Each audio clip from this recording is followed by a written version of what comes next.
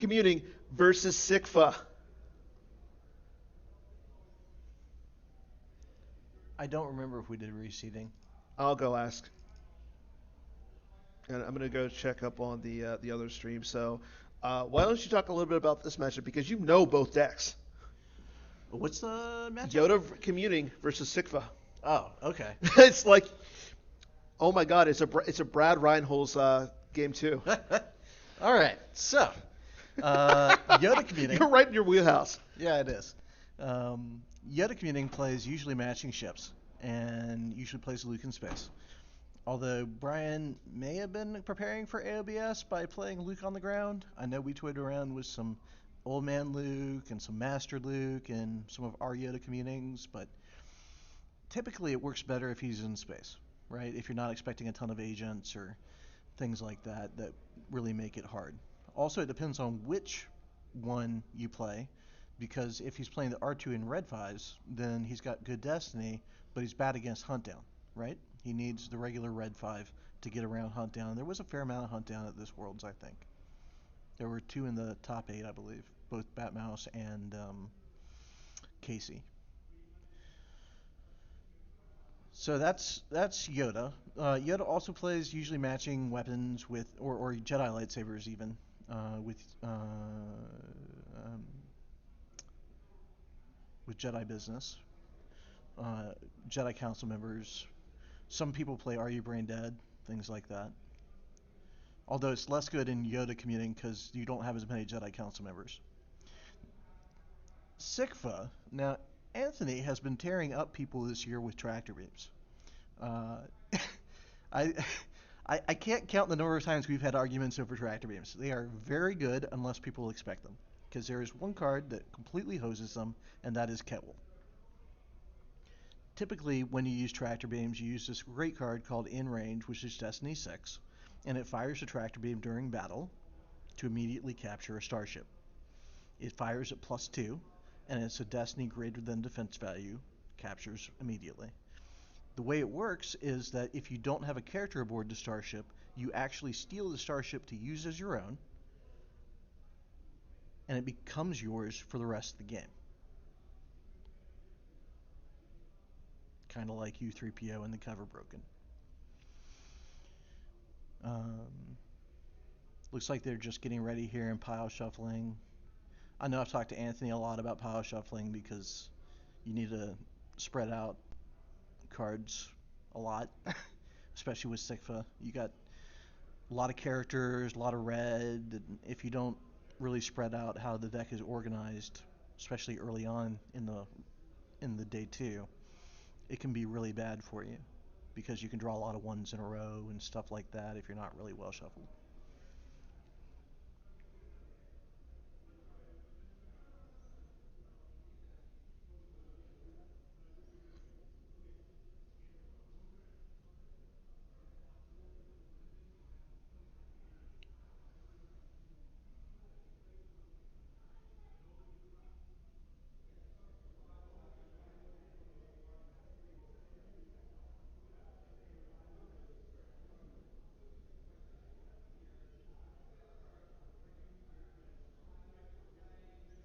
I'm not sure about what's going on, Bastion, to be honest with you. Um,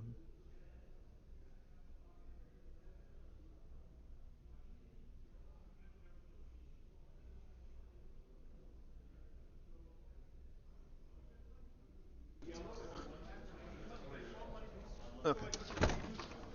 As an update, one, our tournament director Chris Schoenthal is checking on the reseeding, and two, in the Ryan Jelson versus Brian Mishke game, uh, it is really, really close based on life force. I believe Jelson has a few cards more than Mishke hand and life. However, Jelson has complete control of the board. It is Obi-Wan commuting versus ISB.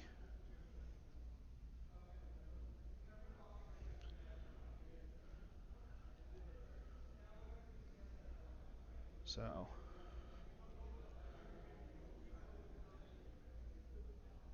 I'm going to check last year's tournament and see what happened as well. But yeah, Chris Schoenthal is on the case.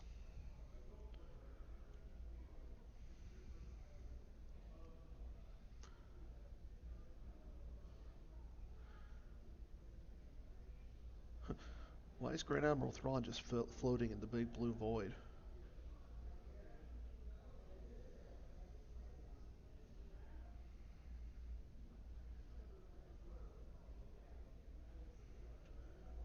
World's top 8.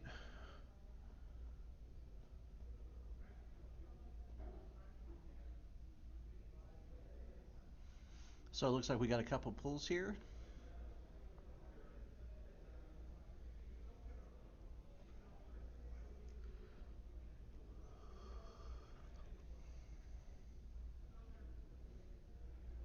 Getting the Death Star, conference or war room, and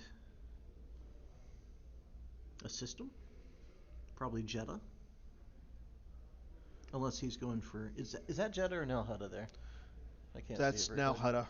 Okay, so who? Jeddah has a smudge on the one side. Oh, okay. Um, I typically go for Jeddah first because that's the one you want to go to early to get the bonus to firing the super laser at Alderaan. But again, you can go for either one early. They're both drain -1 systems, which is an advantage against Yoda commuting. Yoda commuting is one of the harder matchups typically because they play matching ships. For this one. Yeah, Does Batmouse know that? I believe so. Yeah.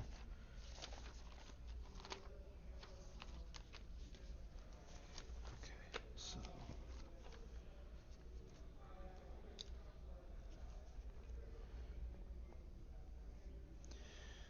But Batmouse is also playing tractor beams, and it will depend on if Brian Fred has a few maneuvers. Because I don't know how many ships Brian Fred has that can play Ketwell.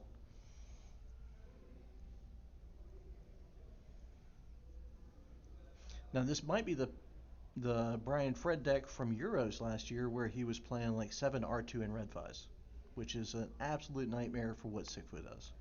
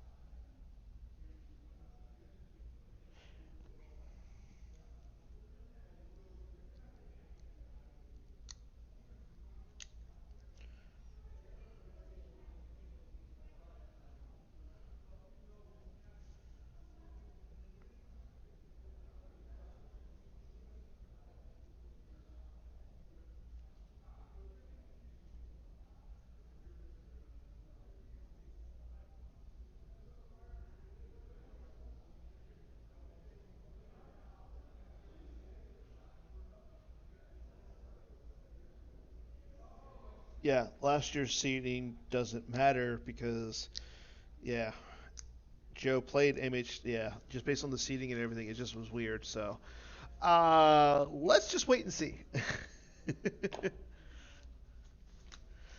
See that B Fred has the grappling hook out. So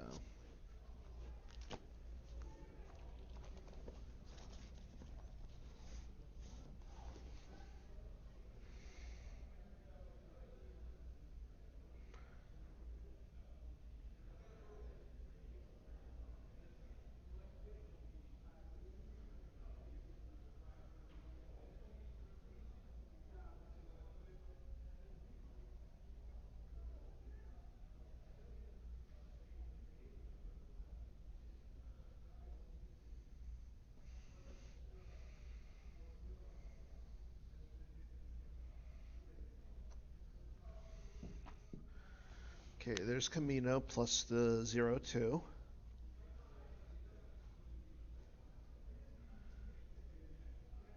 Pretty standard to get the activation going. Yeah. One of the nice things about Yoda Communing is it pulls all of its activation without needing any extra pullers. Now, some people play the Wisa to get the Boston Ass Chamber to get a little bit extra activation. I don't think you need to do that. I think you get enough with both of the Theed Palace sites, the interior ones, and the Camino system.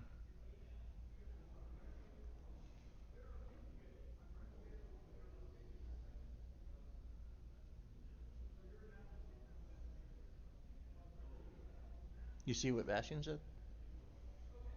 Bastion's giving you a compliment. That's cool.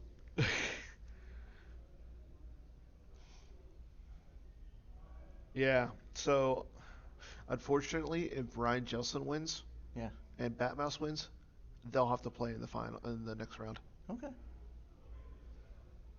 I don't think either one would have a problem with that. I just know, No. as good of a friends as they are, they would really hate that in the first round. Yeah. I mean, it would be really cool to have seen like them in the finals. That would be cool. Like just as it would be like they could have just played it then out in SoCal. They could. In fact, they could just move the whole tournament there.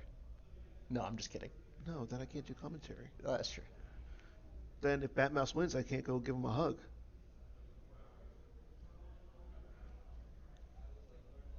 So B's just drawing up some cards. Batmouse moved the Death Star last turn, correct? I think that's what you have to do. I'm pretty sure you have to. Yeah.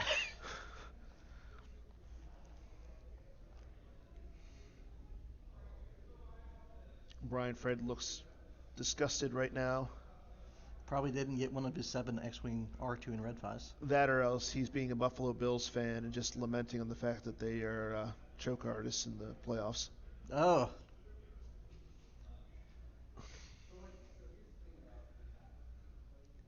But yeah, if right now I will say, again, the Ryan Jelson versus Mishki matchup looks like it favors Jelson by a little bit.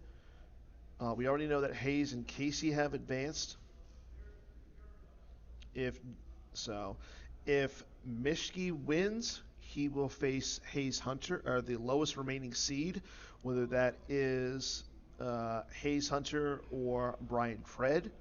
What are Brian's starting effects? I can't tell. Walkling, I want to say that's Jedi Business and Squadron assignments. Okay, so he is But playing I'll Squadron just go double assignments. check. If you can check on the Squadron assignments, if he's not playing Squadron assignments, he's got 2 Luke Red Squadron leaders. The new Luke. Well, he's got one Luke Skywalker in his hand. Oh, he's got 1 Luke Skywalker in his hand. Yeah, he's playing the matching ships then. I'm assuming he's playing Yeah, that's what matching he's ships, doing. but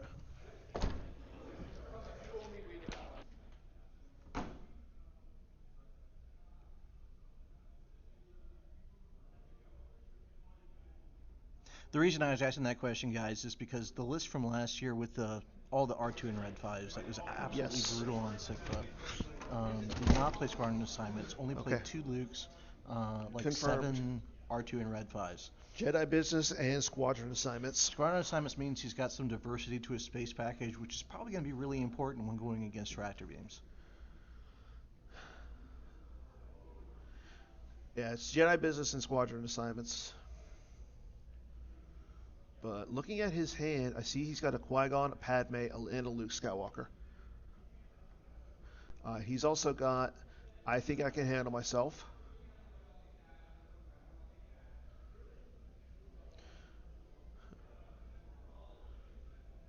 Batmouse recirculates. I'm assuming after he moves the Death Star. Interesting to see that he doesn't have Jada out yet.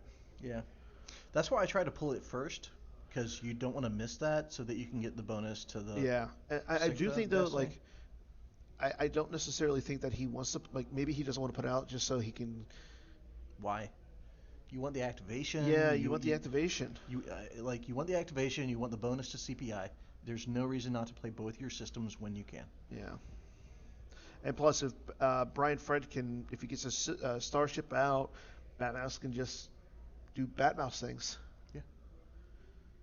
I think that's how we refer to things as now anymore, like Batmouse things. Well, there's a more accurate term for it. It's called using the card names. But yeah, we can do that.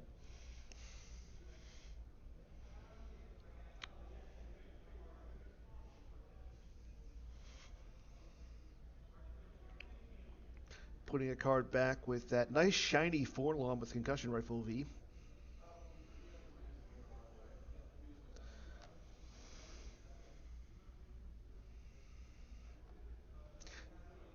It's funny to see both players playing extremely foil decks.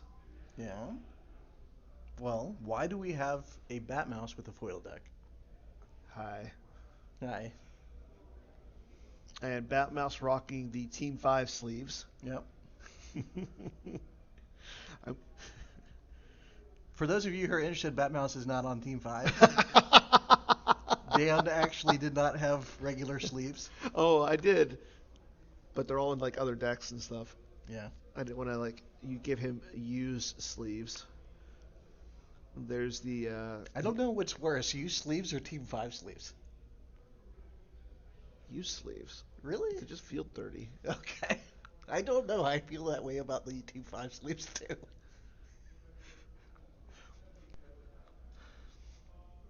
There's Luke and a red R2D2 in red 5. It's going to be interesting to see where he goes. I'm assuming he's going to go to Camino. That just makes a little bit of sense. Yeah. Making it a drain 2, you start retrieving there. It's far enough away from the Star Destroyers. Like if Batmouse comes down with, I don't like it because he can come down with the combo Star Destroyer and Mahdi be power 16, immune attrition less than 6. It's really bad. yeah, Or Batmouse can avoid and just take the drain at 2 and then play Star Destroyer and retrieve yeah, it. he's got a lot of options.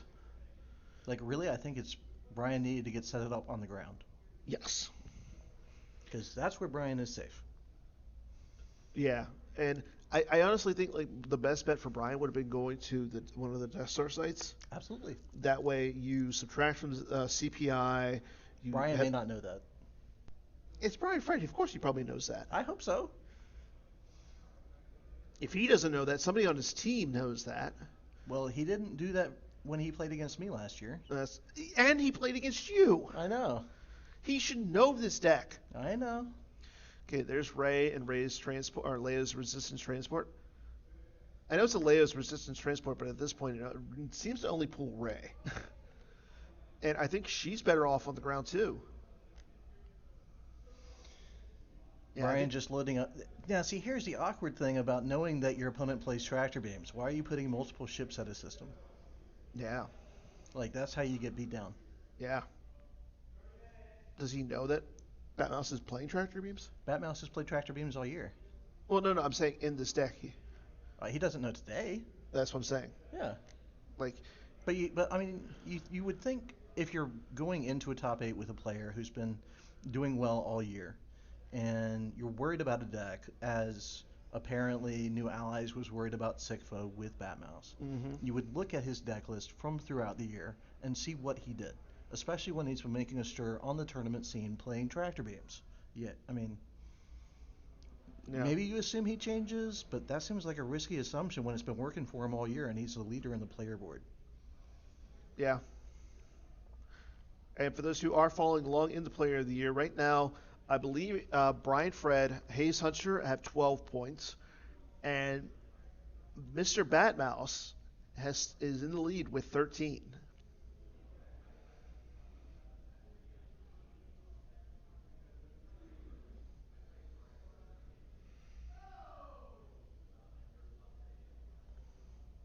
Yes, right now, Anthony Howard is in the lead with 13. Drew, Hayes, Greg Shaw, Connor, Emil, sorry, Kieran all have 12. We see a Qui-Gon Serene Jedi coming down? I do.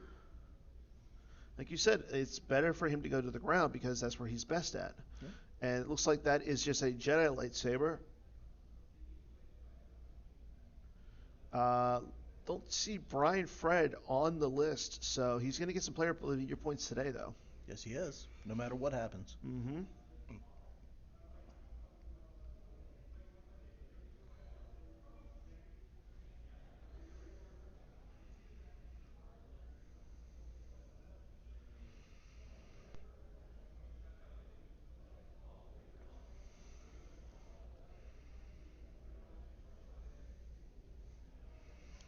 So Beefhead sets himself on ground and in space. There's CPI. Batmouse draws enough to hit. And boom goes the dynamite. So now Brian has to lose 3 from the War Room. Alderaan gets flipped over. It becomes a asteroid sector, right? Yeah. Yeah. It's a non-battleground. Both players don't activate. Yeah, this has no icons. Yeah. It's just a Team 5 sector. Wonder if it has a space slug. Not going to say anything. What? I'm not going to say anything. Okay. I don't know what you're referring to, but okay. I just thought it'd be cool to have a space slug on the asteroid of Alderaan.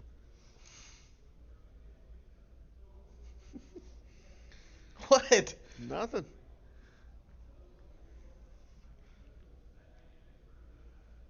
Okay, so is I think he's still waiting upon what he wants to do here. Yeah. But I see that he's got escape pod combo. I think I can handle him, or I think I can handle myself. Odin Nestor combo. Padme. There goes another Qui-Gon. He also loses the Best Shuffle. And it looks like he lost Hear Me Baby Hold Together. Yep. Okay, let's see what the Batmouse is going to do. Here we go. Darth Vader, Dark Lord of the Sith, going down in front of Qui-Gon. Hopefully he's got some backup for that. Yeah, that's a little risky. Especially with Qui-Gon getting that +2 if he swings. Yeah. I mean, you can't choke him. No. The Avenger going down to the Death Star system.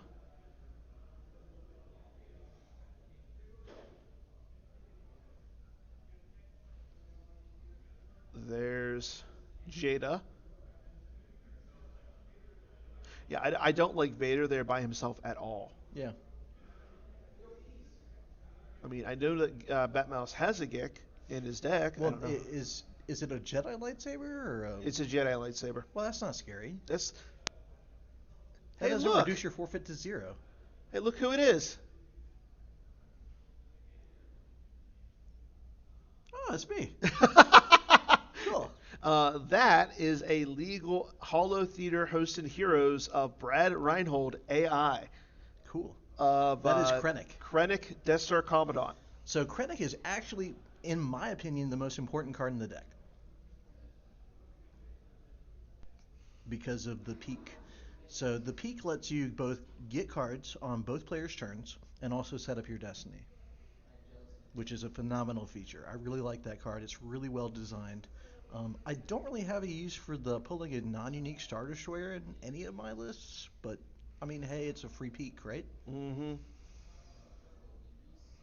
Okay, so again, Batmouse is threatening quite a bit of damage next turn just because of occupying the Death Star. Yeah, and if Vader is just blocking that drain, I mean, that's okay if he's got the Gek. Yeah. And if Brian is just playing Jedi lightsabers, it's not super scary again. Yeah. And looking at his hand, he only has Padme. I mean, Padme's a good character here. Yeah. But she's not really going to move the needle a lot. Well, I mean, it's 3 more power, but it's also going to take away 2 on the Destiny because Qui-Gon won't be alone. Yeah. There goes CPI and R Singh. I do think that Brian has to back up Qui-Gon here, though, if he's going to fight. And he should fight. But he has to back up Qui-Gon if he fights, because otherwise, if Anthony draws one of his 6s, and, it could be bad, because Yoda Communing is only immune less than 6 at any one fight. That's true. But he has to draw 6. Yeah, he has to. He does. I know he plays a few of them. Yeah, and this is Batmouse we are talking about. He has the thing called Batmouse luck. Well, that just sounds bad. What? Batmouse luck. It's a thing. Okay. Even he admits to it. That looks like it's Qui-Gon Jinn's lightsaber. That's a little bit scarier. Yes. I can't tell if it's the Destiny 5 or the Destiny 1, though. There's a Hojix, just in case.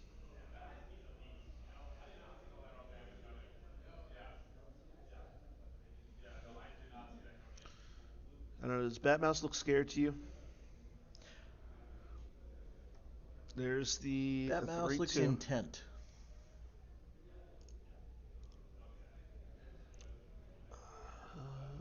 Where are you?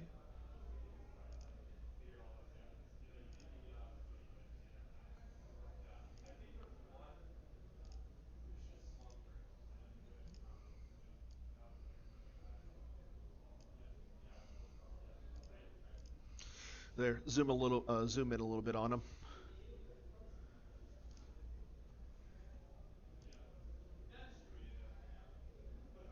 Yeah, you do have your moments in Brian Fred's hand.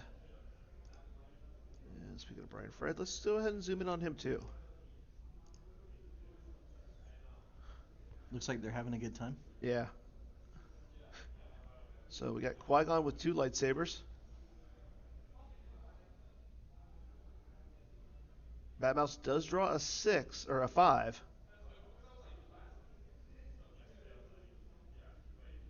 I don't think he swung. So cancel and redraw into General Veers. That's awkward. Yeah.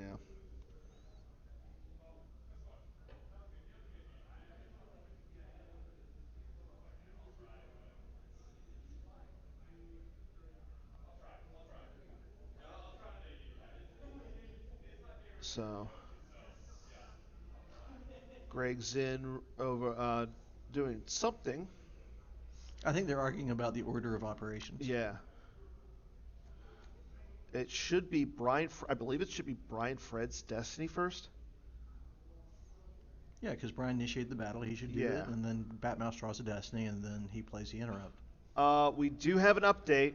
Ryan Jelson advances over Brian Mishke. Congratulations to Ryan. So Ryan getting a little bit of revenge for the other day. I think they played yesterday, and Brian Mishke, got yeah, him. yeah. So this is our final top 8 match. The winner will advance into the top 4. Brian's been playing a long time. Batmouse has been playing for 14 years. It's great to see 2 great competitors rounding out the bottom part of this top 8 right now. Yeah.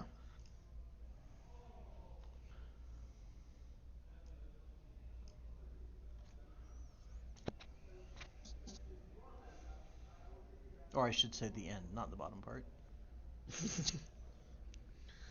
So, again, we have Ryan Jelson, Casey Honest, and Hayes Hunter in the top 4. Yep. All we're waiting on is Brian Fred and Anthony, I am the Sheriff, Batmouse Howard. Looks like he's moving Padme, or thinking about moving Padme. So, Batmouse only lost Vader there. That's actually, well, he has Vader on top of his deck, or his lost pile. Yeah. I didn't see if he lost anything else because I was playing around with the adjustments on the cameras.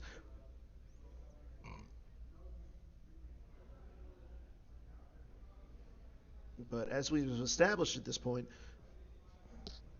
Batmouse can retrieve a lot of force by deploying Star Destroyers. I mean, yeah, they cost a lot, but 3 force is nothing to sneeze at. Yep.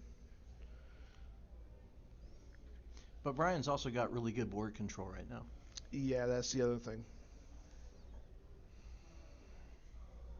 Brian does end his turn and passes over to Batmouse.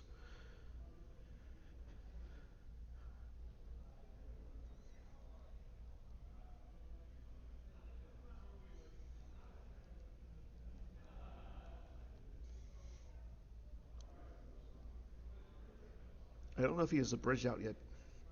Can't tell. I know Anthony doesn't like to play as many accelerates as I do. I think he's playing 3. Yeah. Yeah, I wouldn't be surprised to see Brian Fred play the resistance shield right here. That would be a good pull. Yeah. That's a great pull in this matchup in general. Mm-hmm. Because with SYCFA, when you're flipped, all your drains with Star Destroyers that are Imperial class are +2. If they're Victor class or other, it's +1. Actually, No, Executor is +2 too. he doesn't pull unless it's out already. Huh? I said he didn't pull the shield because he just lost 2 in advance. But I don't know if Batmouse is letting him take it back.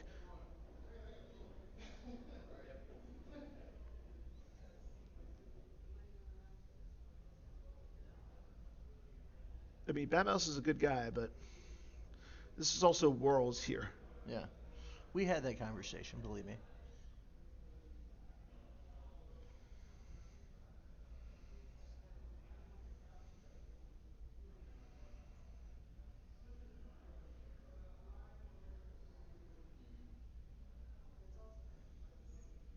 Another Star Destroyer. Looks like the Tyrant.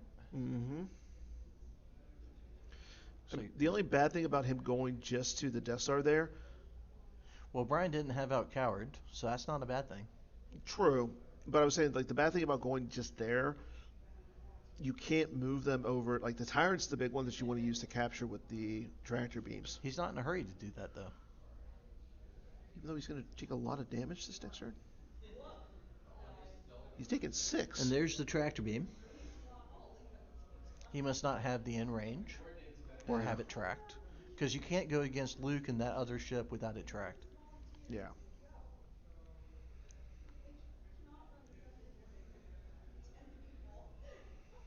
Oh, and Also, he the Tyrant's misses only the. immune less than 4. He so misses on the blockade flagship site pool. Which is awkward considering he's got so many searches. Yeah. Okay, there's image of a Dark Lord. Going to reduce the drain by 1. Yep. So now he's only losing 5. It's still a lot. Yeah.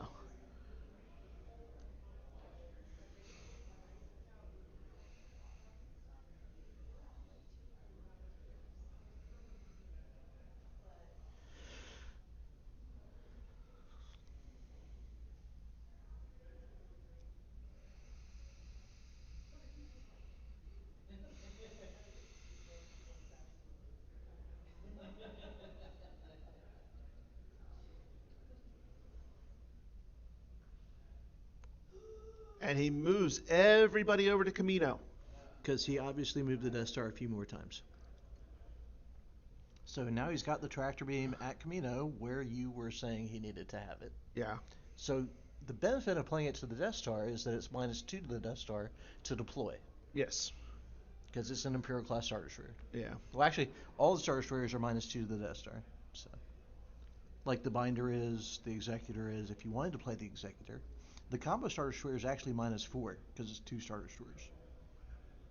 I did not know that. Yep.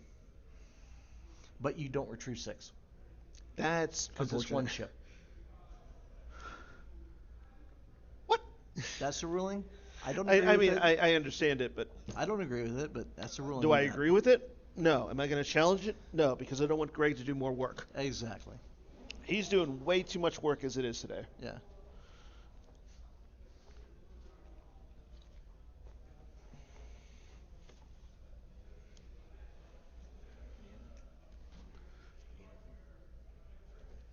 Good. Maybe a bottle of water. Same. I also need a Batmouse. Victory. No, you don't. Okay. Draws a card with Ray. Retrieves with Luke. So Brian's doing 3 damage, which is enough to retrieve with the Star Destroyer. Mm-hmm. And he already did the damage. He then retrieved with Luke. There's Honshuing the Falcon. Yeah. Looks like it's in his deck, so that's a good thing. Although he does have a Why few. is that a good thing? That's not a good thing. That's a bad thing for Brian. I wasn't talking about Brian. Okay, well, we have to be fair. Non-biased. Yeah, non-biased. Exactly. Okay. This is the World Championships, man. Well, I mean, we're all rooting for Batmouse in one way or another, but You know That's what I'm rooting for? A I've known good Brian a game. really long time, and I Yeah, would love to see Brian Fred win a world championship. you're not wrong. I would like to see Brian Fred win a world championships too. He's a good guy, class act. Absolutely, one of the best guys in the community. Yeah, the only Heart of problem, gold. the Will do only anything for his friends. very true. The only issue that I have with Brian Fred is that he's a Buffalo Bills fan. Oh, everybody's entitled to their team, man.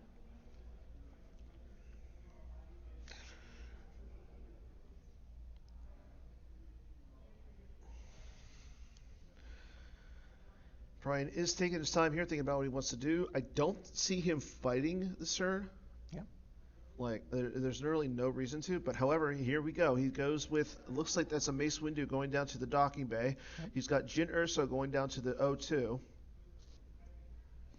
Brian's spreading out and putting a little bit of pressure on. Probably Yeah. going to avoid in space. Yep. And he moves over in front of the Death Star. Ooh, that's rough. That's questionable. risky. Because that's usually where you go to die. And I believe the Resistance transport is a capital. It's definitely a capital. So And the super that laser thing fire is a +2. yeah, that can get shot down. Yeah. Into a big old ball of flame. Yep. Like, I know that Batmouse has the Tyrant over at Camino, but being that those Star Destroyers have reduced costs there. I mean, Batmouse could literally say, I'm not going to retrieve, and I'm just going to deploy 3 Star Destroyers and say hello. Yeah.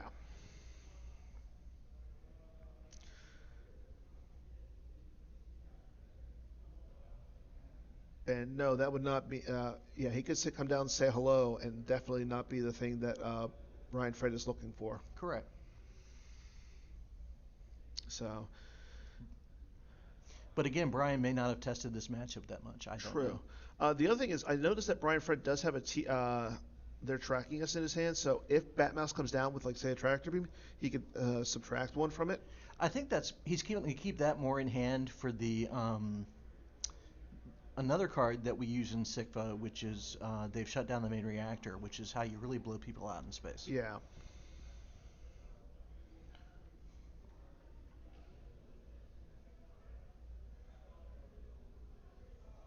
It'll be interesting to see if Batmouse reads correctly, if he's plays it or is aware of it or anything like that. That's a card that a lot of people forget about a lot of the time.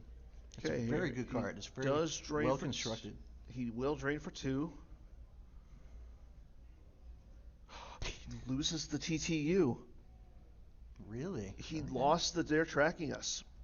Here we go. There's the Stalker going down to the Death Star. Yep. 1, 2, 3, retrieve 3. And he does do that. He's got, looks like 7 or 8 left.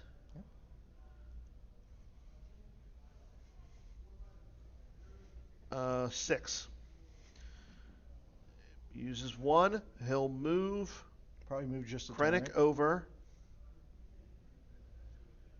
Krennic in moves Krennic. That way he's got the forfeit bonus, or the forfeit, not bonus, but the forfeit of Krennic. Well, the other thing is, I wouldn't be surprised. Like, you can't transfer tractor beams from starship to starships, right? Sure you can. They're devices. But it's only during the deploy phase, right? Correct. If you could have moved it to the Stalker, and then you can't do it in the move phase. Yeah. But he'll probably move it next turn. Yeah. But this turn's going to hurt Batmouse a little bit. Like before the tournament started, Batmouse was literally downstairs playing chess on his phone to get ready for day 2. Oh, wow. Against a live opponent. Huh. Is that Mara Jade in Brian Fred's hand? Yes, it is. Looks like he has another TTU. So I like that play now by losing it. That makes Batmouse think that, he doesn't have it anymore. Right, and then he blows him out with it. Blows him out, yeah. Yep.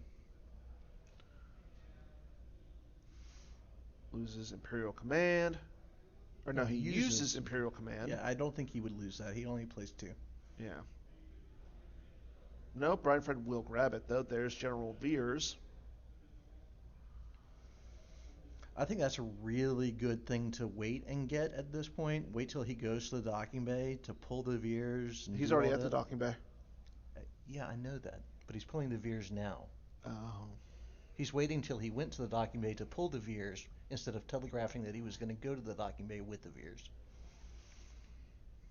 And he'll add one to the drain where Padme is. So he's doing 3, 5, 7 damage this turn.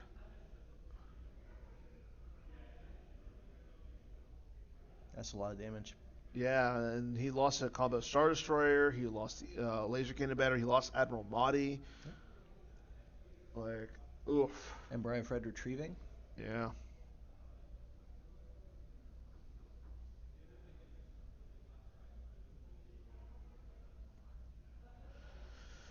Batmouse plays There's No Try. That's an interesting choice. I guess you have to worry about sense, but I don't know. I'm curious about which drain or which interrupt he's worried about. Mm-hmm. Like protecting, I mean.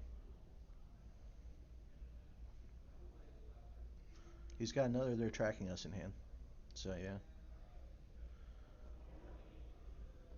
Or no, that's in deck.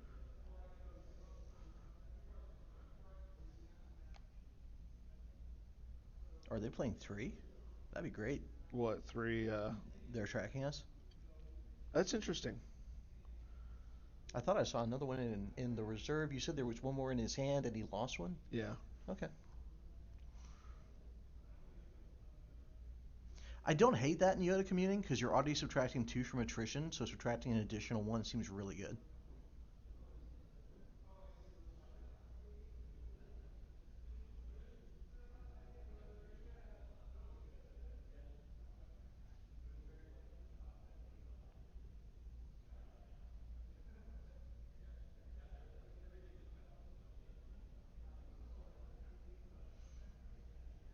He plays they've shut down the main reactor, and he plays the Yep, there's TTU. the TTU.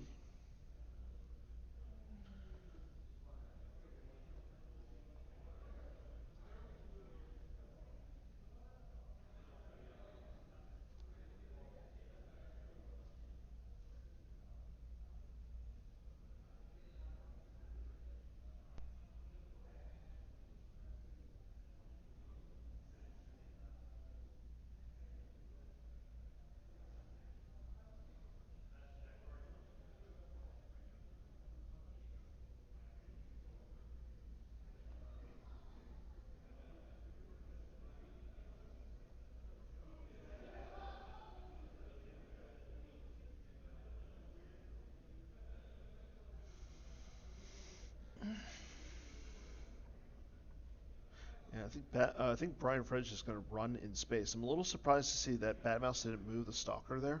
Yeah. Well, he may not have anything to back it up with. Yeah. Well, I mean, they moved over to Kamino where the Avenger is already. Oh, that's a good point.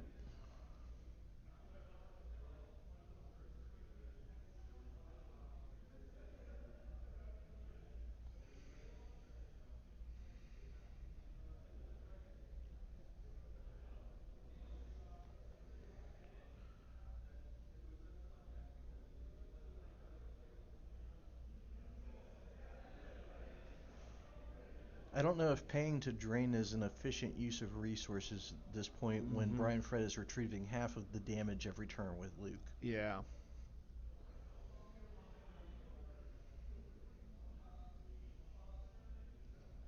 Like, you're paying to drain, you have no presence on the ground, and it's a drain at 2. I mean, Yeah. and all your stuff costs $1 million.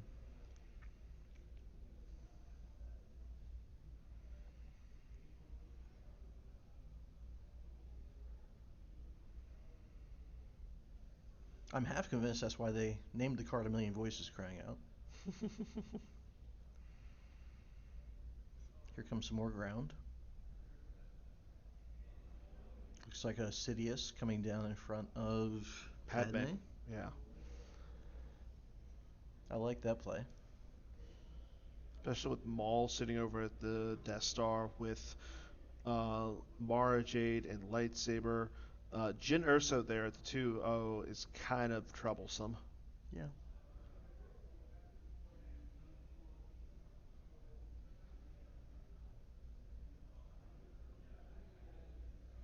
Looks like there's a dodge.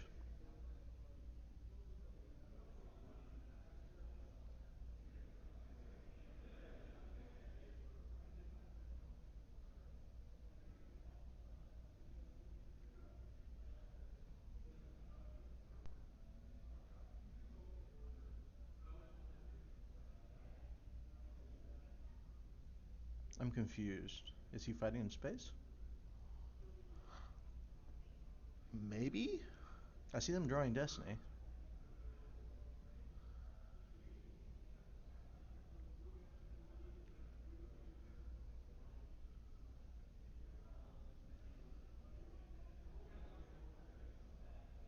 Looks like we move over the tractor beam again.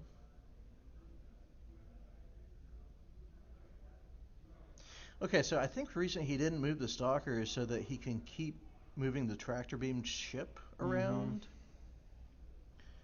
But I don't know. I think what you do there is you transfer the tractor beam and the Krennic to the stalker and then move the stalker to follow. Yeah, I agree. I mean, I know that the Tyrant is the best tractor beam ship. He may not have had the 2 force to transfer the tractor beam, though. Yeah. Yeah, Batmouse needs to do something, though, right now, because, like, Brian Fred is out damaging him. Well, I mean, so part of the benefit of playing SYCFA is that you don't really care about damage as much because you retrieve 3 every time you play a Star Destroyer, but it does add up. And, like, Batmouse hasn't been doing a ton of damage himself at this point.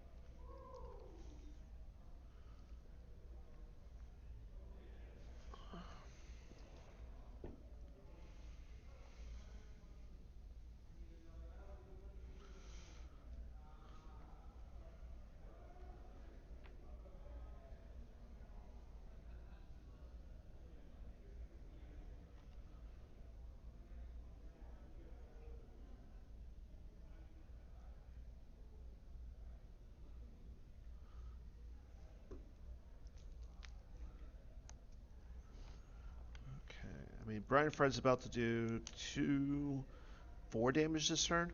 Yeah. So, I mean, Batmouse was able to get Jin off of the 0-2, and he was able to establish himself on the ground a little bit, so that was good. Well, Sidious is usually pretty good by himself, like especially with both Mace and Qui-Gon committed. Yeah. Okay. Han shooting the Falcon, going down to the Death Star in front of the Stalker. Okay. I would assume Brian has something tracked out here. He's got Anakin Skywalker, Padawan learner, joining on as a pilot. 4 force saved, and it looks like he initiates a fight. Draws a 4 for Destiny into Power. Batmouse draws he draws the stand. Brian Fred draws Luke for a 1, but has the Jedi levitation here.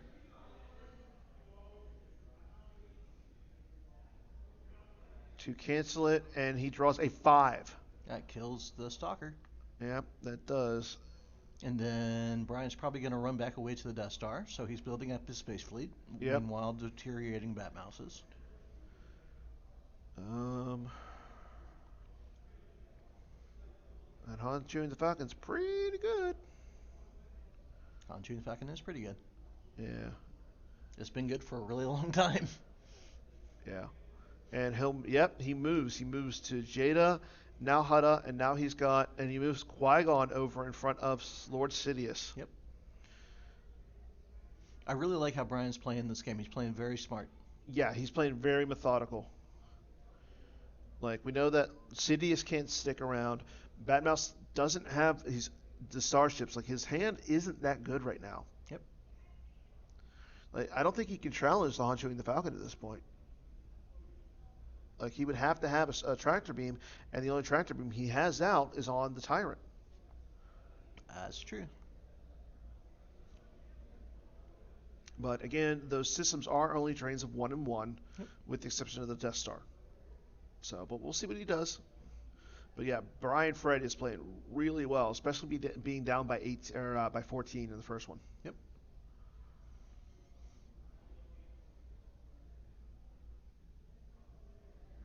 I mean, that may explain why Batmouse is paying 3 to drain for 2. He may feel like he doesn't have any other option.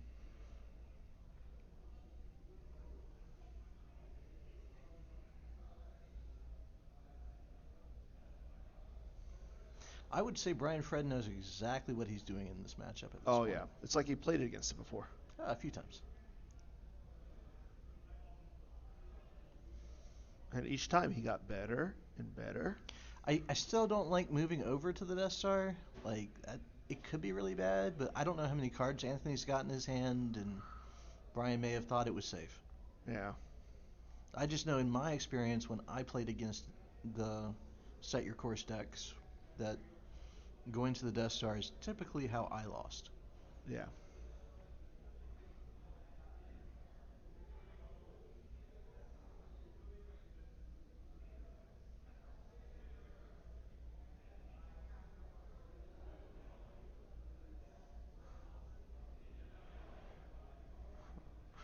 That's a nice top 8 foil, photo. Yeah, it is a nice foil. I just liked how Jelson and Batmouse then backed up to Hayes.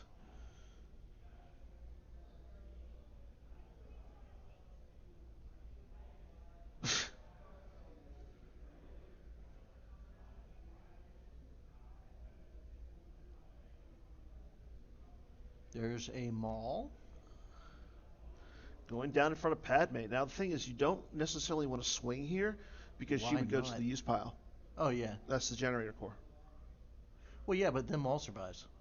That's a good point. And then you can move Sidious over. Yeah, And then you're doing to Brian Fred what Brian Fred is doing to you in space. that's true. That's a good point. That's a better point than what I made. And this is why you've made top 8s and I have not. Top twos.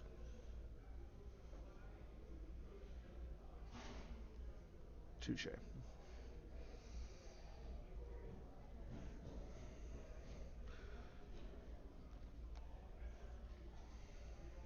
All right. We see the Dark Time.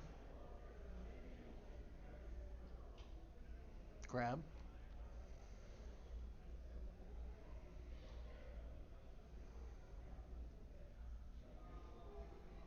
Oh, what? Okay. So, just as an update from, Looks like we lost Maul. we do have an update from Greg Zinn. Both players have 25 hand and life. So it's still a really close game. That's good. I like the fact that it's close and that they're both Yeah. playing really hard. One thing about SYCFA, though, is SYCFA runs out of steam with a lot of cards left. Or it can. It's very easy to run out of steam. That's why I think Krennic is actually the best card in the deck, again. Because he is what lets you not run out of steam. And I like that Batmouse moved the tractor beam ship over in front of the Hunchwing the Falcon. Uh, I'm not necessarily keen on the Avenger over in front of Luke. Actually, no, that doesn't make sense because like Why? I realize that Thrawn is on there, so Okay. yeah, Yeah. super close, like almost a dead even. There goes Lord Sidious. I believe that was to a sniper, or and now he's going to drain for 3. Yep.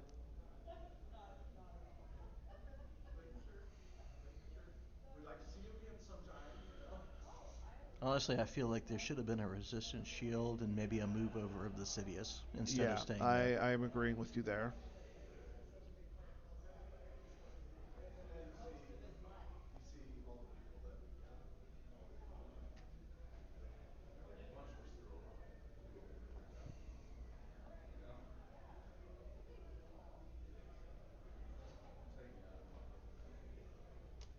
Well, Tractor Beam.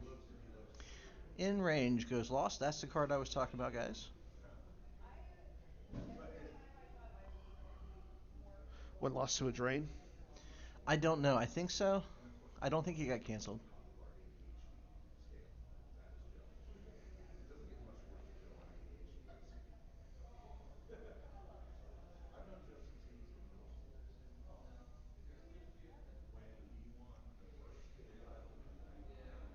Oh, B Fred sensed it, so then he lost to and the sense. Okay.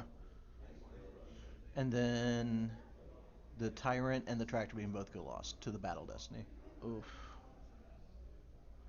That kind of hurts. Yep. Now Mace moves over to start draining for 2 there. And Bat Mouse is down to 1 Star Destroyer. Yeah, that's not good. With a Luke and a layer of resistant transports staring it down. Yep.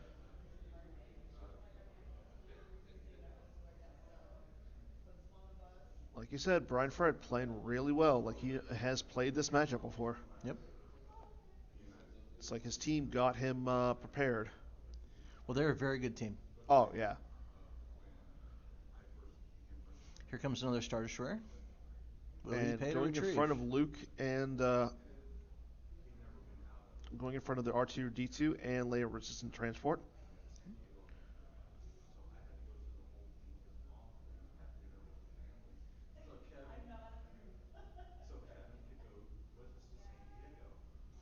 They're fighting.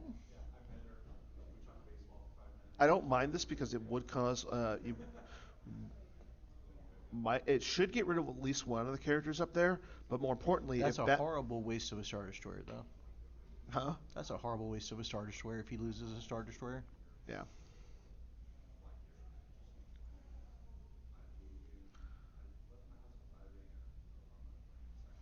Like not paying to retrieve and then I hate to say that I think Batmouse is grasping here. I do too.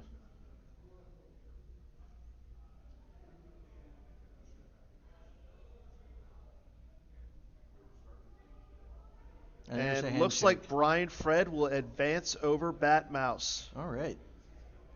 So our top 4 is going to be set. Yep. Brian Fred. Who Brian else? Fred, Casey Anus. Casey Anus, Anus. Anus, Hayes Hunter, Hayes Hunter. Ryan Jelson. Ryan Jelson. So, Yep. I'll so go our get, 1 and I'll go 2 get seeds, Brian. yeah, our 1 and 2 seeds are knocked out. You can do the interview this time. Okay, I'll go get him. Yeah, I'll go get him, and and then you do the interview. Okay. But like I was saying, so our top 2 seeds were knocked out. Our 3 seed is Casey, so he will play the lowest remaining seed. He'll play Brian. Ryan will be playing Hayes Hunter. Ooh. Okay. So I say we get Hayes and Ryan on stream I like because that. we haven't seen either of those games yet. Yeah. And then, yeah, we'll set it up so that way you can get the interview. Batmouse should finish in 6th. So I mean that's pretty amazing for like his first time ever. Yep. I agree. So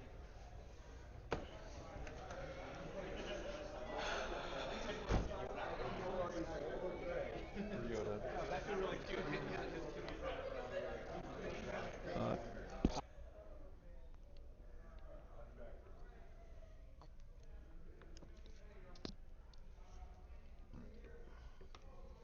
And then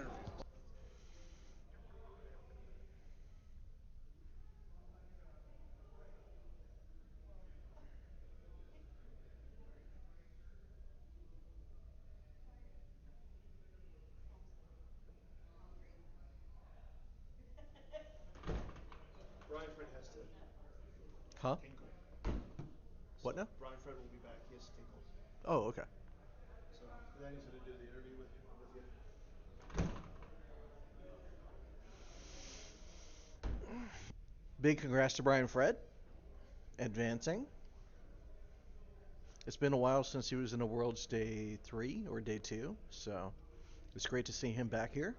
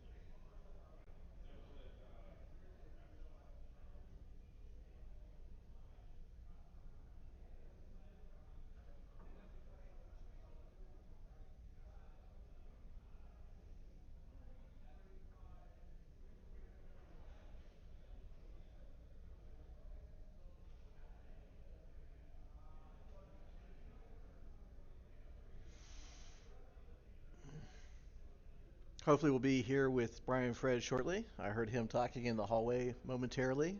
I know he's got to use the restroom, and then hopefully, we'll be bringing him to you to talk about advancing to the next round.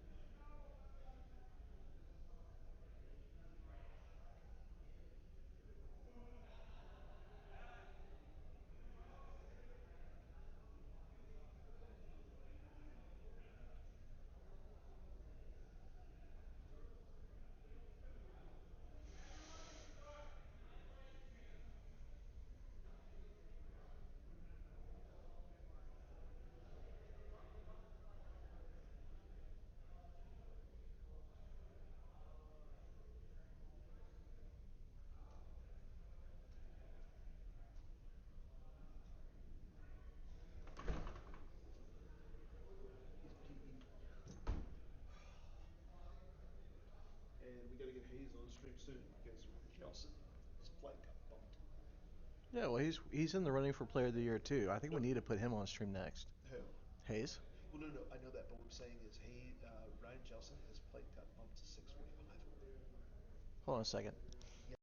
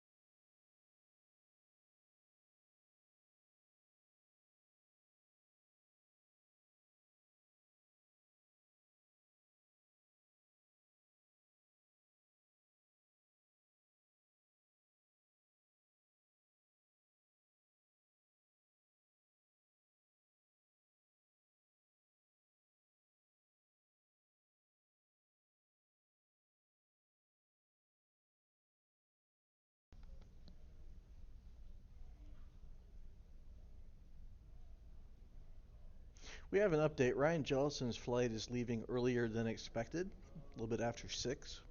So I'm not sure what we're going to do to try to make sure that he even has an opportunity if he makes it that far to the finals.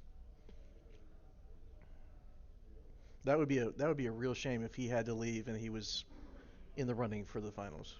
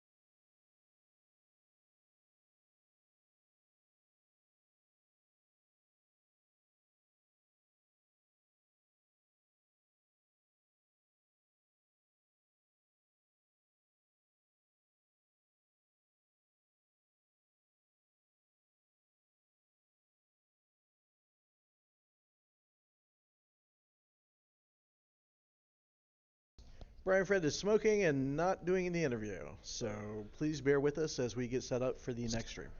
Yes, and apparently we have to go a little fast because one of the top 4 has a flight out of Newark at 6:45 today. Oh, okay. Yeah. Well, oops. But we are getting ready, and we have Hayes Hunter versus Ryan Jelson.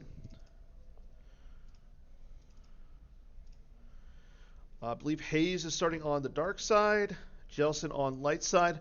So it is the Tatooine Desert Landing Site SSA versus what we have a plan. This will be an interesting matchup. One of the benefits of the Tatooine Desert Landing Site deck is that you get the Jabba's Haven to get activation going early. You get Jabba's Palace to get activation going early, and you get the free pullback with Jabba's Haven of any of your ships or any of the numerous aliens in your deck.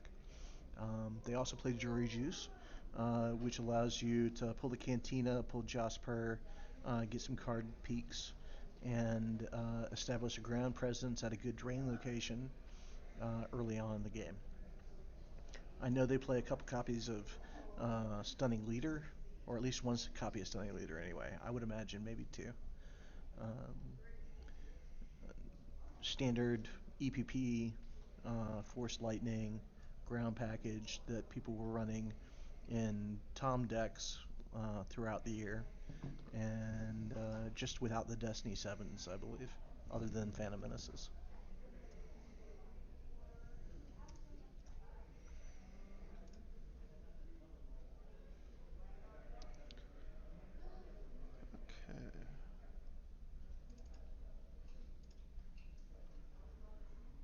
Again, again, we will have our another first-time world champion after all of this is said and done. So that is definitely exciting.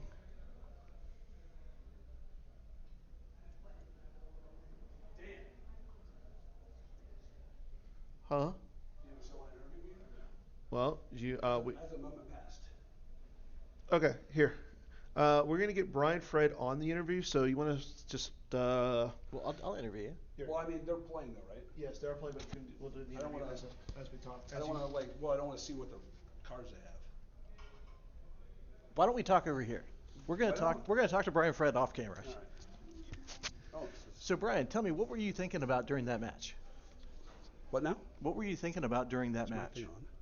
I can't hear you. You can't. Well, I can't hear you either, but that's okay. They can hear Oh. us. No, Wait, you keep the headset on. No, I mean I can't Yeah, hear okay. what you're saying then. Oh, But okay. they can probably hear me talking. Yeah, that's Oh, Okay. What was I thinking? Yeah, what were you During- thinking? Like during the game 1, like when you see invasion I was versus thinking what I he's needed doing. to kill some of his Jedis, which never happened. Yeah. He was forfeiting his own guys so he could retrieve them, and I just couldn't hit anybody, which sucked. So Yeah. I just tried to keep as much force as I can to take out all of his drains. And then it got to the point where like time was like close. I knew he couldn't beat me, and that's why I had him stop the timer so that I could ask a question and be like, what's the, because on GIMP, you know, it's like however many they have left. Yeah. And then in match play though, it's like the difference. So that's what I was asking. Yeah, I didn't know that rule either, because like when he counted up the life force at the end of that game, I thought he had won by like 27, and Oh, yeah. I was just like, oh wow, that's crazy. That's why I was like, can you pause the clock? Because I don't want to like, you know, You don't want to him cost him any time. more time on that. But yeah. I knew that. And that's what I would was his expect from tiebreaker. you. That's what I would expect from you. You're a good player, man. And in the You're a good sport. In the second game, I had it. My opening hand was 2 locations and 6 red cards. So I was like, well, of course. But then, I mean, I knew what I needed. Yeah, to you do looked to a little win the bit game. frustrated early on. Really frustrated with the draw. So, but yeah, that's But it. you know that matchup's favored in your Yeah, way. yeah, of course. Yeah. Like So, you I knew mean, that I last just- year. I just waited, you know, put down the Falcon with Anakin, killed his Star Destroyer when he gave me the opportunity. Just like when he gave me spots, I took him, and then. Yeah, it during looked what like you the- just methodically destroyed that deck. I would like to think that I played well that game. You very much did, sir. But yeah, Chris is hurrying us along. I need to run to the restroom still, and Okay. we'll see how the next round goes. Well, good luck, sir. Brian Fred everybody. Again, Brian Fred, everybody. And again, he'll be facing off against Casey in the top four. Yes, Robbie, this is 100% a Ryan Jelson WAP, as we see that he is playing Ryan Jelson cards. I don't remember what. Another Pathetic Life Form and Security Control V, and Walkling. Looks like Hayes has gotten out both of his systems, the Cantina and a Jabba's Palace site.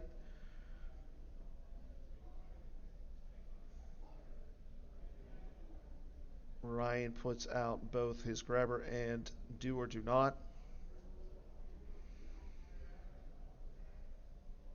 So Ryan will have a lot of force to work with this turn.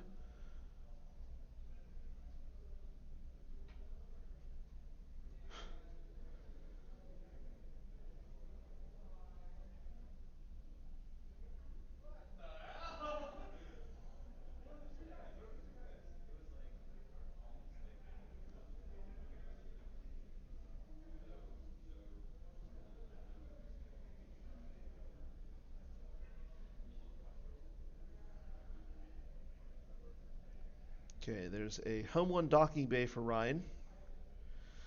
I know one thing. Robbie Hendon, he's definitely glad to see WAP in the top four. And then on the other side of the matchup, we'll be seeing Obi-Wan communing versus Ryan Jelson ISB. Yep. There's the Queen Amidala.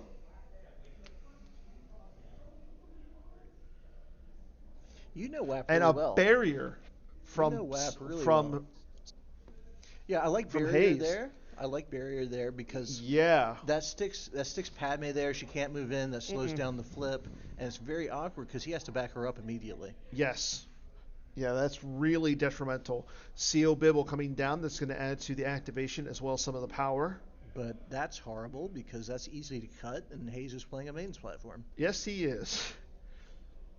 Well, and he's also playing a choke platform. Yes, he is. And that's the wrong Padme to stop that. Yeah. But that's the Padme, unfortunately, that you have to play for this matchup. Oh, no, I'm Yeah, aware. she's like so good I'm in this aware. deck. I'm just saying playing a backup character like CO Bibble to back her up is not advisable in against a choke deck. Because what happens if he comes down against just that with Choke Vader, chokes Padme, and we see a little bit more beef. Okay, that's good. Yep, that is Captain Rex. That's a little bit more intimidating. Not necessarily because of Choke Vader. Choke Vader. And yeah. Force Lightning. Force Lightning. And Yep. there's a Commander Cody. I mean, I like all of this. And if he gets they to were in move the it all. hallway. He gets to move it all for free. Yeah, if this was If in the it hallway, survives. it would be so much better. I agree. But right now, this is so bad for Ryan. Well, not necessarily. I mean, Hayes has got to have a lot of options to deal with a lot of characters. Justin, I do agree that Hayes' start is 100% illegal. And I think we need to errata a lot of things. Just errata it.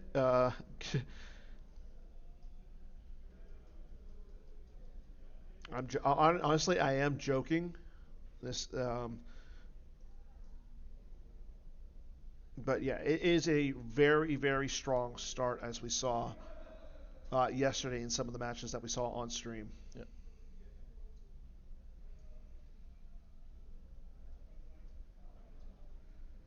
Oh, Ryan's start. Good question. Let me go ask Greg.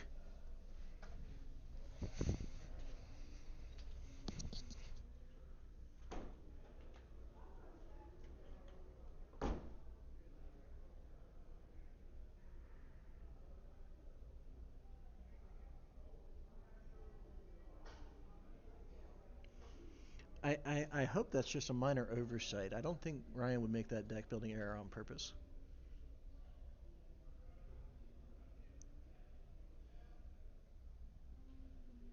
Yeah.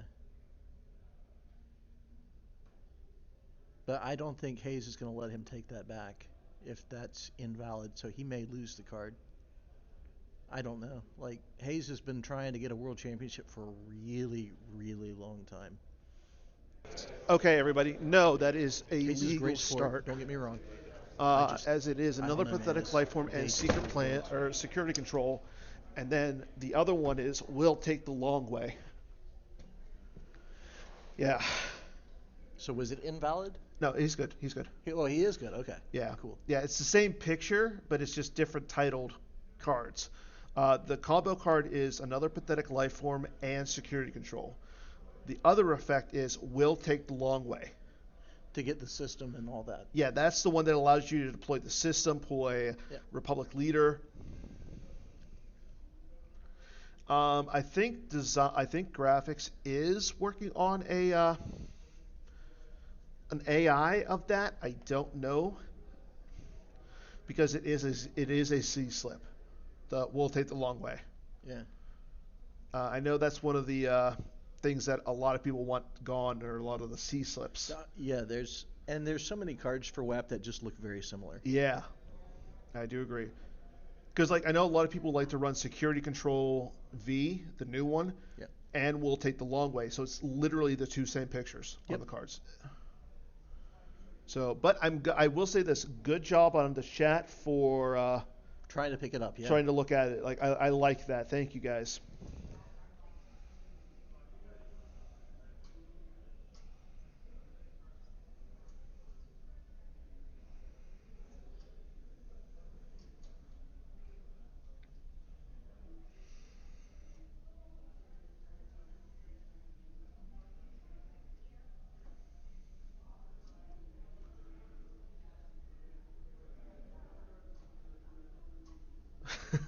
I like that.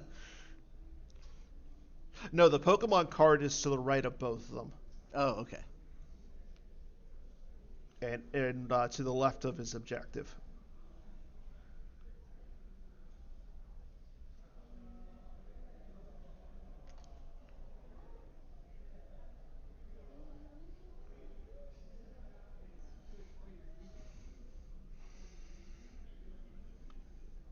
So, even though Hayes went ahead and deployed guys he used the Imperial Barrier to slow Ryan down.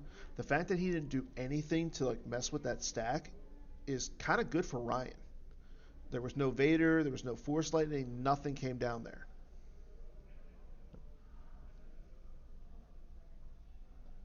And that's what I'm saying. He put enough guys down there that it was going to be intimidating to come down right away. It's just not worth the effort, right?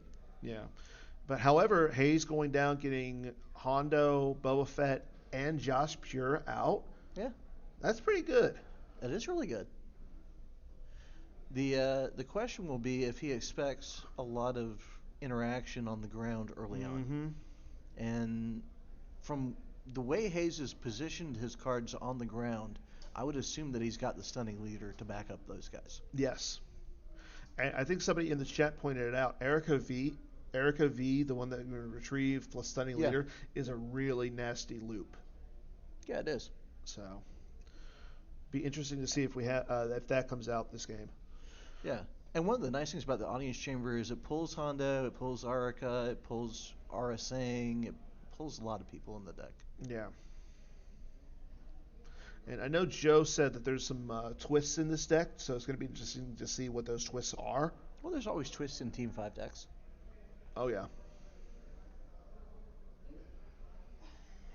And he even said that they were bigger twists than what they did at Nationals, where they played intruder missiles in their commuting deck.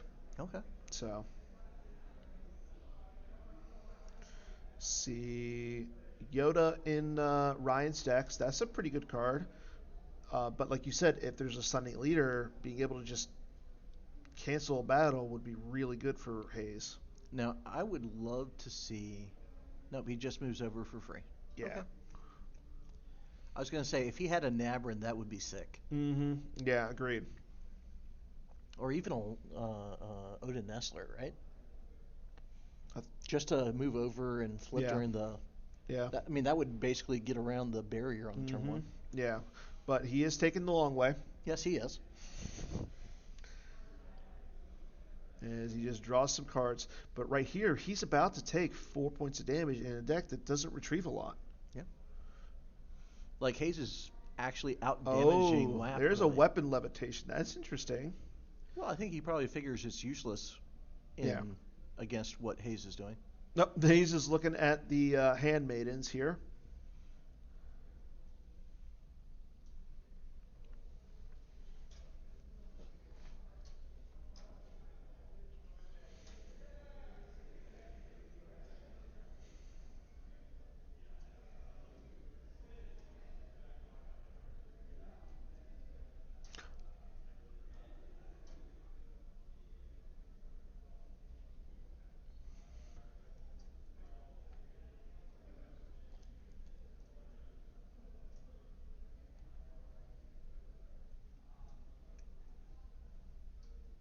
Yeah, Yane is a pretty strong card.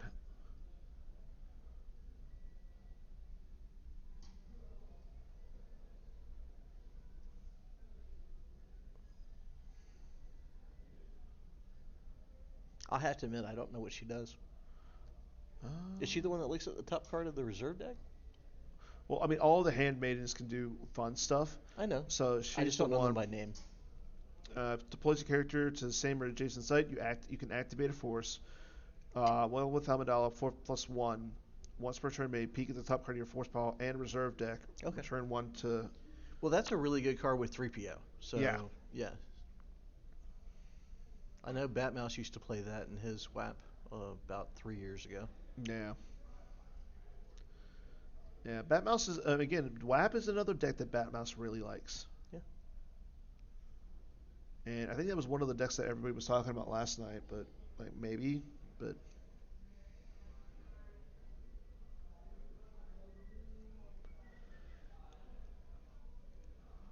I know I mentioned that it might be a good day 2 deck because it does so much damage. mm-hmm.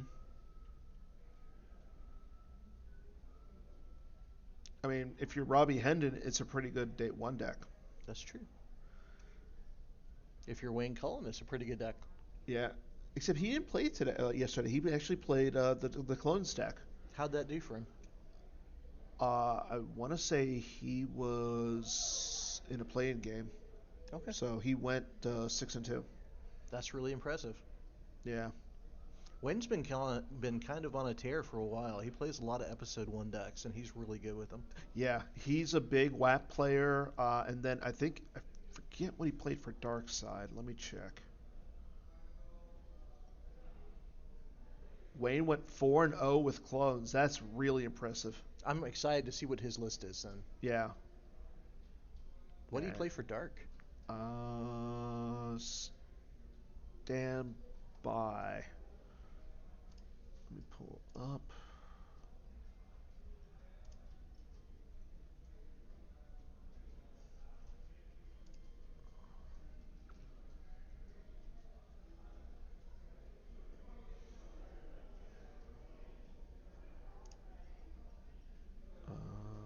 Oh yeah, I already have it downloaded.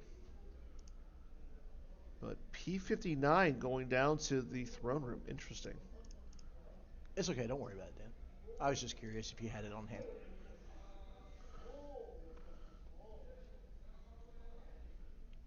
Oh, he played Revenge of the Sith Dooku. That's right. Thank you, Jared. Thank you, Why. Jared. That's why we keep you around.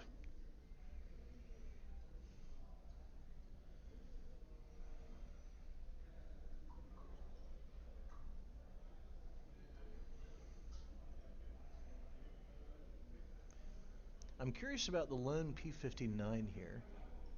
Yeah, I don't necessarily like that. I mean, all those characters there are plus defense value +2. Because if Ryan's got a sense for the stunning leader, that could be awkward. Yeah.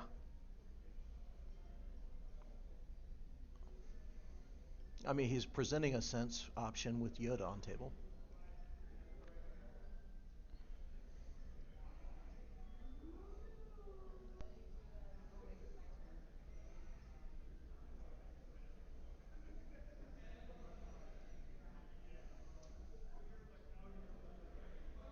Yeah, that's a good point.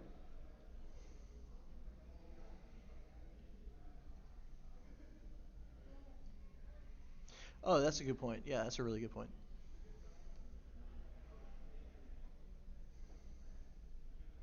I didn't see that shield pull.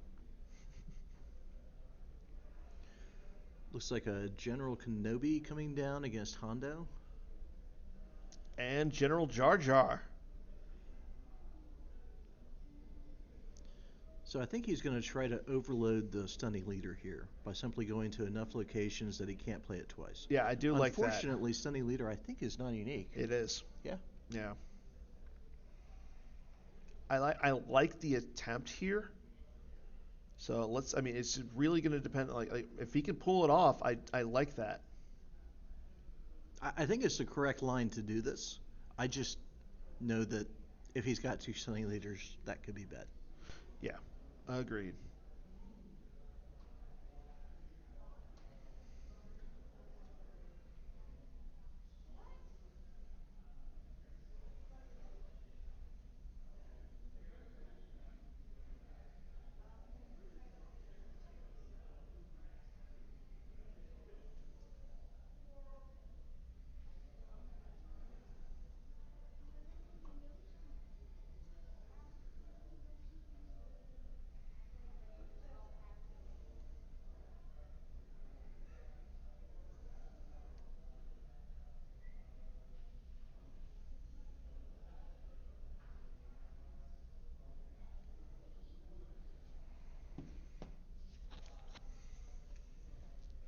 Yep, there's one stunning leader.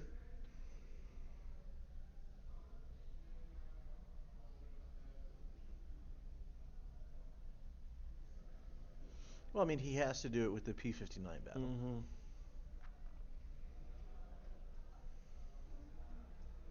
Yeah, but getting Hondo off the field and reducing. I mean, I don't mind going after Hondo, but I kind of would rather have gone after Josh Pure. I agree. Like, Like Jasper is defense 6, but yeah, at the same point, he has no immunity. exactly. Yeah. But And that's a drain too. Clashing there, I don't know like how I feel about that. I Like I don't know you agree don't with lose the Jar Jar or the Kenobi. Yeah. I But- just don't. I don't think that was an efficient use of cards by Yeah. Ryan. And it looks like that is Isard going down to one of the docking bays. So Hayes just really spreading and putting pressure on. Yeah. Or no, it doesn't. He's not going down to a docking bay? Well, I mean, there is a card at the docking bay, so I think Chip was already there. And so he's losing 4 this turn. Yeah. And yeah, that's a lot that just went away. Is that No Anakin? escape? Oh, that is Anakin, not General Kenobi. No escape? Yeah, that makes sense then.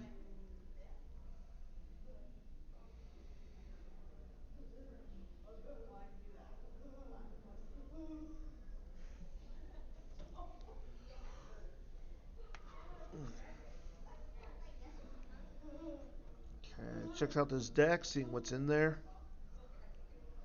Notice that he is playing at least two stunning leaders. He does have sneak attack in there.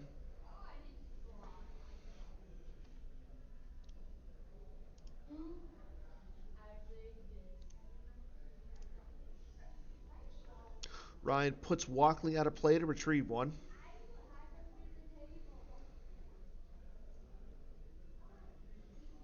And here comes Kylo Ren with lightsaber going down in front of General Jar Jar and Anakin Skywalker. Yep. Ponda Baba coming down as well. This could be pretty bad. Ponda Baba?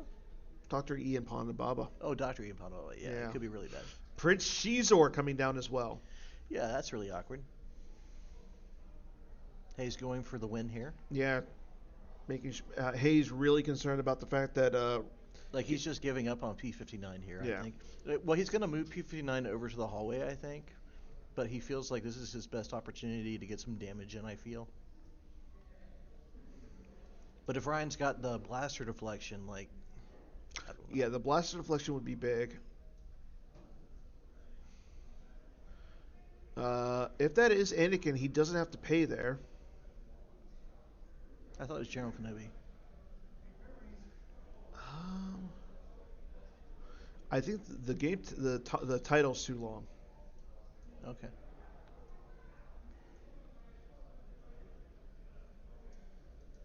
Oh, Anakin is optional. Yeah.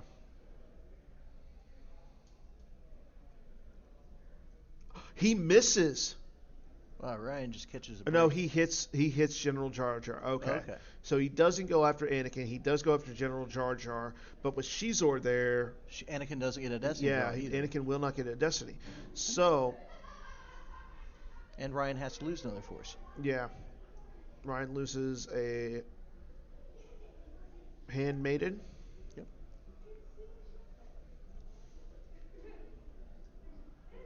Swings back, draws a definitely high enough Yep. to hit Kylo. Draws a double back for Destiny.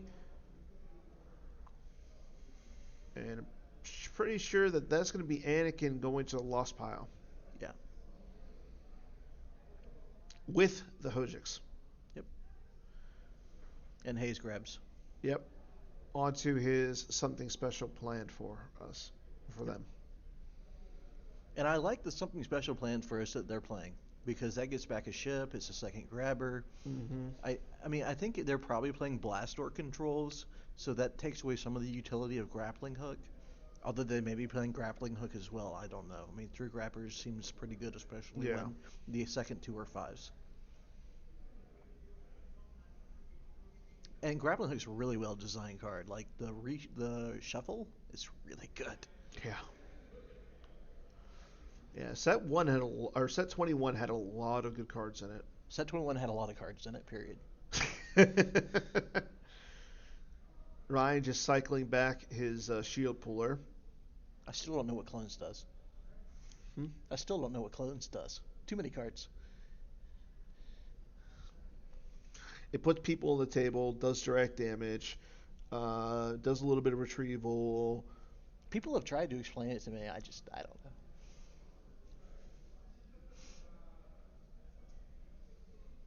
And there was that no escape earlier, so Hayes has got the stunning leader again. Yeah.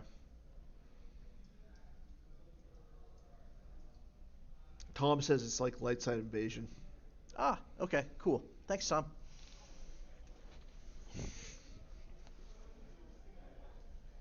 I have to admit, I still don't know what that means.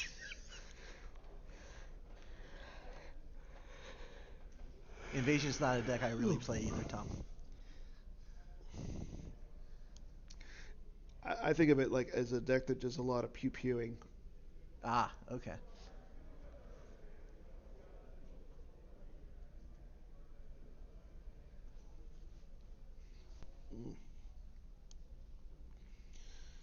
Okay, we have General Kenobi going down in front of Shizor and Kylo.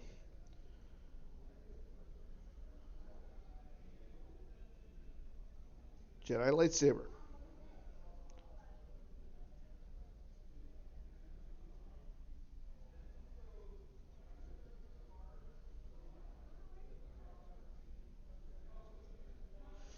Tup coming down as well.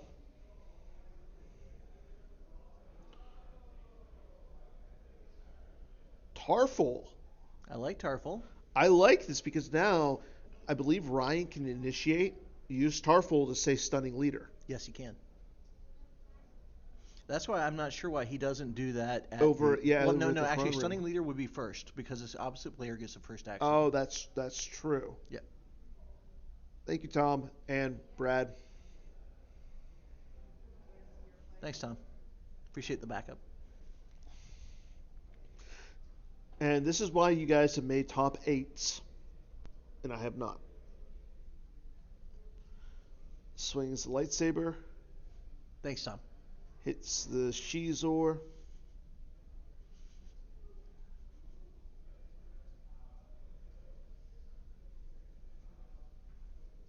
That's a lot of power. Mm-hmm.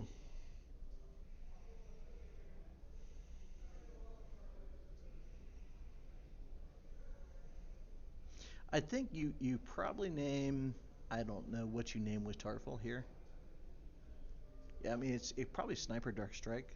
If there's not a Doctor E, maybe. I mean I don't know.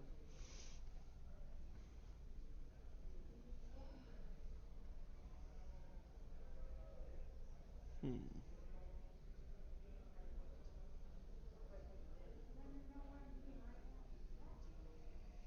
Yeah, I'm not sure either what he can play. Okay, Tarful is hit. So Ooh. if he's, I don't think he can afford to stun there because he has to stun in the throne room. The line that Hayes has taken, he's trying to delay as long as he can the throne room, and he's pitched his resources into the audience chamber in an attempt to beat down Ryan. So he's committed to the line of using the stunning leader Huh. at the throne room. That's a card we don't normally see a lot of. What? My Loyal Bodyguards. Ah, Yeah. well, that's for bodyguards, right? What's up? That's for bodyguards. Yeah. The Handmaidens. Yeah. Okay, so Kylo and Shizor both go to the lost pile. I think the Ryan last ini- time I played with the Handmaiden was 2001. Ryan initiates again in the throne room, but as we know, Hayes has the stunning leader. Or is he not going to and just play the Gick? Obviously, he played the stunning leader. Mm-hmm.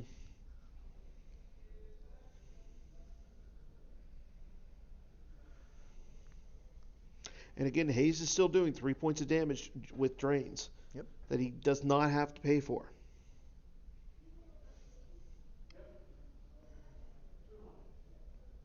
Four points. 4 points.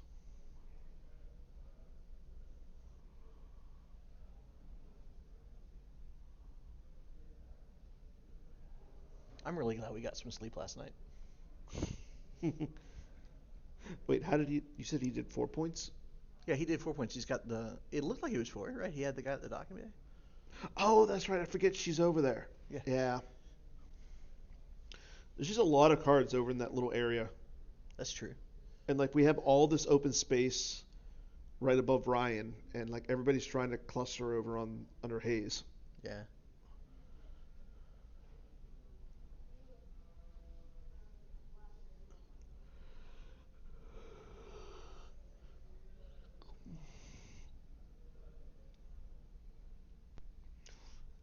I'm gonna go check and see on our other match. Okay. Hayes or Bryant versus. Actually, let me do it, and I'll. You you do this. Let me go check the other match. I'll be right back. Okay.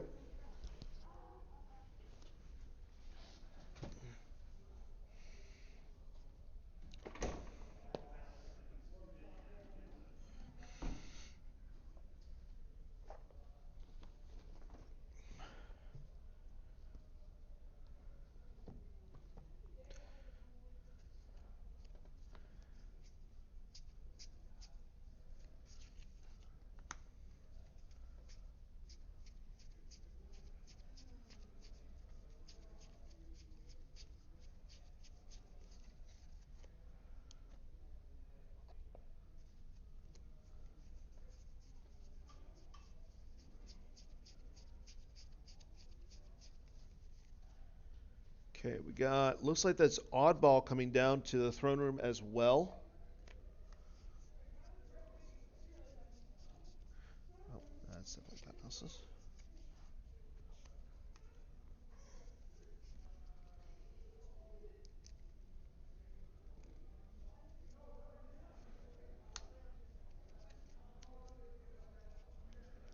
And we have a forced push from Hayes.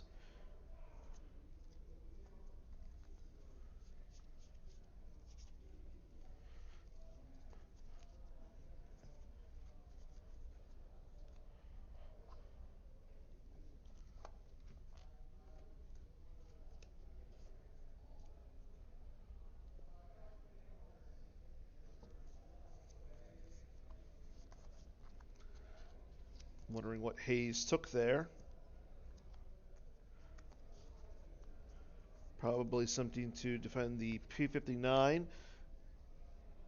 from all those clones, handmaidens, and Republic senators. Yeah, sniper wouldn't be terrible there because you could possibly sniper one of the lower characters, but being that there's so much defense value with Queen Amidala there, I don't know. Now that actually makes some more sense. Going down with Araka V, now he can start retrieving, being that there's no Luke in the deck. So I do like this move by Hayes. And apparently Ryan does too, as you can see him smiling.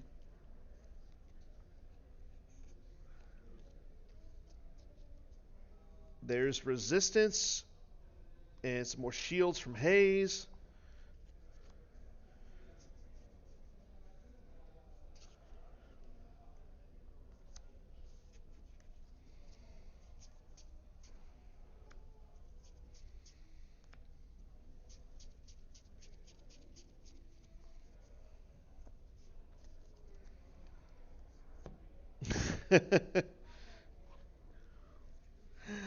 I don't know how his Watcher Step would have interacted with this dark side. The dark side's I mean, I know Joe for in fact says that this is the best dark side out there. So, but again, that is he might be just saying that because it is Hayes and Hayes is a teammate. But I mean, it's a pretty good dark side. I know of at least one good player who plays it, and he's in the chat.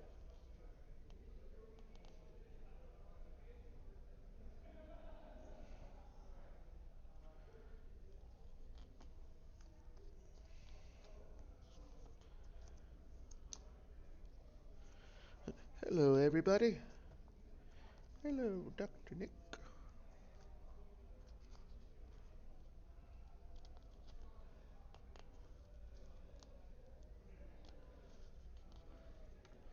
Okay, again, Brad is going to check on our other game, Casey versus Brian Fred.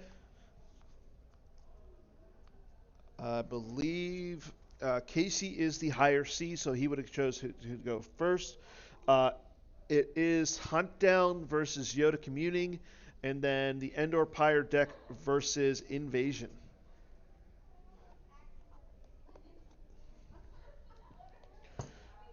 Brad has safely returned from his trip, so what do you got for us? So, Brian Fred is established in space with Luke and played the 2-2 Camino, the 2-2 Theed Palace site. And okay. Casey has taken over the 2-2 site and played Coward with like 3 characters with lightsabers. Oh, that's not good. No. So, sounds like a fun match. Does. Huh? It does.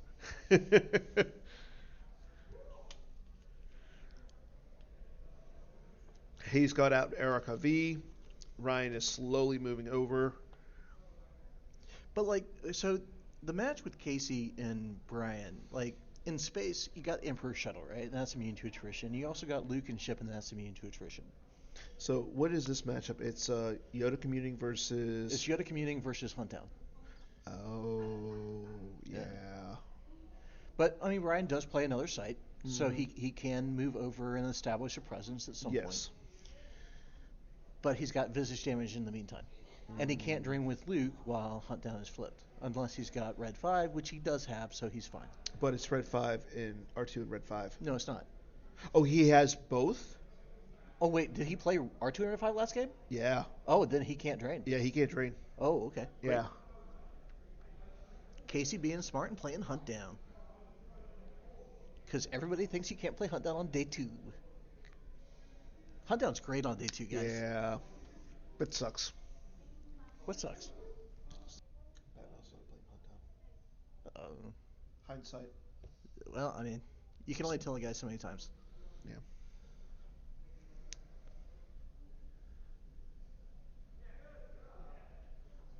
The reason I think Hunt Down's great on day 2, guys, is because you do so much damage and you keep the games close.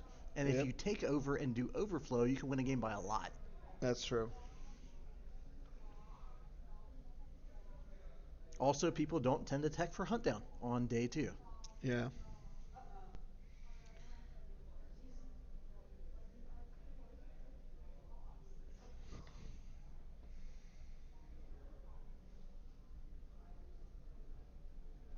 Yeah, I figured that. No surprise by Casey going with Hunt Down first. Yeah. Like he knows that Brian Fred is playing Yoda Commuting. He also knows that Brian Fred is playing Invasion, and that would be Invasion versus that Endor Pyre deck. So it's better to start with the deck that has the better chance of higher What are you differential. talking about? He's got great possibility on both sides. Yeah. Like Pyre, I think should destroy Invasion. Yeah.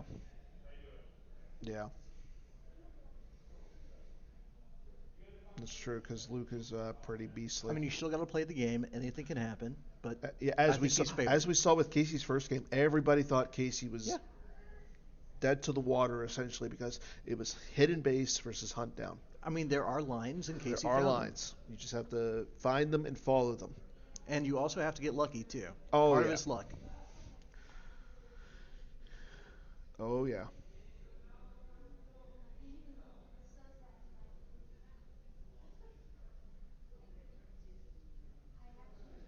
I think it'll come down to whether or not Brian's got an X-wing gun in his deck or not. Mm-hmm.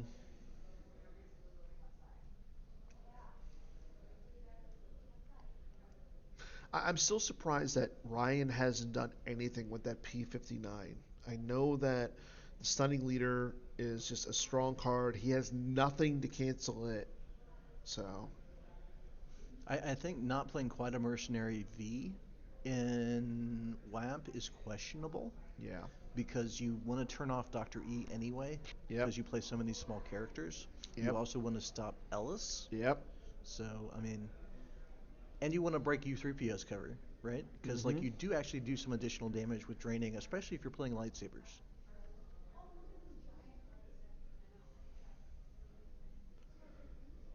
Like, at least play, like, maybe a most impressive V.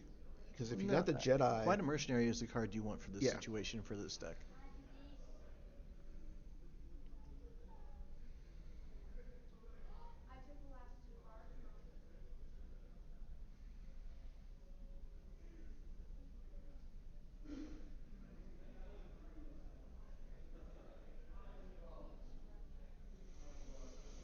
And Hayes is just very content to spread out and do a lot of damage. Until he just deploys Aura Singh with Blaster Rifle, going down in front of General Kenobi. Yep. And I want to say that's a Prince Shizor. Almost like we've seen that before. Yeah.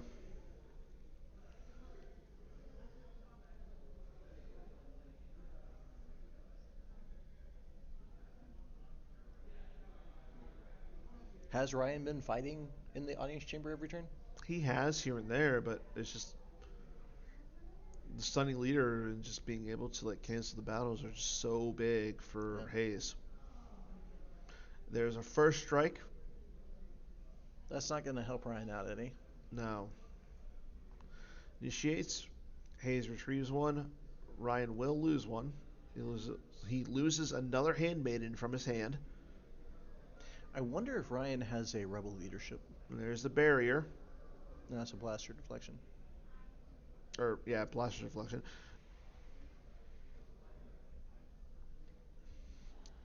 No grab from Hayes.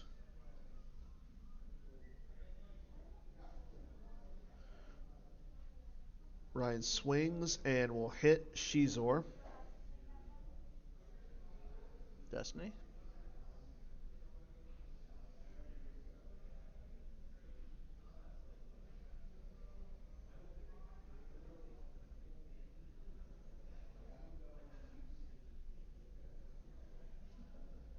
I believe it's a 2 for Hayes and a 4 for Ryan.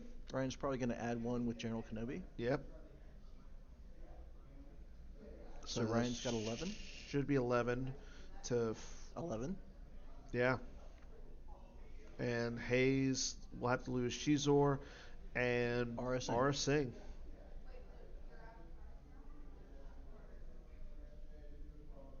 Oh, More power. Forlom was there. Oh, okay. Yeah, so he shot General Kenobi. Made Minus him 1 power and minus plus one. 2 power. Yeah. Okay.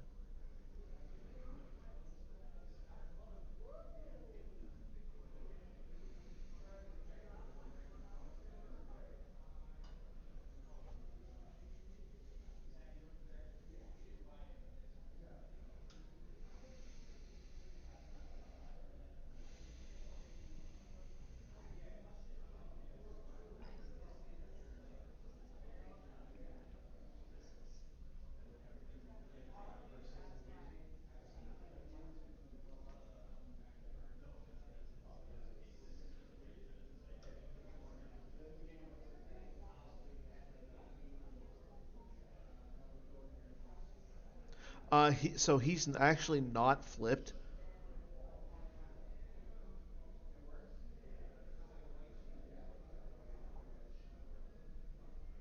Yeah, he's not flipped. Yeah, he's not flipped, and he would have had to use the Force to cancel the Destiny, and it has to be greater than 3. That's the Yeah. so.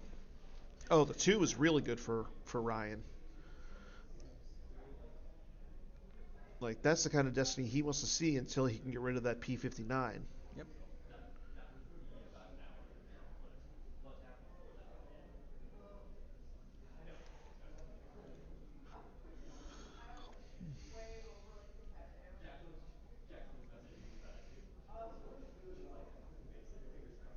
Yeah, I mean, yeah, you could theoretically do that, but I mean, it is normally better to plus your own. But yeah, being able to add to it and then cancel would be really good. Kenobi adds to any weapon or battle destiny at all when he's one. I believe so. That's so. Yeah. Because you can do it to any weapon destiny that he draws or they draw or your battle destiny or their battle destiny while he's alone Yeah. or with a clone. While alone, yeah, may activate one or add one to just drawn Destiny, any Destiny. Oh, any destiny. Yeah, I didn't just know as that. it just as any Destiny. That's So yeah, cool. So you could. Well, what other destiny do you draw usually in battle? hidden weapons. As a light side player? Well, no, but if your opponent draws a hidden weapons, Oh, that's true. you Yeah, can you add to could. the cap instead of capturing them. They Yeah, just make them hit. that's cool. Yeah. Yeah, that's a cool interaction. I hadn't thought about that.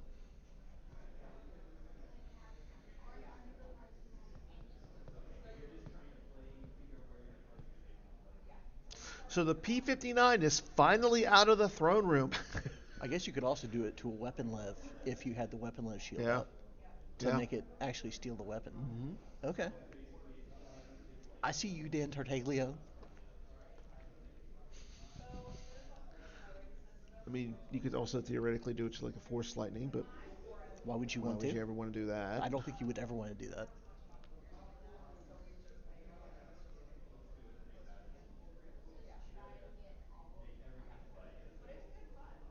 Panaka and Fives going down in front of Erica.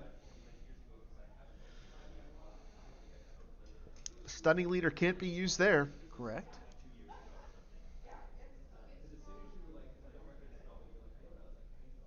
but the barrier can.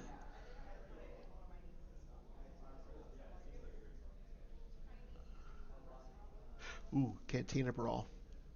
Okay. You think Ryan's tracking around for that yet? No, I'm saying Cantina Brawl is another good one. Oh, to add to? Yeah. I guess. Or, You can initiate a battle and add to it? yeah. Yeah, you could. Ooh, Fallen Portal's a really good one. That's a good point. Yeah. Yeah. That's the question of the day right now. What are the best stuff? What's the best stuff besides Weapon Destiny and Battle Destiny That you can do that you can do with General Kenobi? I think that's our trivia question. Oh, and he draws low enough to get rid of the clone, and Panaka still sticks around.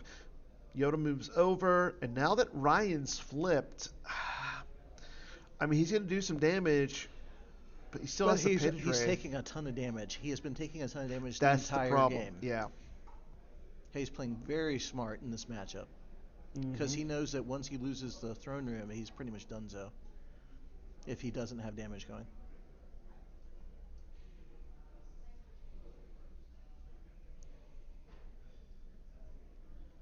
Ryan looks like he's only got 3 left. Yeah, it doesn't look like he's got a lot. Yeah. And I haven't seen Hayes lose a whole ton. No. Hayes has just been putting stuff back.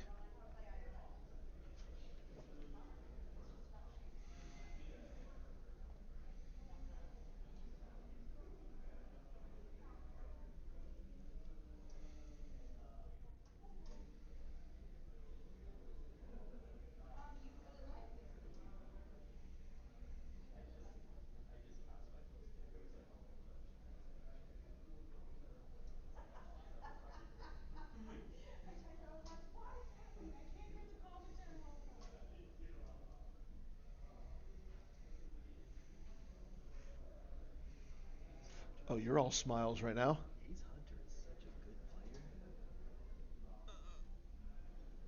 Like Joe Olsen comes down walking down the aisle like he's all smiles.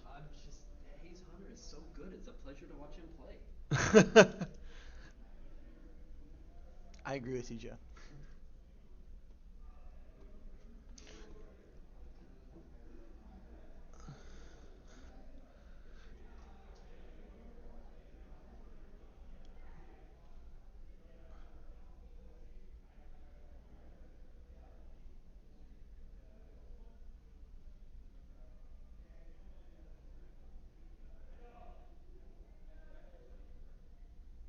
Thirteen, 19,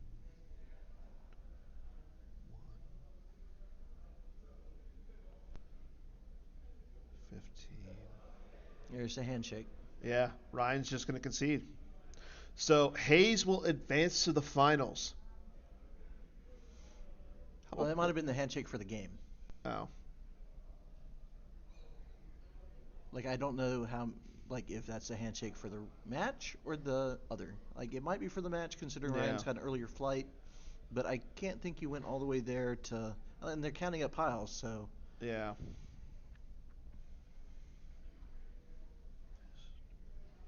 So I can do that. I'll go ask. That's Yeah, probably what I should do. that's a good thing.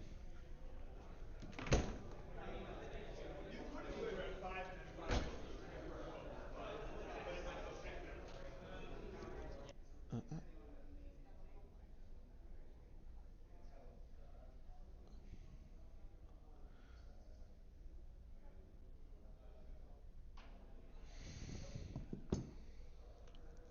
okay, so Hayes did win that. So we have an update. That was just game one. Hayes by 22.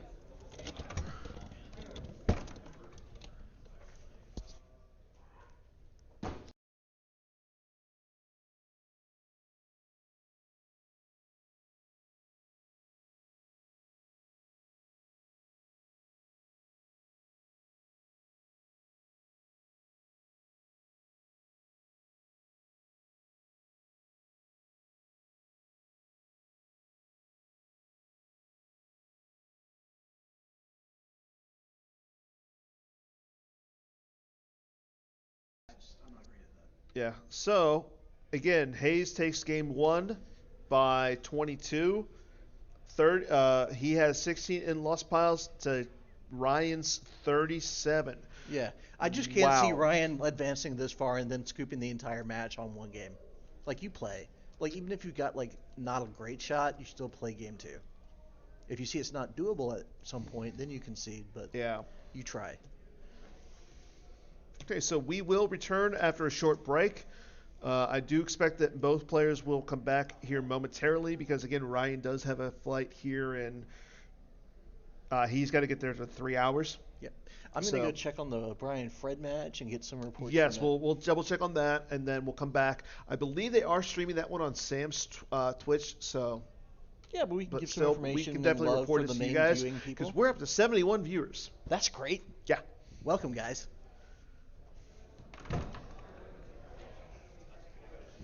Okay, so but we will return. Everybody, stand by. We'll come back with our next top four match.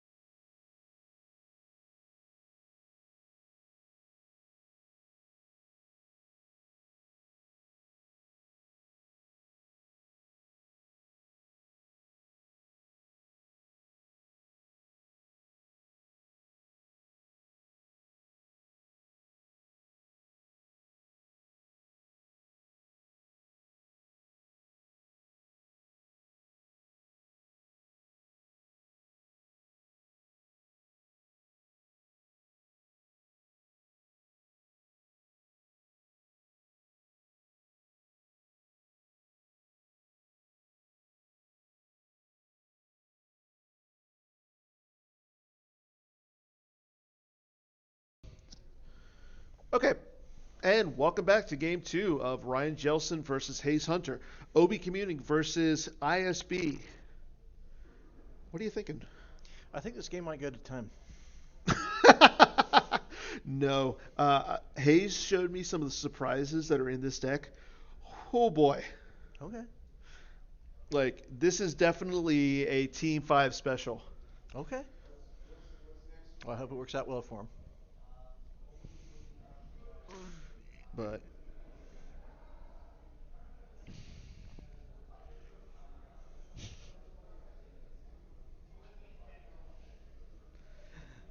uh but here we go. Hayes going with I must be allowed to speak, Walkling and Saitor Calfast. Ryan going with believe that is established control, uh, battle order and first strike, and Imperial Rest Order. Any thoughts on this matchup? So, OB commuting. Well, I mean, OB Community is a good deck. it's a very good deck. It gets to use pop holes. It plays matching weapons in most of the builds that I see now. I mean, you can play it somewhat like Diplo if you want to. That's what I did for a while. But like, yeah, it typically plays weapons. Um, as a mains platform, they play Clash, they play Sorry About the Mess, and that's really bad on decks like ISB unless they've got something like War Beast or Crush Rebellion, things like that that stop those cards. Because essentially it's a scrub deck, right? It's basically no idea, except it's got damage reduction and force strain bonus instead of the ping damage. Now, one thing is if Ryan is able to go to space and just sit some guys up there, do a lot of damage up in space, he might be fine because he has that retrieval engine. But again, he's gonna have to go to the ground at some point, being that he's down by 22. Yeah. And Well, that's the I mean, bigger issue. ISB lives on the ground, and like if he's starting battle order first strike, he's probably not afraid on the ground. So I would expect some garrisons. The question is going to be, is he prepared for the tricks? Because Yeah. Mains has tricks. That's what Mains has been known for since the inception of Mains. And there's also the special Team 5 tricks. Yeah. Just saying. Yeah. But those have been the tricks around since the beginning of the game. Some of them. For the most part. Obviously, there's new cards that come out all the time.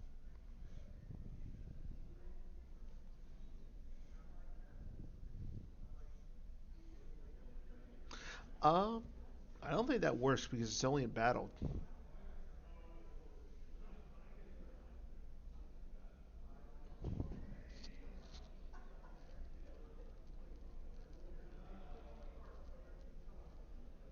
Oh, hit and run. Okay, that's true. But he would have to be in the battle. Yeah. But I like the creativity, Aaron. That is a good use of General Kenobi. I agree. Yeah, I like it. But I love it. why would you want to add one to the destiny of making your ship not move together away? Well, for gravity shadow. Right. So you want to make your ship lost? You want to make your ship not move? Yes. Well, yes. I don't know. I mean, it's creative. It is creative. I will give you that. It's very creative. Oh yeah, if it matches, so you make it one. Or you make Oh it yeah, high, yeah. So yeah. So it doesn't go lost. That's a good. Yeah. That's a good point. Yeah. Yeah. Yeah, ship being able to being forced not to move is better than the ship going boom boom. Sometimes. Yeah. Sometimes it can be really bad. Oh yeah, yeah. I remember originally with SYCFA, we were playing like 3 Gravity Shadows. Yeah, I would have loved to have seen Batmouse play Gravity Shadow today. That would have been really good for him. Well, it wouldn't have done anything because Brian Fred played 3 TTUs. For Batmouse. Yeah, that's just team. That's just the new allies putting Batmouse on a deck and knowing what to do. Yep. I think I told him they would do that too. Yeah. Bill Kiefer told me last night they would do that. I know. It's like they know him. It's like they know him. Exactly. But, hey, man still is in contention for Player of the Year.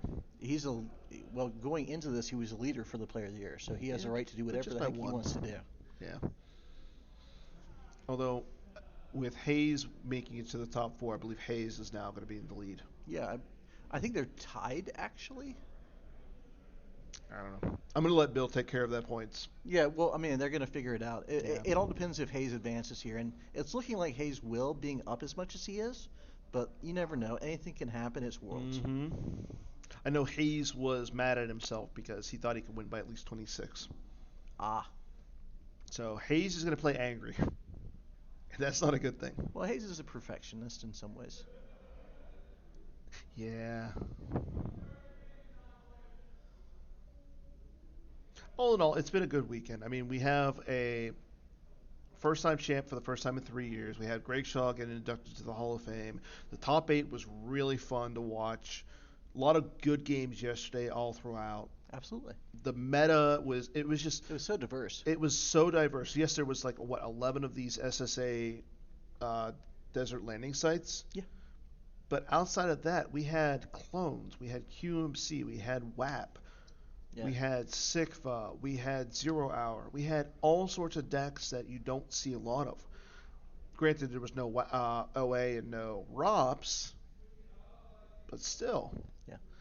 I mean, we had all 3 forms of commuting yesterday. That's good. We had Revenge of the Sith Vader. Good. We had Hitco. We had everything. We had both light side and dark side Senate. Just the oddities. I loved it. Hidden base. Let the Wookiee win hidden base without this objective. Johnny Chu making another top 8. Again. Yeah. Just making another him making a top 8. Casey advancing into the top 4. Brian Fred getting into the top 4. The storyline's on and on and on. This is what makes me come back to this game.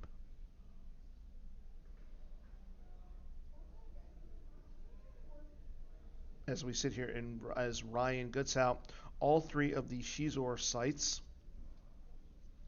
He also has the Palpatine site. Hayes going down with the Mos Eisley and the farm.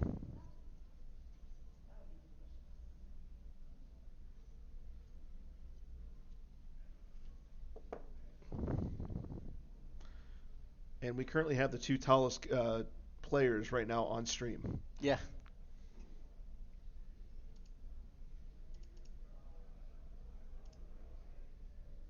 It's almost funny standing next to Hayes sometimes. I know. Well, that's there's Kim took a nice picture of the top 8 where you see Ryan's and you see Batmouth standing in between Ryan and Hayes. Yeah. It's hilarious. I'm just glad that we didn't have to get Batmouse a booster seat. Yeah. That's a low blow.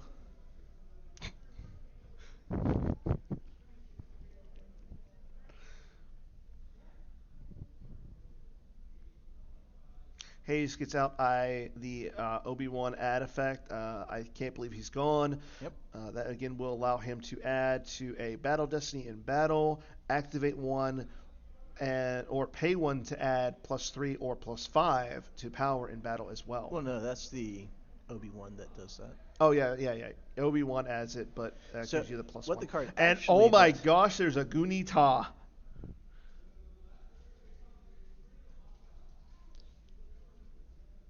I haven't seen that card in a while. Surprise number 1. Okay. I like shield busting. Yeah. And the thing is, Ryan's already shield busted. Well, that's awkward. Yeah.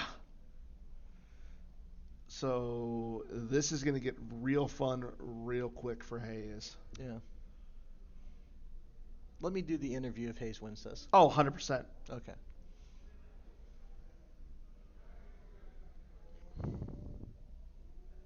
If he wants to do an interview. If he wants to do an interview. He's notorious about not doing interviews. Yeah.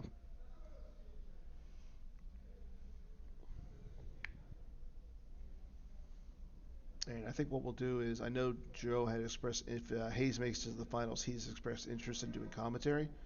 Yeah, that's fine. So we can have you and him on commentary, Yeah, I'd love to do that. and I'll just run the stream. Okay. Ryan getting out getting out the docking bay as well as Fondor. So there's a lot of activation going on for both players. But again, with Gunita, I mean, the Gunita is good because it gets around some of the characters, but I mean, it hits Tarkin, it hits Agent Callus. Yep. I believe it hits the two new ISB characters, Deidre and the Major. It hits Vader as well. So I don't know like what else Ryan is playing, but being that a lot of the ISB characters have ability 2 and less, I don't know, like it's cute, but I don't know how impactful it's going to be in this game. But we'll see. Yeah. We will definitely see.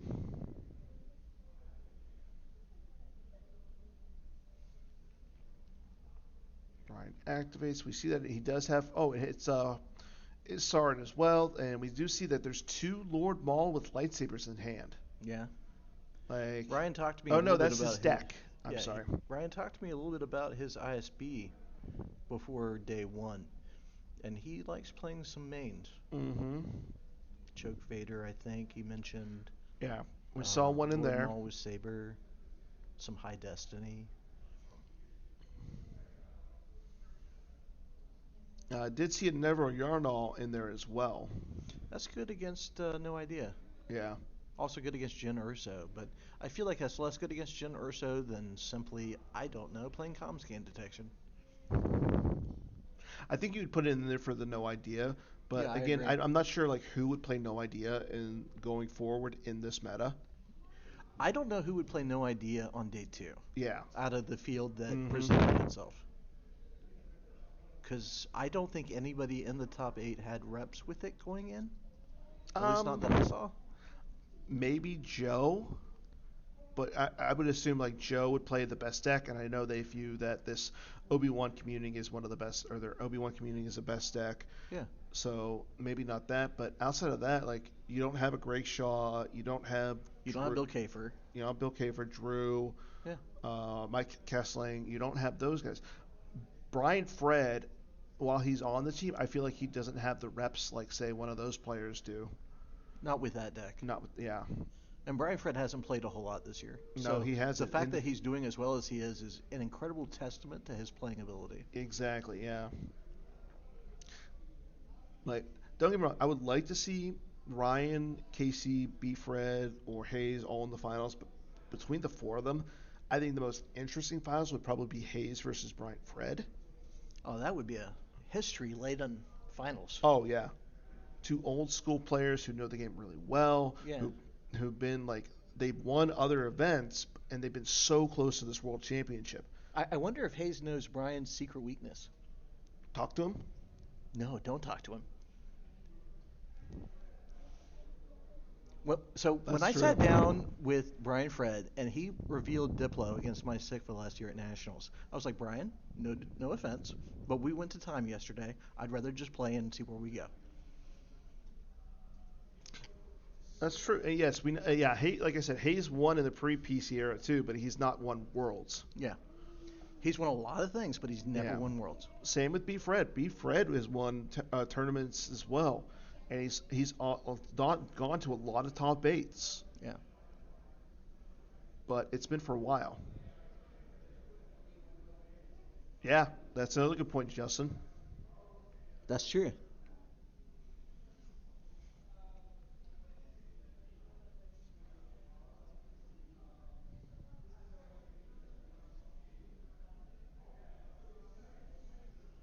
I do know if Brian Fred wins, there's going to be a lot of hams drunk tonight. It'll be a good night. Yeah. I think it's going to be a good night for it's going to be a good for night anybody. either way. It'll be a good night for whoever wins. Yeah. I'm just really excited. I know all the guys in the top 4. I'm really happy for all of them. And surprise number 2, we have Beggar on the field. I would expect to draw their fire at some point in this game. Yoda going down to the moisture or to the farm. So fun thing about Beggar is it gives you one activation all the time. And Hayes with a revolution on Fondor. Well, that's great. That means the Executor won't come down for cheap. No, it does not. Padme going down to the farm as well. Just like in the movies.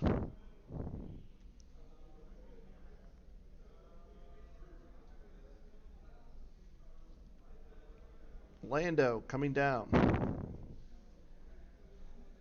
Giving Hayes a force pile or a use pile push or pull.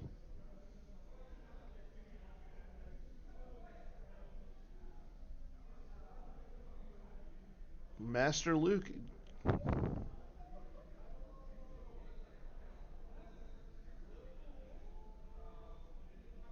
And I do believe Beggar is going to go away. If you use more than one force, yes. Because when he deployed, I think he only had 4 cards in his use pile. Okay. So. Well, if you use more than one force, Beggar goes away, but he can retrieve it and play it again. Exactly. Like, it might be really funny to use the Beggar to play somebody, and then Hera going down as well. He's just stacking the farm. I don't know how I'd like this. Well, I mean, when you go up against somebody who's down by a lot and starts draw their fire combo, you have to be a little bit worried about maybe losing the game early. Also, if you're playing Nabrin, it's a good way to shore up a victory later. Well, the problem with that is Imperial arrest orders on the table. You can still move around, just not during the point where you're going to win the game. You can't move from. But he's probably just getting the exteriors. use pile pulls right now, and then he's going to either Nabrin or Odin over to wherever the other guys are, and then just chase him around. But he's not losing anything by doing this. Yeah, he's using all of it looks like he's using all of Ryan's force.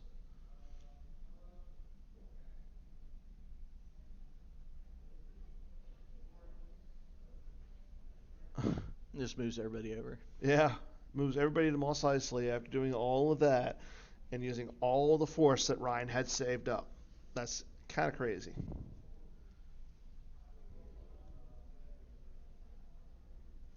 Burrito or taco?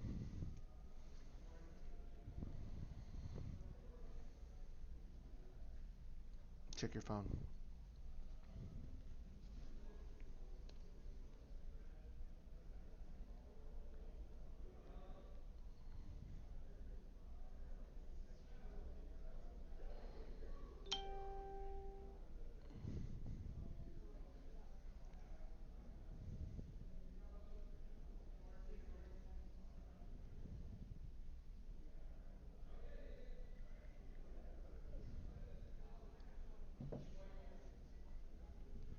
I put pizza. I think they went there.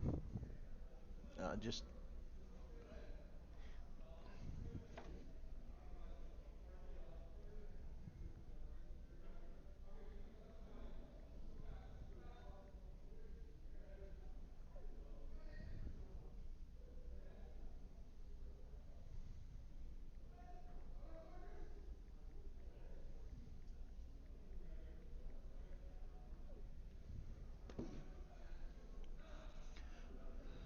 all right. So Hayes has moved over, lost the Beggar. Ryan is really far behind at this point. Yeah. I mean, activating all that force and then just losing it all, kind of a kick in the pants. And right he's there. not doing any damage, so Yeah. Hayes can Unita the Beggar back.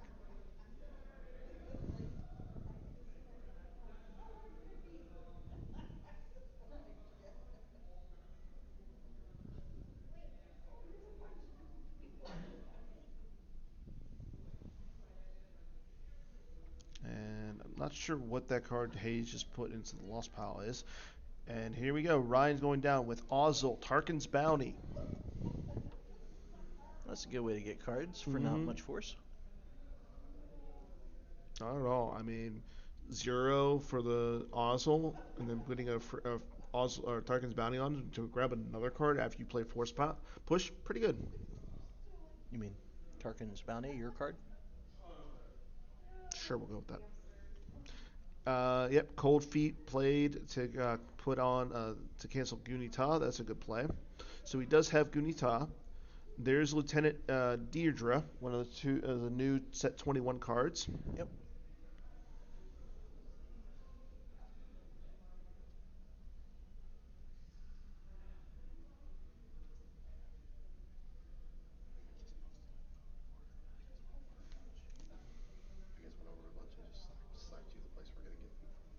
We already got it covered. Bad Mouse is getting food. Oh, he's getting food. Yeah. Thank you, though. And the ISB stack has come down. There's a Tarkin. Tarkin, major, looked like it was the new major character, and I want to say that's Veers. So that should flip him. Yep, there's the flip.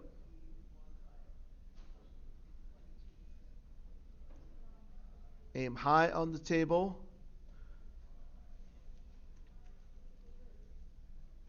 None of that would have been possible with the Gunite on table. Yeah. And Ryan not leaving any force. So just because he knows about the Unita possibility. I'm sure. The Unita? Yeah, because you start wackling. You can just wackling for the Unita, get the beggar back, and then do it all over again. Yeah. Yeah. Because Hayes hasn't used his wackling pull yet.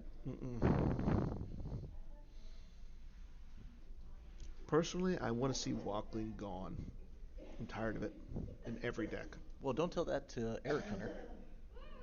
That card's been around since the PC was created. No, not since it's been created. Wackling? Yes, it was in the very first PC set. No, it wasn't. Wackling? Was it not? Oh, it was the one he got for winning, right? Yeah, it was an early V card designed by Eric, though. Yeah, okay. I thought it was like in the first set. No. There was 10 cards in the first set. Was it General Veers and Commander Luke? I thought those were the first ones. Luke Skywalker, Darth Vader, fusion generator core, fusion generator supply tanks. I'm not talking about after the reset. I know, the very, very, very, very first one. Back in 2005? 2002. Yeah, they had General Veers and Luke. The very, very first one was Luke Skywalker, Darth Vader, Han's blaster, pistol. I remember that.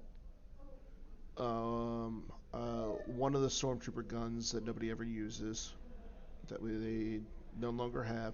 The fusion generator supply tanks from Premier, Cytor blaster rack, Black 2 and Black 2 and Gold Leader Y-wing, not Gold Leader and Gold 2. My mistake. I could have sworn Wackling was in there. I remember it was very early on.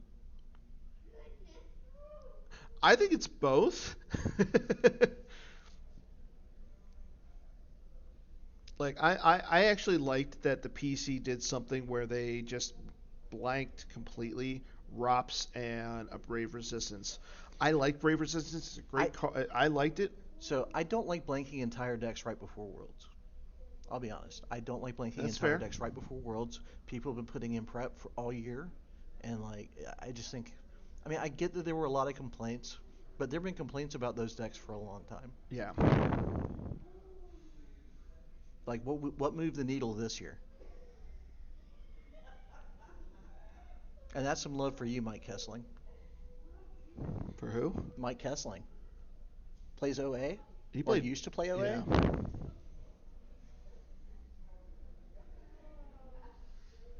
Okay, so Hayes does do the Cantina Shuffle, moves on in.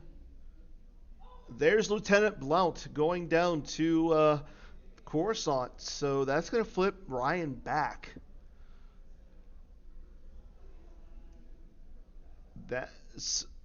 I'm not surprised to see Blount in the top 8, but wow, that Well, considering how much ISB there was. Yeah.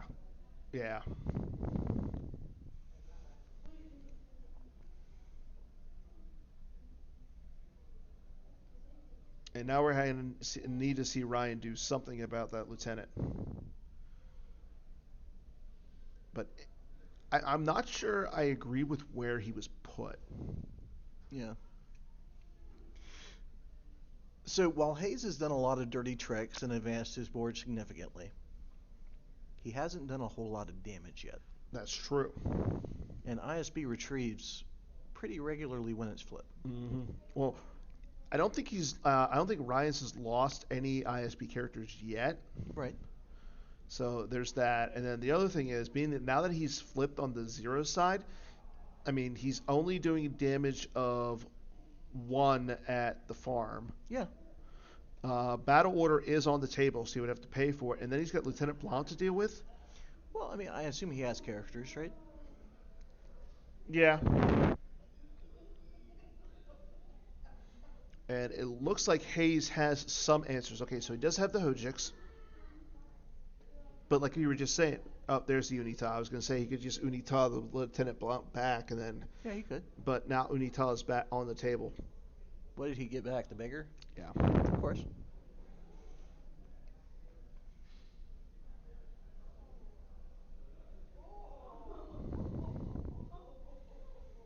And I want to apologize, guys, if I can't see the cards very well. I have bad eyesight. Have for a while. And Ryan extends this hand, and I believe that means that Hayes Hunter will advance to the finals. That's incredible. Way to go, Hayes. So we will go ahead and let them clean up. Yep. Hayes on to the finals. That's got to be a heartbreak for Ryan, coming so close. I agree. But, I mean, Hayes played an impressive game 1. Oh, Hayes played it on fire both games. So, we'll go I'd like ahead. to see how Team 5 actually took some notes from KTOD on the deck that MHT used to win the OCS last year, playing shield busting then. Oh yeah, that was a fun deck to watch. That was. It's a fun deck to play. Yeah, it is a fun deck to play. I agree. You get 6s, you got Beggar, Revos, Goo, inserts, all the degenerate stuff, but it's super fun. Yeah, I'm a big fan of shield busting. The arrest order, all of that just happened. You guys were talking about all right. Well, someone give me a headset. I'll go on and update the stream with what happened at the end of that game. So at the end of the game, Hayes plays Blount. Yeah, we saw that. And he had shuffled everyone into the cantina, and then you could see going on screen, he picks up arrest order and reads it. He was going to nabber a bunch of the dudes over to go with Blount. Yeah. But he couldn't because he was at the interior site. So Blount was left all by himself. Yeah. To get beat down. So did Ryan win? But no, see, but Hayes reveals the Hojiks, and then so that there was nothing. So yeah, it would have killed Blount or Jellison. Hayes reveals the Hojiks, and then Jellison showed his hand to the camera. It was basically like, I've got nothing to deal with that, and so then he ended up scooping. Yeah. Okay. But thanks for explaining that. The whole Hayes totally screwed that up. Was trying to nabber guys. He wasn't just doing a lone Blount. I was wondering about that. I was like, does he have just a needed knife? to not What shuffle does the he guys have? in so he could nabber over from exterior to exterior. Yeah. But so that was Jellison's opportunity. But Hayes had the Hojiks, and You so know, then it's he was funny. like, okay, I didn't can't, see arrest can't order deal. on Jellison's side, and I was making a comment that Hayes was piling up like he had a nabber in the entire game. Yeah. The entire time. Yeah, and we actually mentioned Because that's the line I saw him Yeah. taking. Yeah. Dan was totally right, by the way. Veers and Commander Luke were in the Hoth sets in 2003. Okay. In 2001, it was the original Luke, V, and fusion generators, and yada yada. That was all correct. And Walkling was later. Eric won it in Origin. Was it 2004? Yeah. 2003 that Eric won. That's been a while. Sorry. Yeah. No, it's been 20 years, so it's fine. But just Like, I haven't looked at any of that stuff in forever. Yeah. I know my history about this game. you do. I know nothing else. This is why in he's the your world. host, guys. I know nothing else in the world, Joe, except for the history of this game. Perfect. Does Hayes want to be on for an interview? I don't know where he is. Well, Yeah, it does not happen often, Jared. Okay, so we're gonna take a little break. We'll actually check on the other match, see how that one's going. Yep. Uh, yeah, I'll vast in my glow the fact that I was actually right about something for once. Well, it happens a lot. Come on, give yourself some credit. And then the other channel is Yoshi. It's twitch.tv/Yoshi underscore 13. I can't type for some reason because I have to log in. Yeah. Yeah, it wants me to sign up. Let me see if I can sign in. Oh, log in.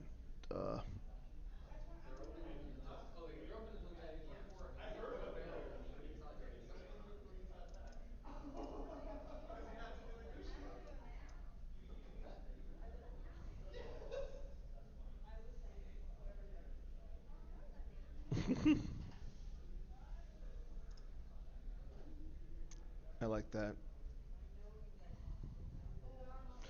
Okay, and if you're interested in the consolation, Sam Olsen and Greg Shaw at the top table. Corey Lauer, Benji Chu is at table 2. That's cool. Scott Lingrell is playing Kendall Hallman. Okay. Wayne Cullen versus Chris Gogolin. Andrew Moss versus Chris Westergaard. Lee Edwards versus Steven Salucci. Sam Tashima versus Matt Lutz. Logan versus Garrett. That would be fun to watch. That would be fun to see what Garrett does to Ryan Logan. Weissman versus Chris Werfs. Vikram Bali versus Chris Kelly. Pat Johnson versus John Veazey.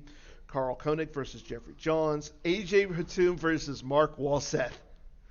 That would be a fun one. Yeah. Edward Sheehan versus Apollo Chu. David Woods versus Travis.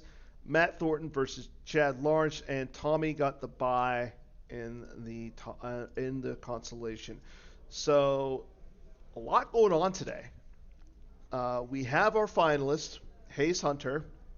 We're waiting on to see if it's going to be Casey or Brian Fred. It might take a while to find That might take a while. Because I don't think they even were done with time on the first game. By the No, time I don't. we were I done think here. you're right. So we will return after a quick break. We'll get an update. We might actually stream game 2 of Brian Fred versus Casey as we have some time. So we'll see what happens.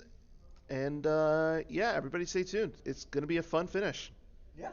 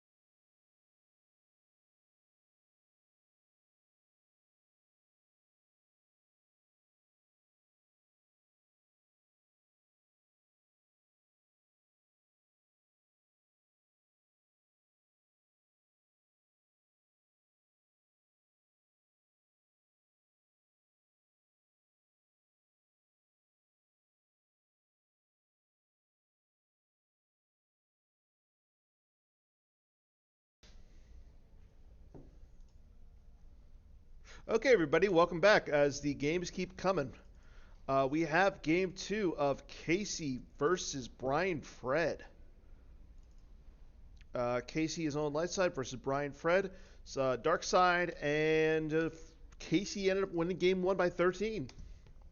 And just for the record, we have begun drinking our lunch.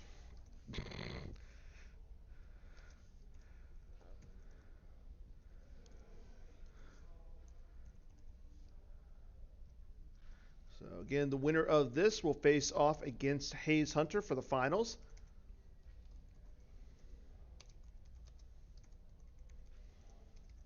Who do you like in this matchup? I kind of like Hayes or Casey. Yeah. Like, it's a very heavy mains package that, even though Brian Fred has some space, the ability for Casey just to go down and say stack guys, especially like LSJKs at the throne room. Yeah. As long as he's got the tricks, I like him. But we'll see. Again, this is, as we've seen today, it's anybody's game. Yep. Never count Brian Fred out. Yes, it is. There we go. Well, give me a second. Oh, I have the wrong headset on. That's why. Brad grabbed the wrong headset, everybody. Sorry about that. And welcome back, Brad. Thank you.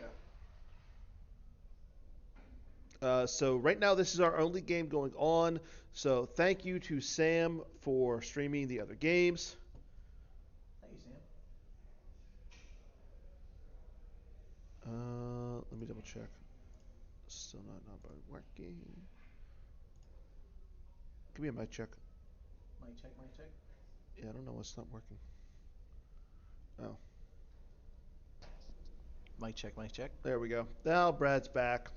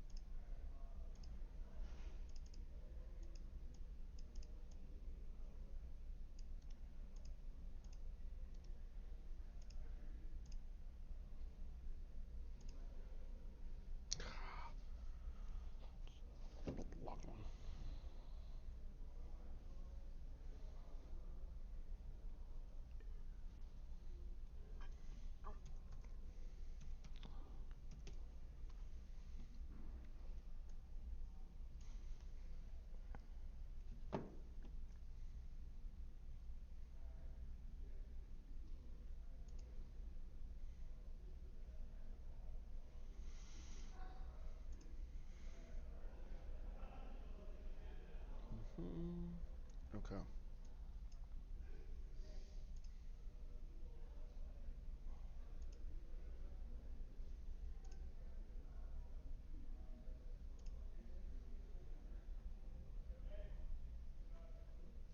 Okay. So again, Brian Fred playing his insurrection. He's got some docking bays out on his first turn.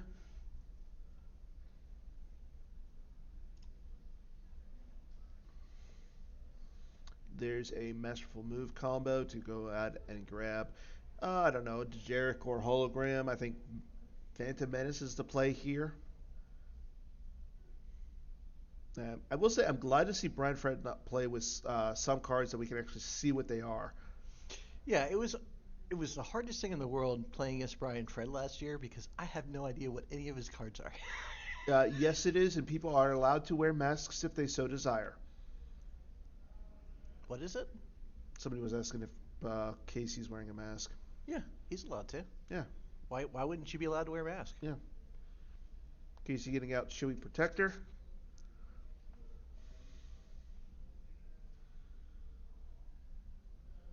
In fact, I think it's probably the smartest move I've seen anybody do here today, is he's wearing a mask in a public area. I probably should be. Yeah, but then we don't get to see your mouth, your face as you talk on camera. Well, that's not important. We don't need to see my face. I'm kidding. We do. Okay, Brian Fred again. It looks like he's looking for a blockade flagship site, and he's not finding it. Yeah. Yeah. It looks like he is. No, he. Yeah, those are from. I believe they were a gift from either Ryan Saracen or Carl Koenig. I want to say it was Carl Koenig who gave them to him. He also gave a set to Ryan Saracen as Ryan made the meme.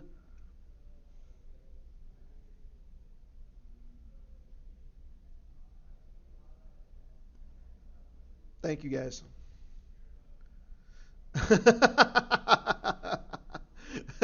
No, you're right. You're right, Bill. Brian Fred does not have sleeves. He's going guns a blazing right now.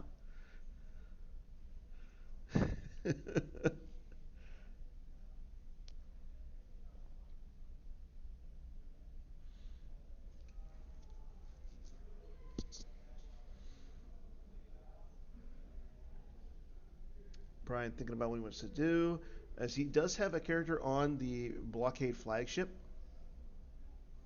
Again, it is not a battleground right now, so he's not going to be able to drain. But if he does flip, it will become a battleground system. I do agree. I think the top eight was just a mixture of players that I think nobody would have been sad about if they made the finals. Like nobody would have been upset. I think a lot of people were rooting for. There was so many people that people were rooting for. Yeah. And being that we're going to have a finals consisting of two players who have made it to the finals for the first time, it's really impressive. I'm really excited about that. Yeah. That's big for this game. And it just continues to show like how diverse and how good the players are. Yeah. Like there's not real like there's anybody has a chance. Like I think Batmouse was the only one to make the top 8 this year for the first time, but the top 4 was again all players who had never won a major. Or I'm sorry, never won Worlds. Yeah. Casey, Brian, Fred fighting right now to get into their first ever finals at Worlds.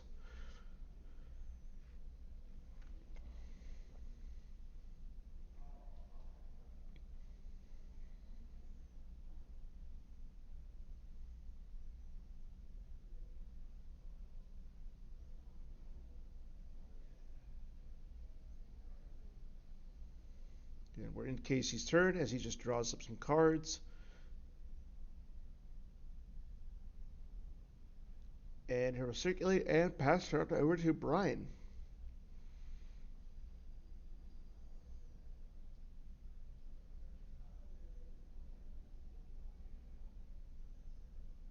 Brian getting 9. It looks like he's getting 9 force this turn. There's a we must accelerate our plans. So he's just going to cycle those cards away each turn. I do see that he has a Count Dooku and a Darth Maul Lone Hunter in his hand. Those are very good cards in this matchup. Mm-hmm.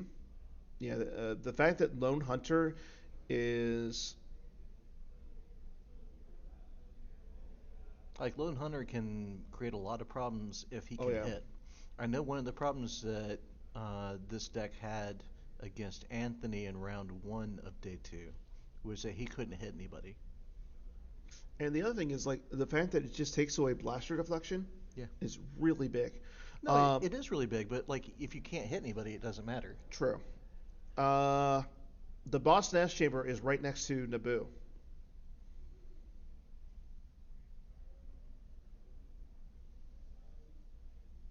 It's in between the swamp and Naboo right now. Yep. Like, I think the bigger question is where's Casey's Jedi Council chamber? Well, I mean, you got to get some use pile pulls to get that really going, Mm-hmm. and he's not presenting that at this point. I mean, so like even when you play like three pullers, like you still miss it like half the time, and Yeah. that's why you got to play the speak and all that to try to have a chance, because otherwise you can just get throne roomed. Here we go. Darth Maul, Lone Hunter, going down to the throne room. Speaking of throne rooms, It's not the throne room. There's the double-bladed lightsaber going on to him.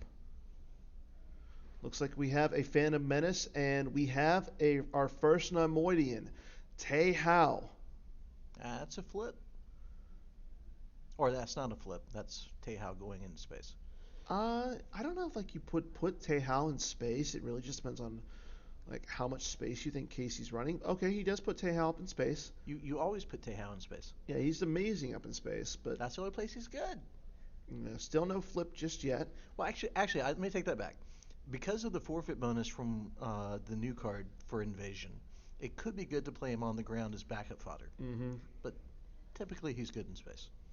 And we did see that Brian Fred does have a Newt Gunray in his hand. I think he's just waiting to see when he wants to throw him down to flip. Yeah. Because once you flip, you open up the avenue of Casey being allowed to go to space without the Tantive. Yeah. But Brian Fred is just taking his time, thinking about what he wants to do, saving himself some force. And he'll pass turn over to Casey.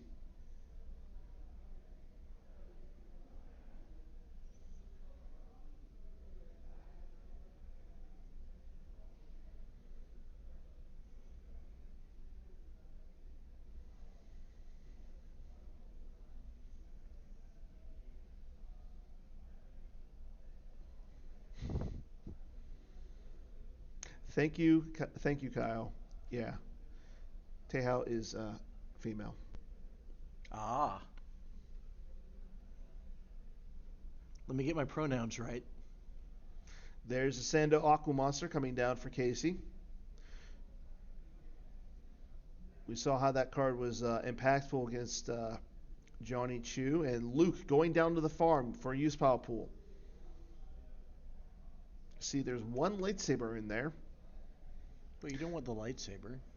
No, you don't want the lightsaber, unless, of course, there's no lightsaber in the reserve deck. Yeah.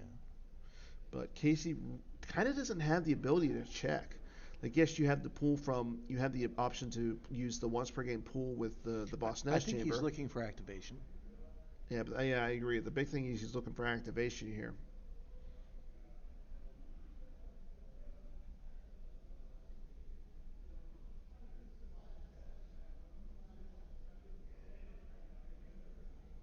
Like, there's nothing else at this point in the game that matters. Mm-mm. Unless he's got something he wants to go fight with. But if he wanted to do that, why is Luke over there? Yeah, that's the thing I was wondering. Like, why put Luke there when you know he's probably going to be the most impactful at the throne room? Well, I mean, I don't see Brian with a card that Ryan was playing last game that stopped Navarone. Yeah. And typically when you play farm, you play at least one Navarone. Okay, Casey's playing Weapon Levitation to grab the lightsaber that we just saw. That's a good play. I agree. Like, I wouldn't have mind to see the Weapon Levitation against Maul. Well, it also depends if he... Well, you can't steal Maul's lightsaber, first of all. Double-bladed lightsaber can't be stolen. Really? Yeah, it's on the card. Oh, okay. That's fair. And yet Brian Fred plays the Weapon Levitation shield. Of course. I wonder if he knows that it can't be stolen. I have no idea. I can't read minds. Why not? Because I just don't do that.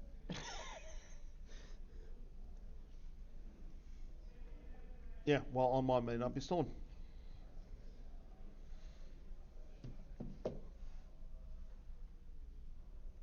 Battle plane coming down for Casey.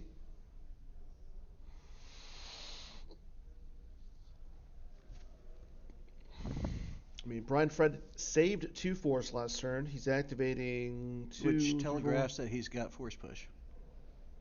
Which is a good reason not to send Luke after him. Yeah. I still think it's very troublesome that he hasn't presented any more activation yet. You're talking about Casey? Yeah. Yeah. Like, pulls like this not working out is exactly how this deck fails. Brian Fred being very animated up there in the corner. Well, he's probably very excited that Casey has missed all of his activation. While he is set to drain for 5? Yeah, I can see that. Or 3 right now? 3 because Yeah, he's not flipped. yeah, there's the system is not a Yeah, the system's not a battleground until he's got the Nemoidian down there, yeah. Sorry, I was still on the process of, he put Tehao down there.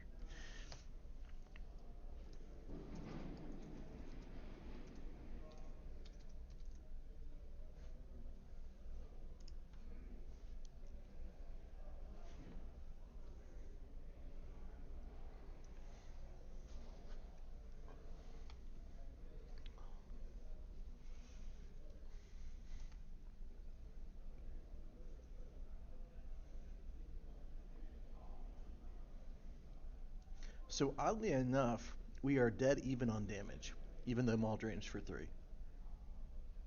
Do you know why, Dan?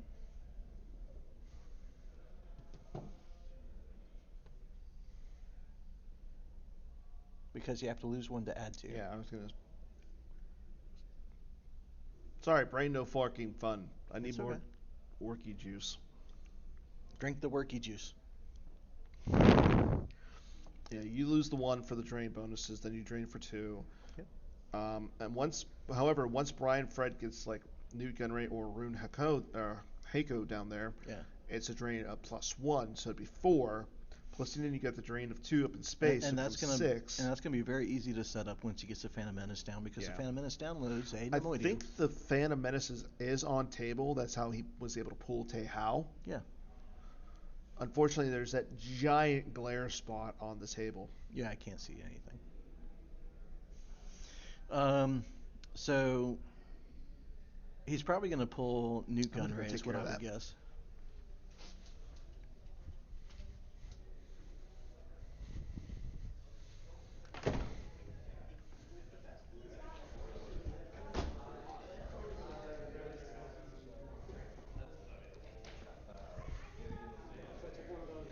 All right, and we have a grab of leadership, it looks like. And we got Akbar coming down. Or into hand, I should say.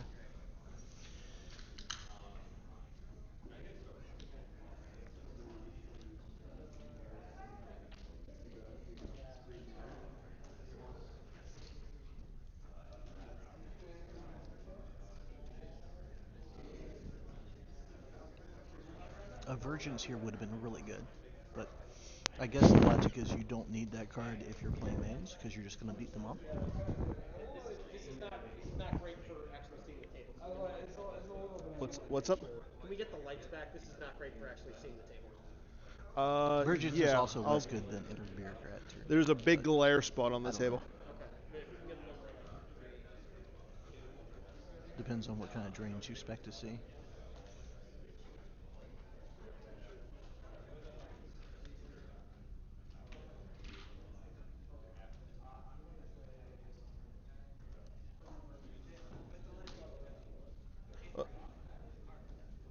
Well, I'm trying to figure out. Okay. Yeah, those ones are okay.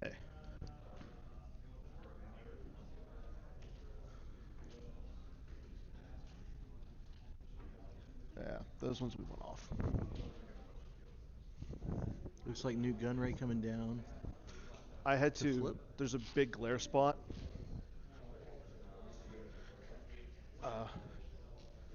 Is that okay? Casey, is that good? Thank you. Another guy on space. Casey yelling at me over the light situation. But now the glare's gone. Yeah. And yes, that is the Phantom Menace over there. Okay.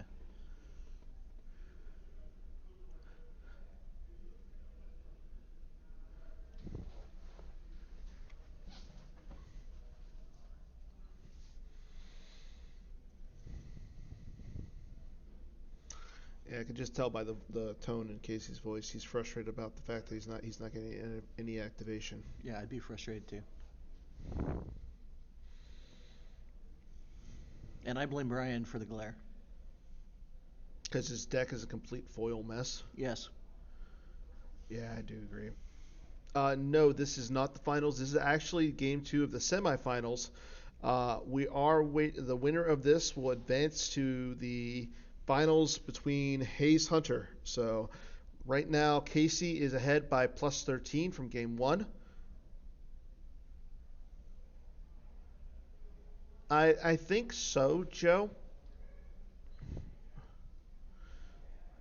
Joe currently watching on stream, feeding all information to Hayes. Yeah, he's got the BNC. Yeah. But like the JCC is really where you want to be. 'Cause, he's not activating that much. The first matchup was Yoda communing versus Hunt Down.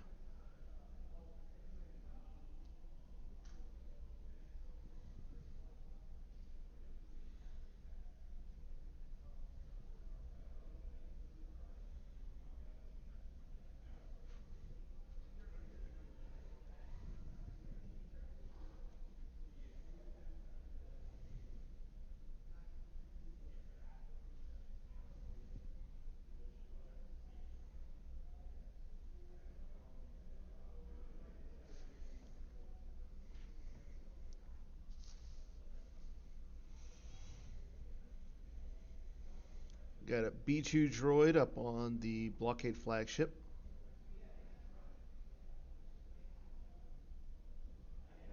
And Nuke Gunray with Darth Maul Lone Hunter. So that's a lot of damage for B Fred next turn. Unless Casey does something. And unfortunately, like the best card for him to do something is Luke Skywalker, who's all the way over at the farm. Well, he saved some. He's got use pile pulls, and he's probably playing again in Nabron. Yeah. Not sure if Nabron works with the combo card. So with the combo card, it does not. It goes during the move phase. Okay. Yeah, Nabron Leeds and Ellis Helra are limited to the owner's move phase and exterior sites only. Oh, exterior sites too. Okay. Yeah. So he could play an Odin. He could play an Odin, but the problem with that is then you don't have the ability to just.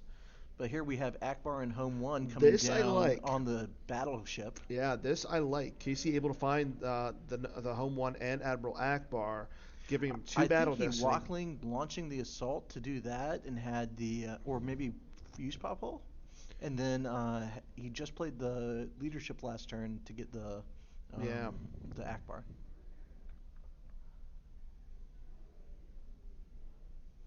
Oh no, Joe, I'm just teasing you. Just tell Hayes, keep on keeping on.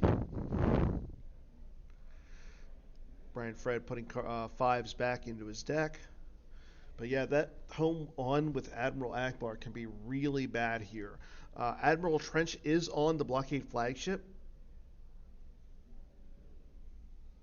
But, I mean, you can put him used to make it immune to attrition. But here we go. Brian Fred uses Trade Federation tactics to go ahead and pull himself the Trade Federation reacting ship.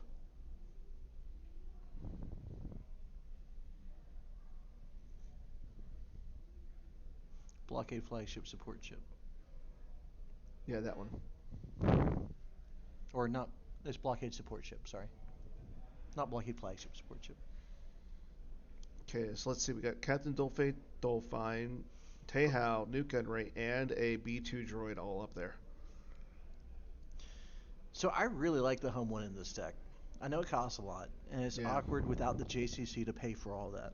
But it's a heck of a ship.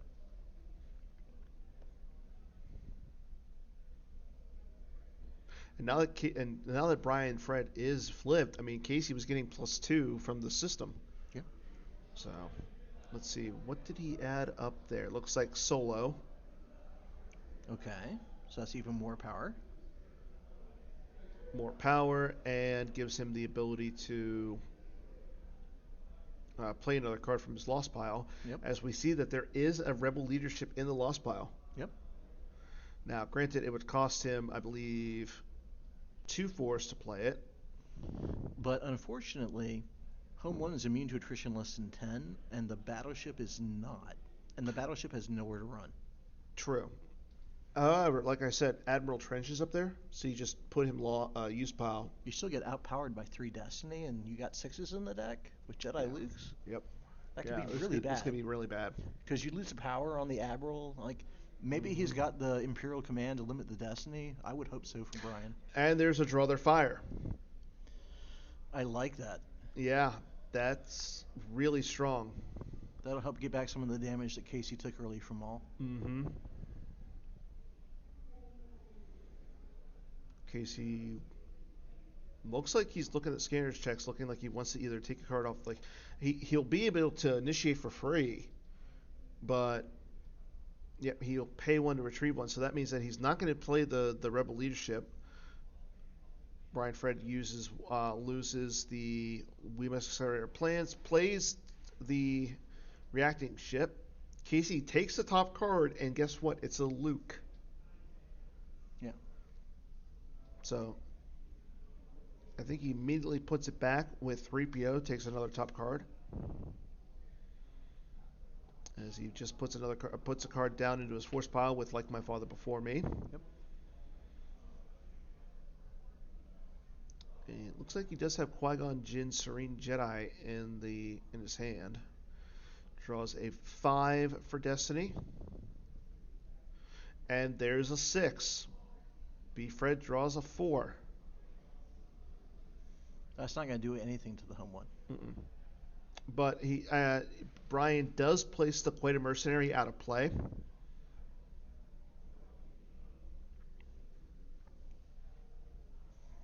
Who is Michelin Man? I'm not sure. But it literally just copied what Joe just said, so I'm a little confused.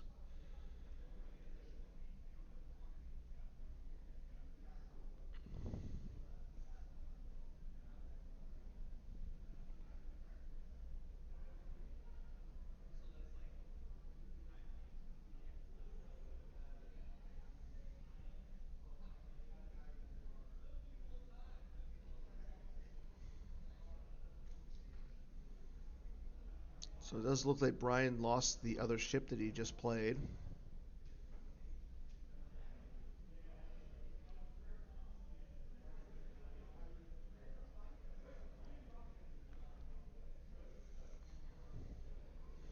So if you're B. Fred here, do you lose 1 to add to the 4 string? Yeah. I think it would become a 4 string of 4? Why would it be a... Yeah, it would be a 4 string of 4, because you got the nuke gun right there. Yeah, making the... having that home 1 now complicates a lot of things. Like B. Fred will need multiple Destinies up there. Well, not only that, but he put his Admiral back, and without another command, he's kind of boned in the follow-up turn. Mm-hmm. So Casey may be perfectly happy taking a drain of 4 here to knock him effectively off of being flipped ever. Yeah, that's the thing. Like, if Casey's able to take that system, B. Fred's not going to do much. And there was no point in wasting the solo pull on the leadership that last battle, because B. Fred put back the Admiral. So. Mm-hmm.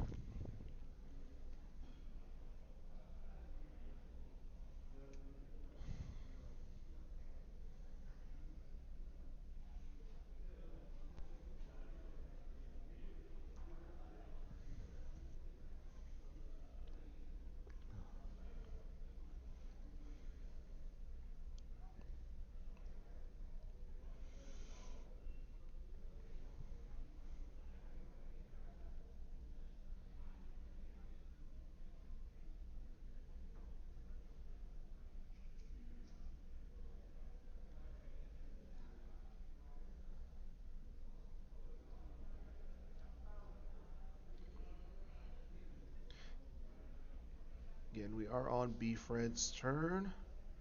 He uses 3 force to do something. He only drains for 2, does not add to it by losing 1 for the double-bladed lightsaber. There's a no escape to get back the support ship.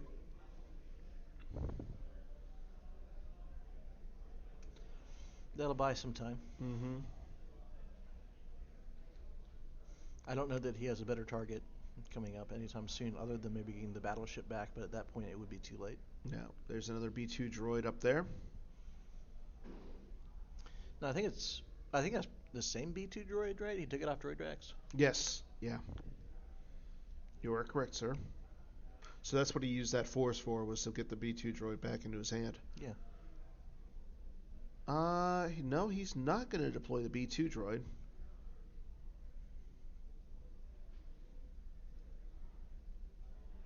Like, you gotta wonder, like, how many resources you're gonna commit to space before you start losing your ability to fight effectively on the ground.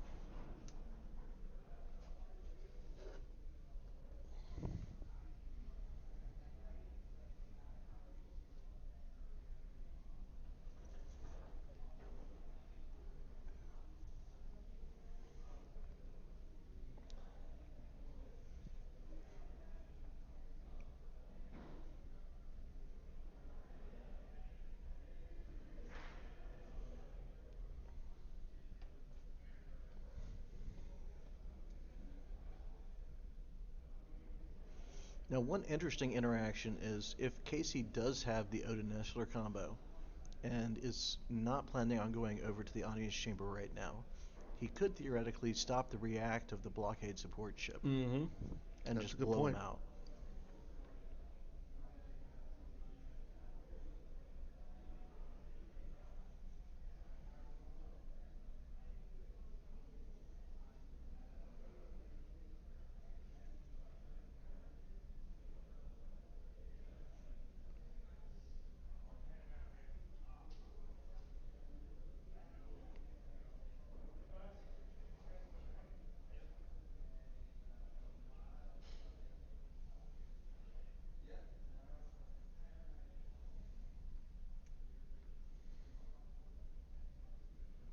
B-Fred's still thinking about what his lines want to be. He does deploy the B2 droid down to the ship.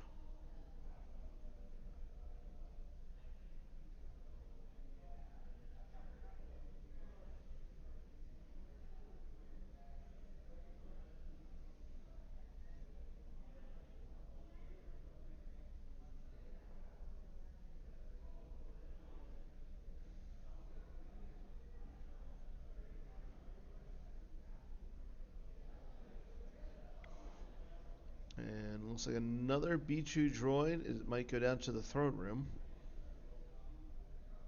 But he is taking his time thinking about what he wants to do, and I'm not sure.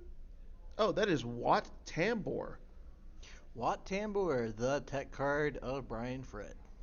Your trap card has been revealed. Well, I mean, What does Wat Tambor do? Wat Tambor is a member of the Techno Union. Yes, he is. That's about all I know. That's all I know off the top of my head. Because I mean, I don't see a lot of him played. I don't think I've ever seen him be played. What does he do? Opponent may not target your Republic characters with weapons unless each of your battle droids present with them are hit. I don't see any battle droids there. I don't see them either. So, but set 8, where are those droidicas? Ignore Wat Tambor. Once per game, may draw 2 cards from reserve deck. Well, that's good. The card draw is good. And I can see the defense bonus if you have to have it. Yeah. But he's not put a droid there. You know what the best part about him is? What? His undercard is the fusion generator supply tanks, which were one of the very first V cards ever made. Ka-ching! Cash that one into the bank, buddy. Hey, I gotta get my useless knowledge out when I can. Yes, sir.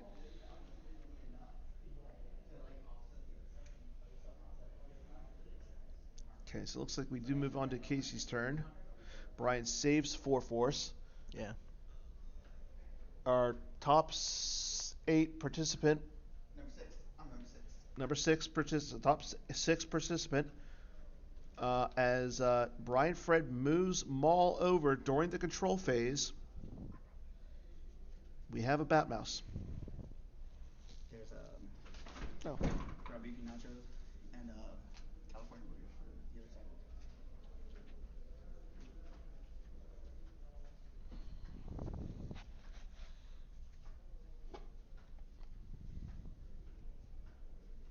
Thank you. Grazie.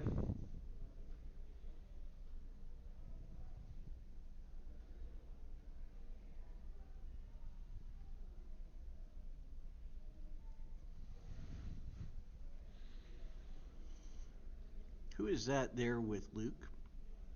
That is Cassian Andor. No, on the other side. Maul. Oh, he's got Maul there. He transferred Maul over. Mm-hmm. And Cassian would not stop Maul's weapon destinies there.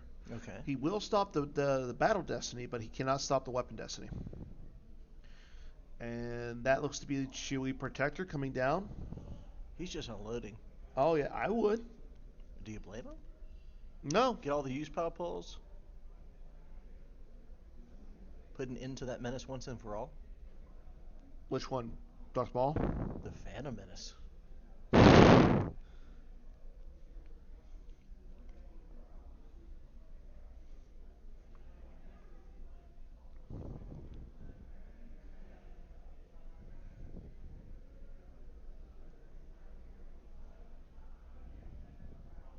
Well, I guess not once and for all because it goes used, but yeah. Yeah, he's probably got 1 or 2 more. Maybe 4. 4. Might be 4. 4 more Darth Mauls. I mean, if I was going to play a Maul deck that relied on playing Nemoidians, I might play 4. Oh, the Phantom Menace? Oh, yeah, yeah.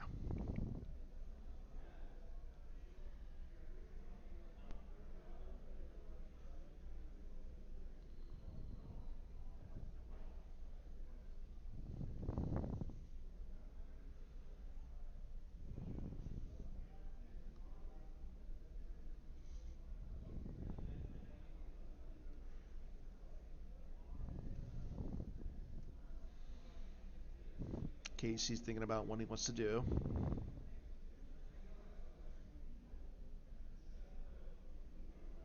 Looks like he's using Solo to grab a card. Or maybe he's exchanging something with... yeah, he is exchanging a card with Blaster or the Bionic Hand. Yep. It looks like he initiated against Maul. It looks like he got back leadership. Mm-hmm.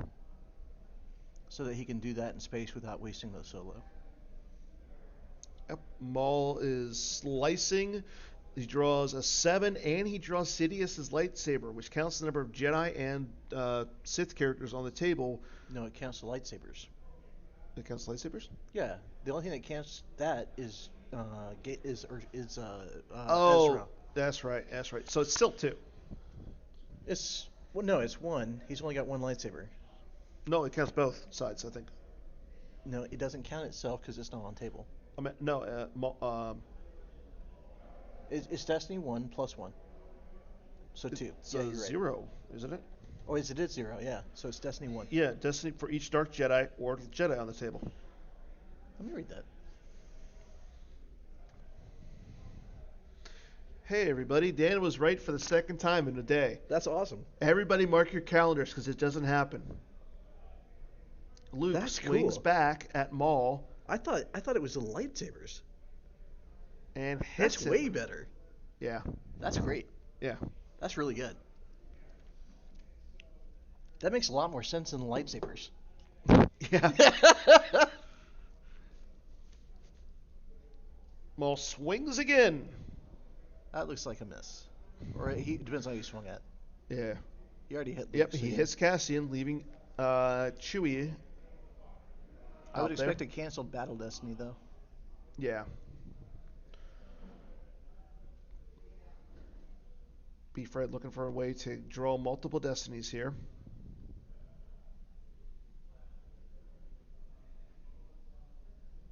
This is why you're the king of trivia. You are. Guilty. Yeah, I wouldn't mind the force push or the gick. And then you could just beat down on Chewie next turn. Yeah, but like, why? I don't think Casey's got the Hojiks. I think this is like the best line for B. Fred. Yeah, just exclude him Well, no, if you force push out and then beat him down. and beat down Chewie, because Yeah. then Luke and Cassian go, and if Casey doesn't have a gick here, that Well, would it could be the other way if Brian Fred doesn't have a get gear. Yeah, that's what I'm saying. Like the gick, or like if he can find a way to not to beat down Whichever player doesn't have a get gear could be in for a lot of trouble. Yeah, or force push. Yeah. Yeah. Brian Fred plays the coward shield. I like that here.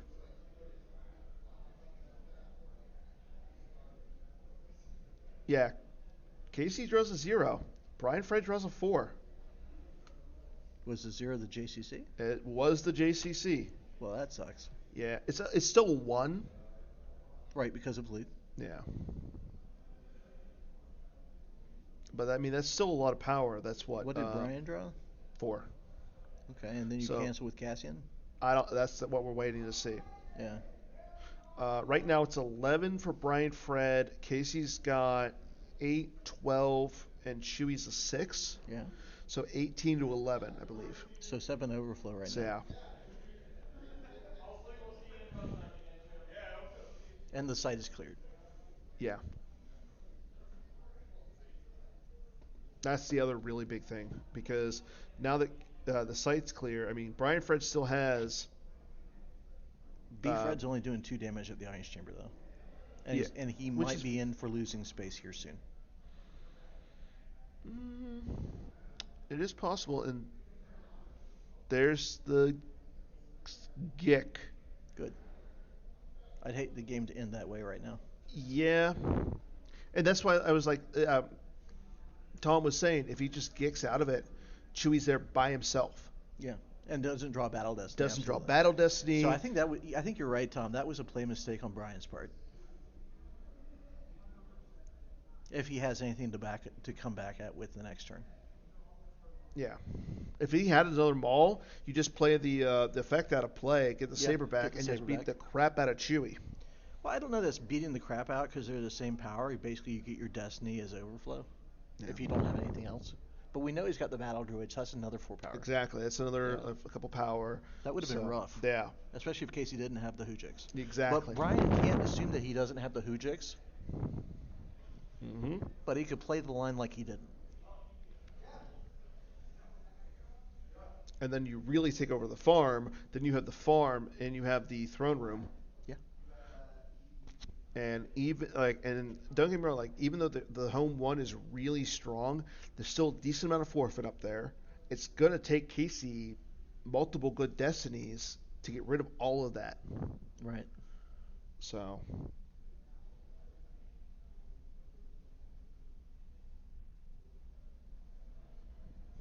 Looks like Casey initiated. B. Fred reacted with the ship. Or is B. Fred around? I like that, Justin. This could get weird. I do actually agree. There's the Imperial Command, so it looks like Admiral Trench is up there. Yep.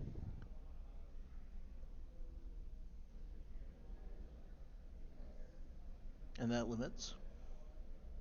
I don't know if you're limiting or drawing 2. Because if you know what your destiny is and it's big enough, you draw 2, try and crack the immunity. That gets you rid of Solo and Akbar. That could be huge.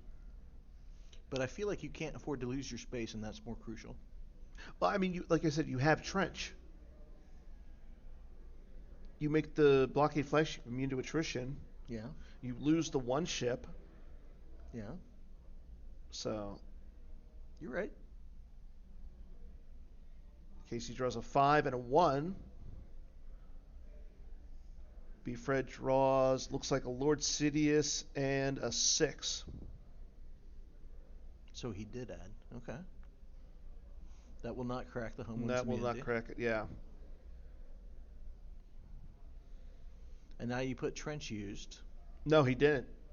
He didn't? Yeah, he did not. So, I mean, you have a B2 droid up Is there. he just plus forfeiting extra guys? Yeah. Oh. I mean, I guess they are a huge forfeit because of the new card. Yeah. I mean, he's got the B2 droid, so he loses the B2 droid, and there he goes, Tehao. Yeah. So I think you he's still like, have what, your forfeit ship. 8? Hmm? He's like, what, forfeit 8? She's forfeit She's 6. forfeit 8, yeah. 6 or 7. Well, no, because she's forfeit 5, right? Is she forfeit 5? 4 or 5, and then it's plus 3, right? It's only plus 2. Is it only plus 2? I'm pretty Okay. sure it's only plus 2. Again, guys, I'm sorry. I don't play Invasion very much. Oh, that's right. Thank you, Joe. Oh, Scanner Tech's at the system. Okay. Yeah, so she's only forfeit 3. Oh, okay. Yeah. And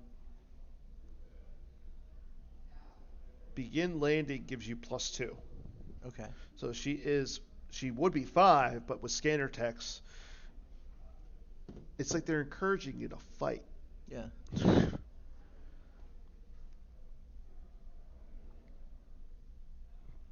B Fred just takes that droid back up.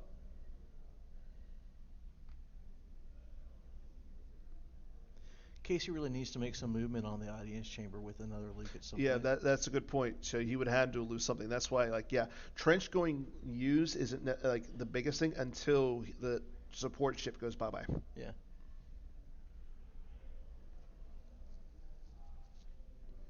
That's fair. Because, like, it doesn't matter because the other ship's not immune anyway. Yeah.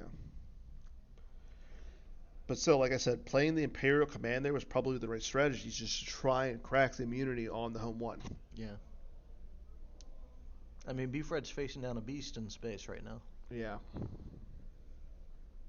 And while he's doing that, he's able to drain for free on the ground. Honestly, There's Lord Sidious. if he can solidify ground and survive a little bit longer in space, he's going to be okay. Yeah, especially now that he has another lightsaber there, Yeah. He's going to be draining for 3.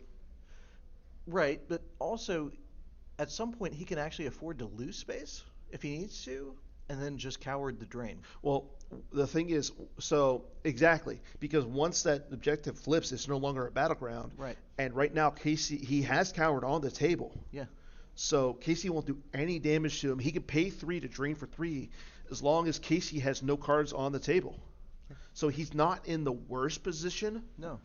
But the problem is, we don't know how much life force he has. Correct.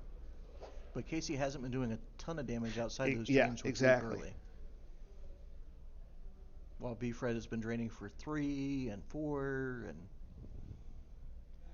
but Casey won the first game, so it'll be interesting to see what happens. Never count out B-Fred.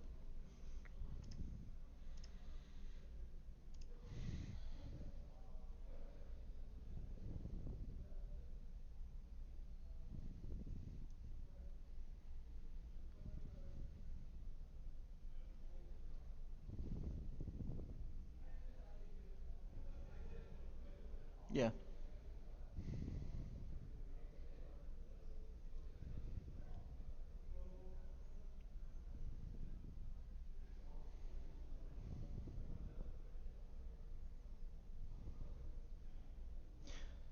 Yep. Like, he doesn't have enough up there to really warrant keeping it, and it's only going to get worse from here. I know.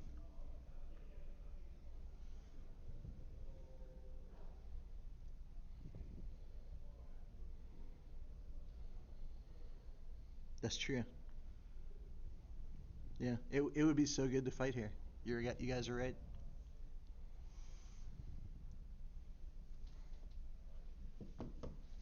I didn't even see the first strike down there. Evil as everywhere is there. It's underneath the no escape.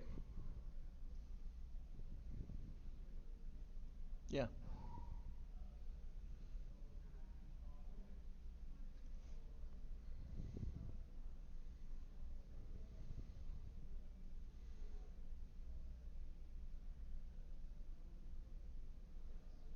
Yeah, I mean, if he suicides his space, can't you just lose both?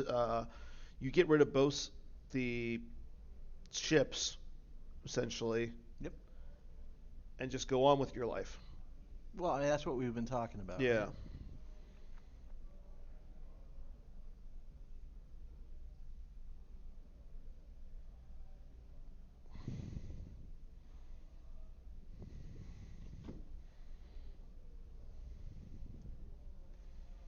I'm curious what happened to the guys at the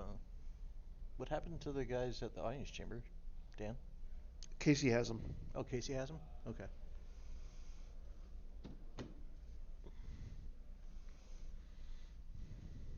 Well, then if I'm Brian Fred, I'm hoping I have good characters there. I know Yeah. he had a Sidious among other things. I know he's got a Newt Gunray Yeah, he's got and the Newt, Watt Tambor, but Watt. he doesn't have the droid for the weapons. So No, I I mean, think Casey probably plays some EPPs, right? I would assume. Yeah. Oh yeah, I can see it right now. Casey does have a Luke in hand.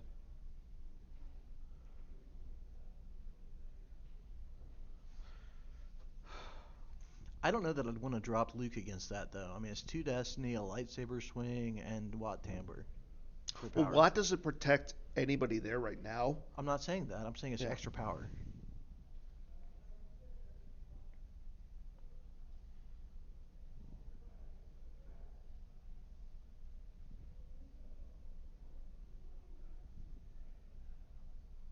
There's Luke.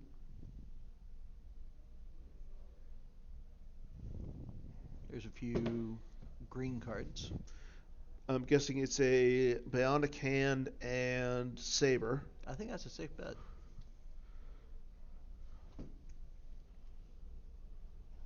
Is that General Leia? Who's that? And then Kenobi and Ray. Ray. Kenobi and Ray. Okay.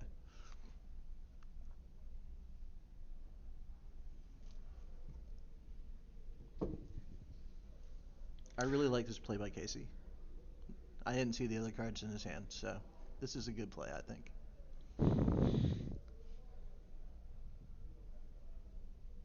Oh, it's a okay. So Obi gets a lightsaber. Yep. You got two lightsabers and a fight.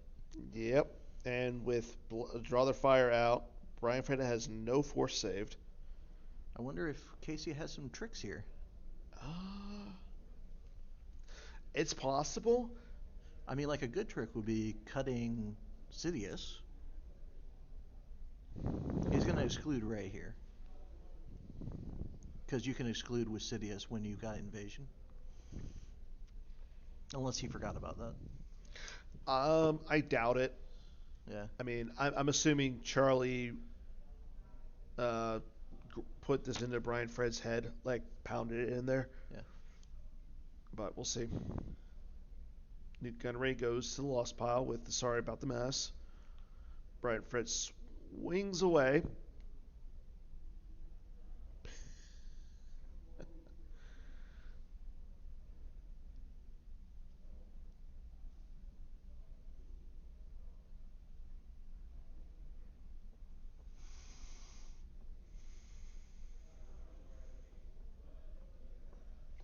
'83 viewers today so far, and we're not even in the finals.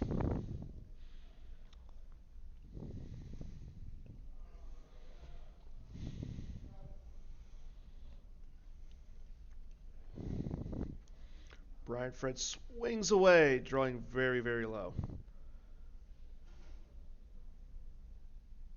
Yeah, you can tell on his face he's getting frustrated.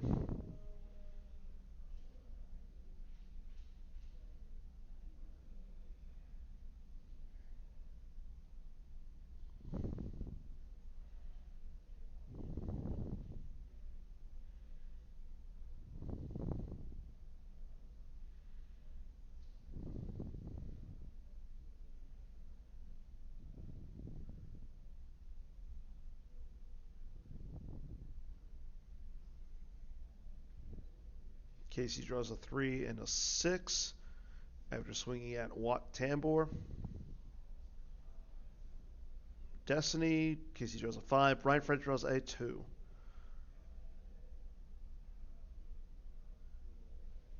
So 8, 6 is 14, 19 to. Well, it depends if Ray's there or not. Huh? It depends if Ray's there or not. Yeah.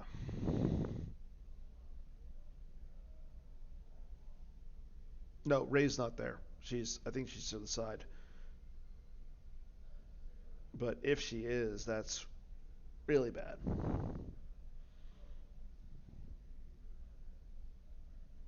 What did Beef Red draw? 2. So that means that even if. Okay, so. Yeah. Even if Ray's in there, she's not going anywhere. Yeah. I think he's counting up. That's interesting. He's trying to figure out what he has to lose from. Mm-hmm.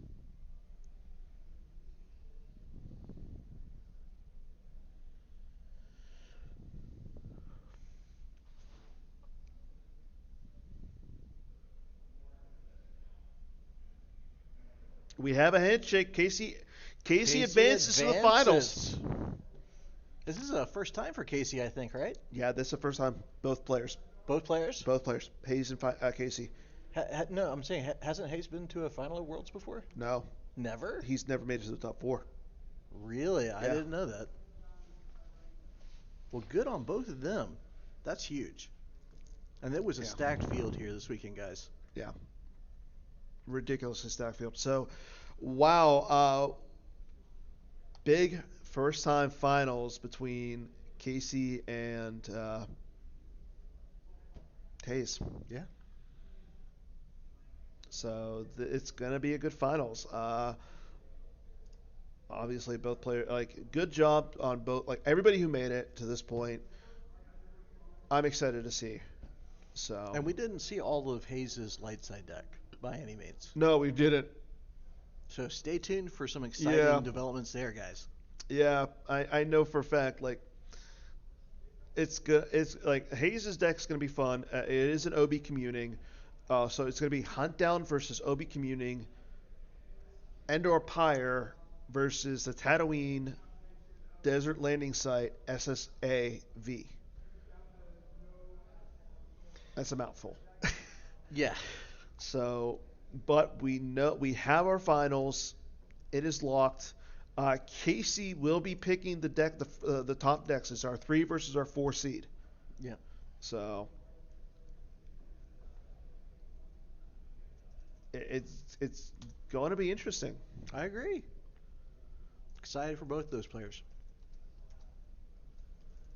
I've known Hayes a long time. I'm excited for him.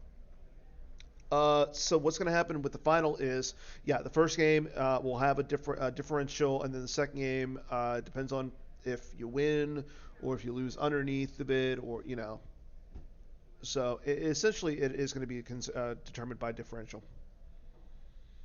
So at this point, I say we're going to take a little bit of a break, get everything situated, find out where Hayes is, find out when they are going to start. We'll come back once they are ready to start, and we'll continue on with the World Championship Finals. Yeah. Stay tuned, everybody.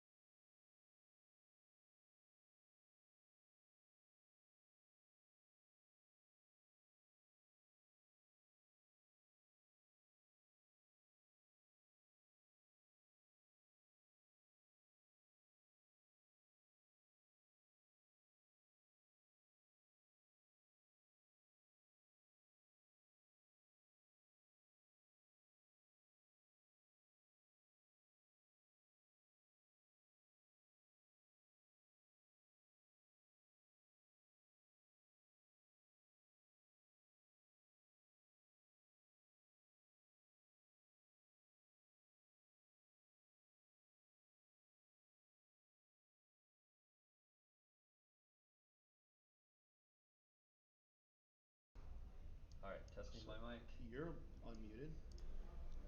Testing my And you're mic. unmuted. All right, Okay. cool. Hello everybody. Welcome to the finals. Do you want to pull up the? I think they're getting started. Oh, is it already pulled up? I can only see us. There we go.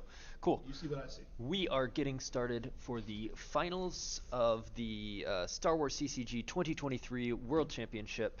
I am Joe Olson, a Rebel spy. I am joined by, Jeff Levine, Treadwell on Jump. and we are going to be your guest commentators here for the finals. You are watching in the upper right corner camera. There is Hayes Hunter. And he is at the top of the screen playing that Obi Muning deck you might have seen earlier in the semifinals.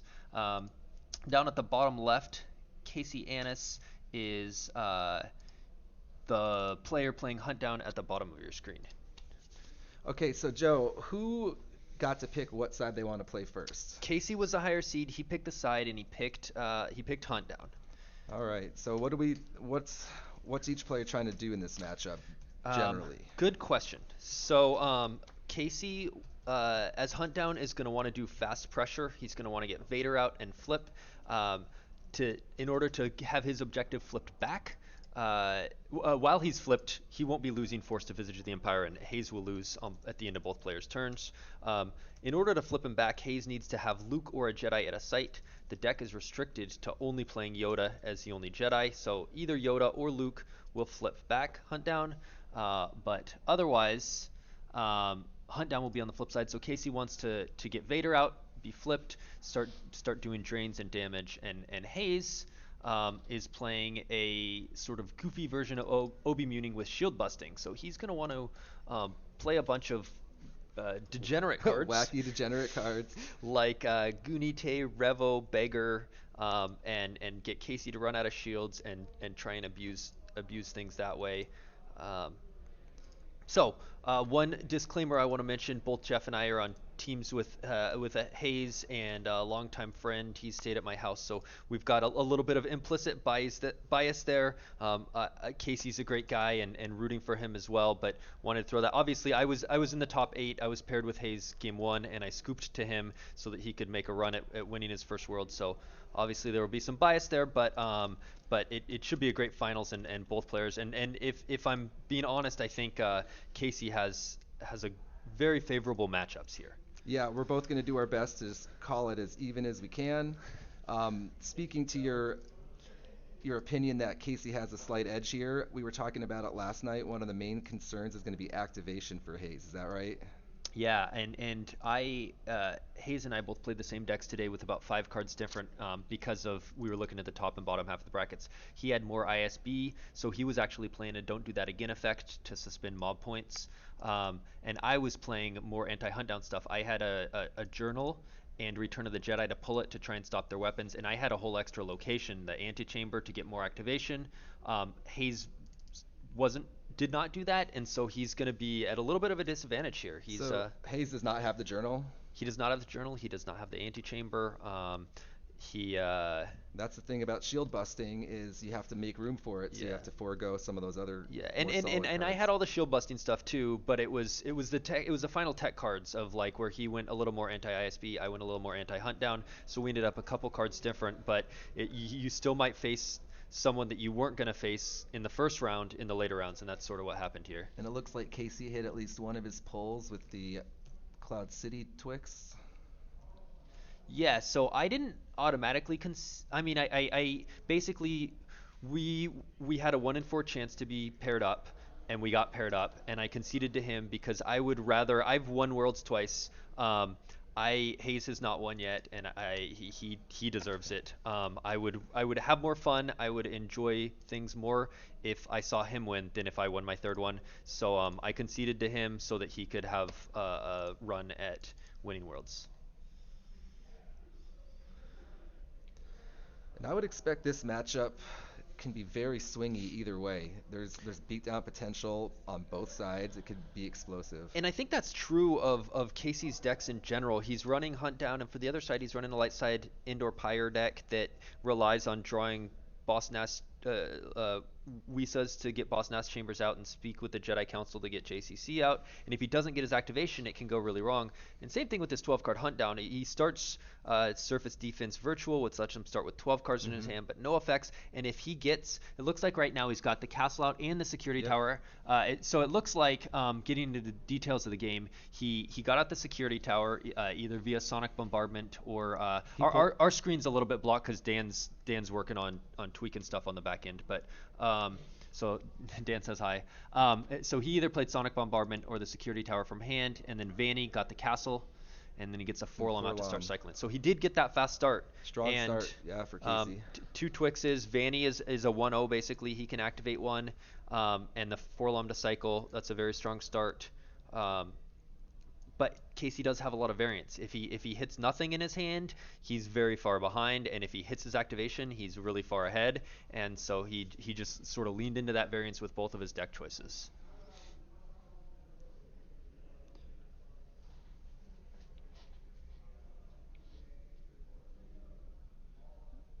I'm not sure I quite understand your comment. It's not very fair for other players that I concede. That it'd be more fair for them if they had to run through someone who's won. I mean, either way, they have to play one person. Whether Hayes gets knocked out in our game or I get knocked out in our game, it doesn't. They have to go through somebody to win. All right, so Hayes activates his turn 1. So Visage, it looks like Hayes lost Barrier, and is there a way to move this so that I can see? And no escape got lost to Visage for Casey. That can be a very important card. It's a tough card to lose off the top for Casey. Honor would have been a good call. Oh, yeah. Hindsight 2020. Yep.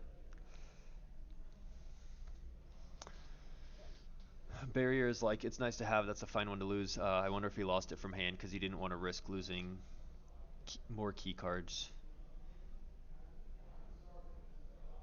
So Hayes is starting, pulling his sights. Looks like the only sight he had in there is the Cantina.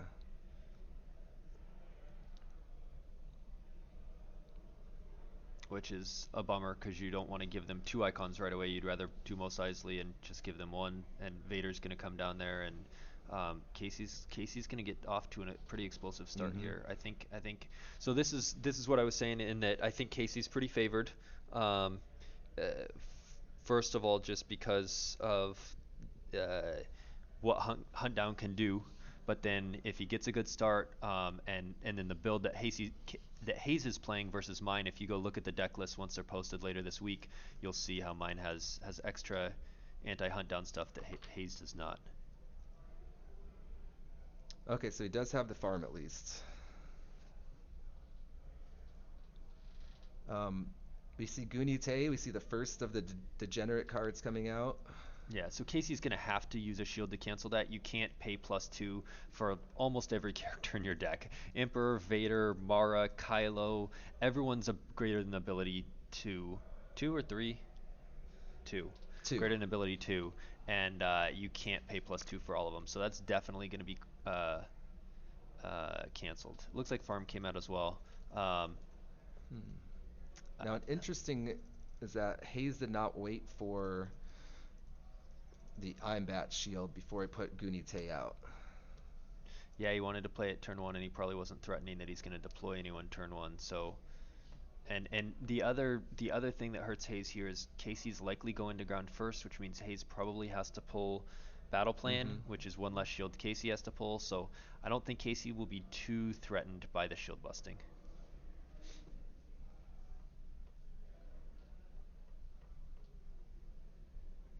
Yep, I see you in chat, and that is certainly something that can be discussed elsewhere, as we'll focus on the game here. So Casey top decks Appointment to Visage, and Hayes loses a Scanner Text from hand.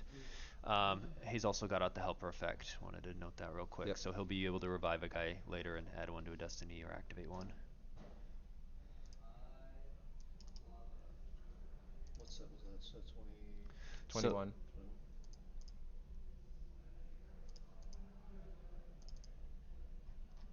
this is gonna like block our view of seeing stuff though if you're pulling up. I can just summarize what. Are you trying to pull up Scanner Text?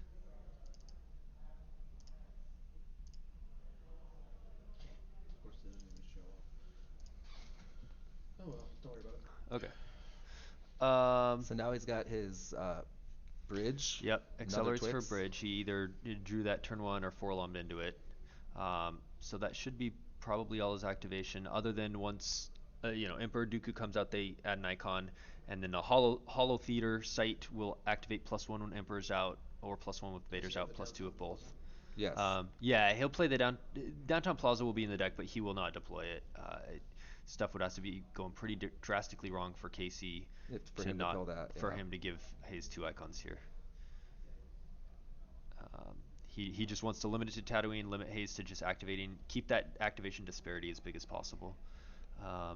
Because right now, if we assume no Vader Emperor out, he's got 1, 2, 3, 4, 5, 6, 7, 8, 9, 10, 11, 12, 13, plus Vanny is 14 to 2, 4, 6, 7, 8, 9. So 14 to 9 is pretty rough. A big difference. I think Casey's just going to draw and be content to lose the Visage here and start saving and building up that. I think he'll cancel Goo next turn and deploy guys. Yeah, so he does. He just goes to draw phase. Yeah, I would expect him to deploy. Oh, that is a good question. Desai says is the sideways shield a cold feet / turn it off. I didn't catch the very beginning of the game because some technical stuff was happening to update if you see the player names where it says dark side Casey, light side Hayes, that all that was getting sort of updated, and so we couldn't. Our screen was blocked when that happened. But that is a good observation. Often players will turn shields sideways to indicate a one that's not pulled via the starting effect, but pulled via an interrupt, and so it may be the case that cold feet. Yeah, Desai adds he was shield bust if he made day 3-2, and this is a matchup he didn't love. The Hitco shield bust, yeah. That deck. So MHT debuted that in the Champions League against me earlier this year and crushed me. And yeah, we went with an OB muting one. The Hitco one has the advantage of having the inserts never tell me the odds. This one is sort of more solid all around. It doesn't sell out as much for the shield busting, but is just nasty with Goo, Beggar, Revo, Harvest. Taco Bill says I probably would have played it too. Whoa, shield busting's back, people. All right, Tarkin from hand, and they're tracking us for Visage. So Casey, we're expecting him to just deploy some strong dudes in the Cantina and make Hayes solve that riddle. I think I see a Vader, a double swing Maul in Casey's hand. The one thing Hayes has in his favor is the shuffle, so he doesn't have to confront right away. He can wait until he builds up strong enough force that he thinks it's comfortable to fight. Yeah, so that shield, he does deploy 190 degrees from that. The detention, that seems like such a waste of a shield. The use pull, it means Hayes will only get use pulls at the farm, but really what he'll do is deploy to the farm and then move to Mos Eisley, and then he can shuffle in the next turn. So it's like it forces Hayes to pay 1 extra per character to get a used pull. Yeah, a shield, when someone's shield busting, to pay 1 extra per character does not seem, unless he's gonna stack hard at Mos Eisley or something and force Hayes to either choose the farm or Cantina. Yeah. That's an interesting thought. It's probably still not worth it, but that's the only thing I can say is if he's going to Cantina here, then that shield seems. What's a waste of a shield? Yeah. He might feel comfortable because he got a free one, and so 3PO comes out.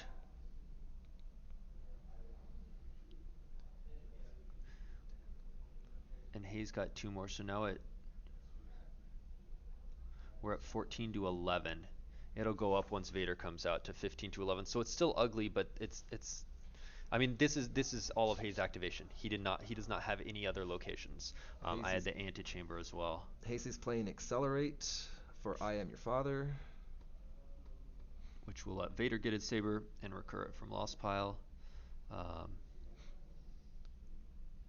Light Side does not have Weapon Love. That's one of the shield busting cards we did not fit in. It was actually in my last cut this morning in my when I emailed in my deck lists. The jump file was attached from last night, and it manually typed in was -1 Weapon Love plus the antechamber. I wanted the extra activation because I was scared about that disparity. And Scramble was another shield busting card we were talking about. Goo will not affect Vader with the I'm Your Father out because it makes him a 6. still think you have to cancel goo for every other character in your deck, like Mara, Vader, Kylo, Maul, Yeah. Tarkin. Is there anyone of ability to Dr. E combo. Doctor E combo? You did it. Harvest, Beggar, Goo. There's a Revo in there as well. We had a version that also had like senses, and it had a Tremor in the Force to like pop that late game, so they just don't get a turn. Basically, you just insert that, recoil their hand. It after they activate one, it pops. They don't activate anymore, and they basically just don't get a turn. Um, but yeah, this version stayed more balanced and went a little lighter on the shield busting. And it's harder to play sense in this deck because you have one dude who can reliably succeed with it. Yep. Yep. From Oppo 3. John Hawkins and Christinoma helped pioneer that Tremor in the Force at Colorado to once per game. He's very glad not to have Sense here. Yeah, Sense wouldn't do a ton against Hunt Down because +4 to each draw on the front side and Can't even not play allowed it on the at all. back. But the recoil part could be played on the front side, on the back not. Right. So it looks like he's playing Vader from reserve deck to the castle. Yes, he's pulling him from reserve. If now Hayes wishes he had that barrier in hand. My OB, we didn't show Bush yesterday, right? So the OB deck we played yesterday, Hayes did. I did one with the system and celebration, and Hayes did not. So we have different. I beat Charlie's Walkers with my system celebration. We have lines against Walkers. Yes. Desai said he beat Salucci. Salucci was upset that he didn't have the lines against Walkers. And you won a close one against Charlie's Walkers? That's right. Yeah. Surprised Charlie played Walkers. Yeah. It can definitely go either way, but if the OB meeting player is prepared for it, Walkers is very feasible, system or not. Saber must not have been in reserve because otherwise he would have pulled it with I'm Your Father. So then I guess he's like, do I warp Vader with no Saber? That's a lot scarier. Yeah. Yes, I think Obi should win as well, but I think you outplayed Salucci. Hey, showing off his reach advantage there. Yeah, he definitely has that.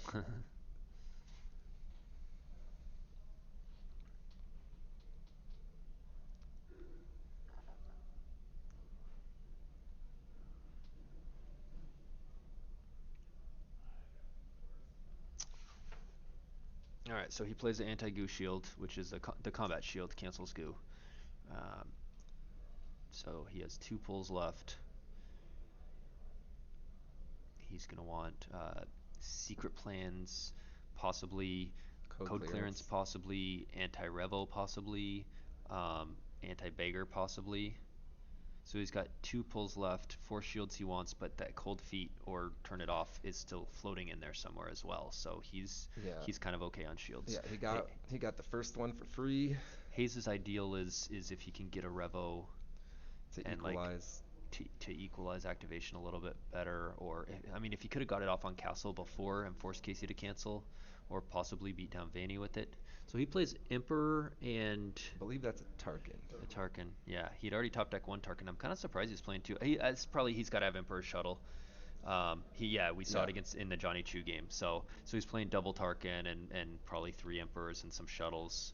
And he is doing the play you mentioned of going right to most Isley. Now Hayes has to choose between shield pulls or the shuffle. He can't have both. Yep. Activates 1 with Vanny. Yeah, you don't really need the grabber. So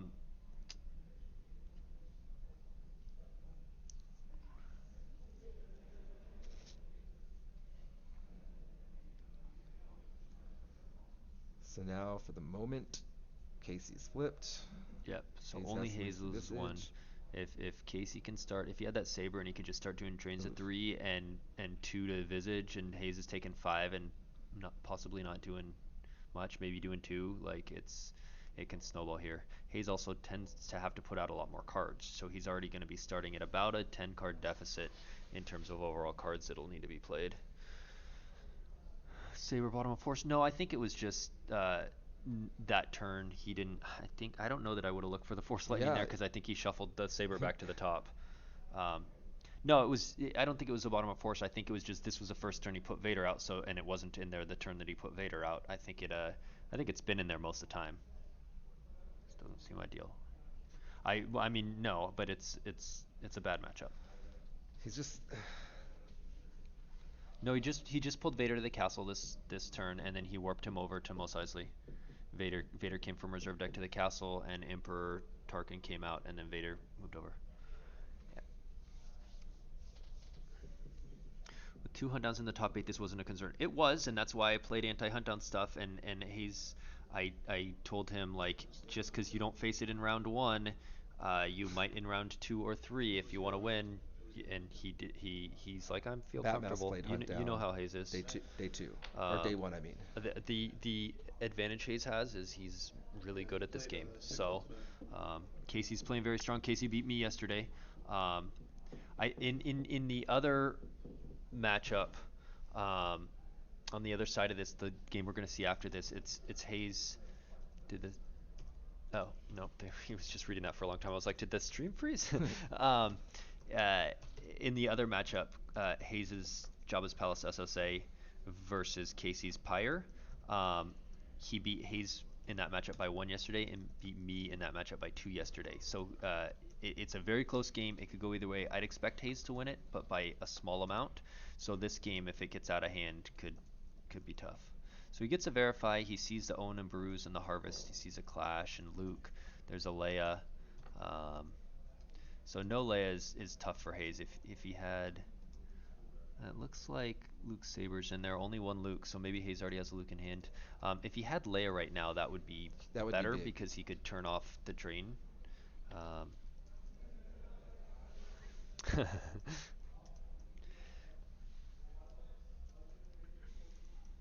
does he have? I think he has Tarkin's Bounty. Yeah, yeah. So that would stop the Leia if he gets that in time. And he's playing a bunch of accelerates. Yeah. So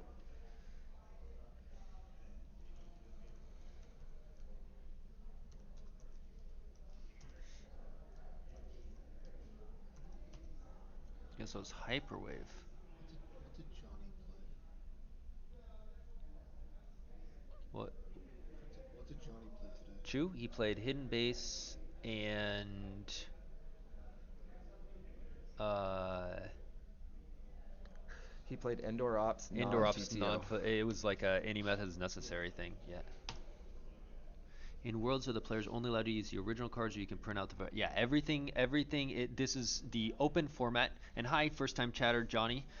This is the open format, which means all tournament legal cards, Decipher cards, and the virtual cards, all the way up to V21, which came out a month and a half or so ago. Mm-hmm. Are legal to play. All those ones on Chimp. We had a retro event on Friday, which was premiere to Death Star 2, I think. I didn't play in it. I think it was premiere to Death Star 2, not a Reflections 2-1. So some other formats get played, but this open format is the most common one.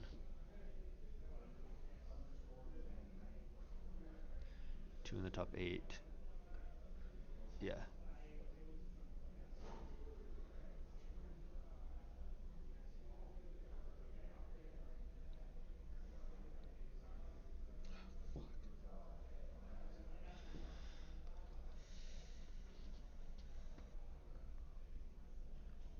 Yeah, uh, Batmouse and Casey both played Hunt Down yesterday, and so I was aware of that, and I added in multiple tech cards for it, um, journal and puller, and an extra sight and stuff. And Hayes was less concerned, and we'll see. All right, so he's making his first move here. I think it'll be a Luke to the Cantina. No, he he's wants going the for the useful. useful. I wonder if there's something in there that he knows. I mean, he really looked through that reserve deck. The Leia was the key card I was looking for to stop that drain, slow the bleeding, but he must have seen something that he wanted in there. So no code clearance out yet, which means he can get one off for free, a harvest. I don't, might be too early for that. Once Owen and Brew come down, he'll pull it. Yeah. This is the finals. It is Hayes versus Casey, and Casey has the matchup advantage. So you might, Steve, get to crown Casey world champion soon.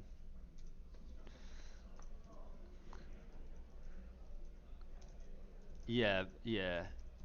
Um, Dan's adding a comment here about how Batmouse was on Set Your Course. That was the other deck. It was like he's either Hunt Down or Set Your Course, and Casey's probably Hunt Down. And but he. All right, so Luke got his saber with Saitor after pulling something from used. It's a bad feeling for Hayes though, because you have to expect whoever you put down, just some really strong dudes are going to come fight you right away.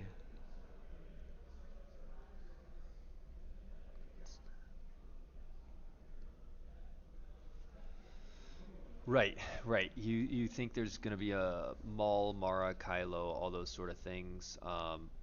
So hope. Oh, Oh, Jin. Jin. That's probably what he saw. Oh, He's like, I can slow it down with that. and that's actually very worth Casey it. has no weapons right now, so there's sniper wouldn't do anything if he had it.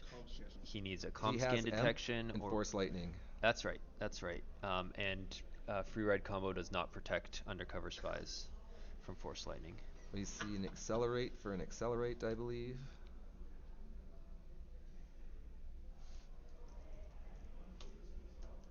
It's probably worth doing it blind on his next turn. I don't know. It's a tough call. He's got good enough destiny. It's probably worth it. But if he misses, that gives Hayes a little breathing room. Yep. Well, I don't think he can activate his whole deck. No, No, near at it'll that be point. blind, So but it'll be blind. all you need is He a accelerated 3. for an accelerate, and now he's 4-lumming. Yeah. Casey beat Chu. If Casey wins, he will have had a great run. He would have He'll earn beat it for sure. Chu, then Beef Red, then Hayes. Mhm. Like that is those are three very very good players. Um, and he made great meta calls, and he's been playing really well. There's a long finals match to go though. This is game one. We're about 4 turns into game one. They both lose to Visage here. Oh, Vader's Saber gets top deck. That's huge for Casey because now he can deploy it from Lost Pile. Whereas if it was floating, like if that had been one card lower, then he activates it. Again. It's stuck in Force again. Like it doesn't. But now top decking, that's so good for Casey. So I think here comes the Force Lightning. Desai says if Hayes gets to his turn here, I'm assuming he means with Luca. He's still got the revive, but if he can survive this turn, it will be big. Yep, But here okay, comes so the he Force goes Lightning. on the Force Lightning, or he pulls a Force Lightning. Okay. Yeah, I think he's gonna zap Jin, drain, um, deploy Vader's Saber. I think he's fine leaving Luke alone. Um, he's like, I'm draining, unless his hand is just like nuts. D- Yep. That allows Hayes to just grind out, and He draws a 1. He draws a Saj, That's so huge. Jin survives. That is huge.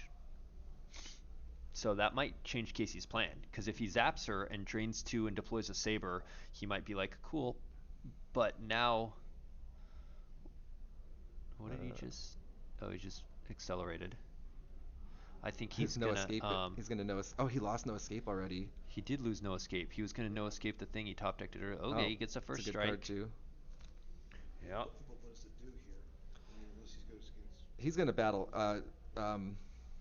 Dan's asking what first strike will be used for. He's gonna use that to battle into Luke and just put pressure on. Yeah. Yeah, first strike lets you retrieve 1 when you battle, and they lose 1, and they have to pay 1 to do interrupts in battle. So that's a very aggressive, attacky card.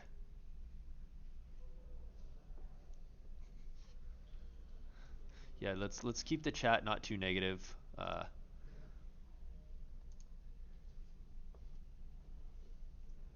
everyone has people they're rooting for, and that's totally fine. And like I disclaimed early on, I'm obviously Hayes is a close friend of mine.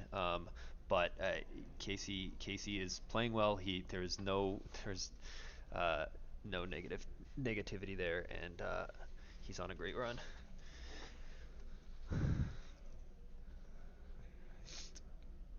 Um, all right, so here he accelerates for that first strike. He may battle so that he can get that Oh, Force Lightning back via retrieval, and then that is a good call.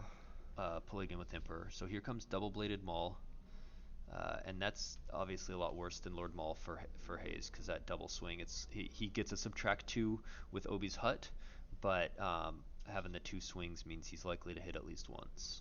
He's defense value 6, right? He's Yeah, defense value 6 DB6. because he has +1 with the saber. Um, Hayes is probably going to pull aim high. I think he should pull aim high because he doesn't need. I'm surprised he doesn't have unless his little. Can you move Hayes's camera to the top left? Hayes just stepped away for a Yeah, second. so I can see if there's cards under that. Like. No, that's a big giant box there. Oh, okay. Yeah, they're not Yeah, supposed to put any Okay. cards there. I'm wondering why he didn't play Goldenrod Shield for Blizzard 4. Seems weird. I'm wondering if he has 2-4 saved. A clash here would be huge for him. Yeah, but it sucks having to clash and have your drain blocked and the Maul just sitting there. I mean, I guess Jin's blocking the drain too. It's just. So Just to prevent I mean, I think I see a Sniper Dark Strike in Casey's hand anyway. he's deploying. He takes back 1 force because Dooku is deploying -1 with Sidious on the table, and Emperor persona is Sidious. Or the Sidious is the persona, so Emperor counts. So Dooku for 5 and a first strike. Yep, now he's going for aim high. hmm He's like, where do I put this? Because of this big box. They could have shift everything.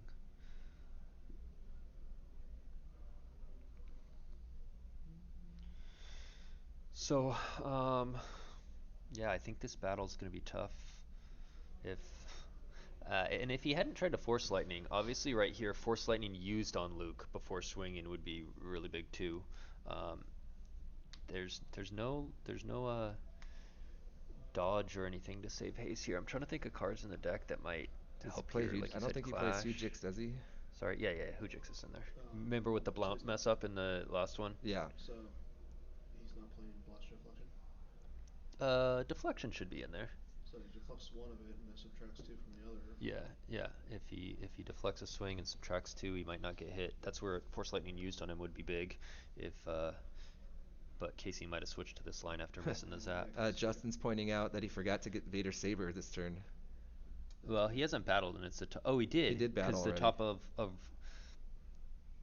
the Force Lightning got retrieved. Yeah. Oh. Yeah. He couldn't lose one to get the saber without burying lightning. That's true. But I think he has Sniper in his hand, so it's So he swings and he that's a gets 7. 5-2 Wait, is why a is he 7. not Why does he subtracting 2? subtract 2?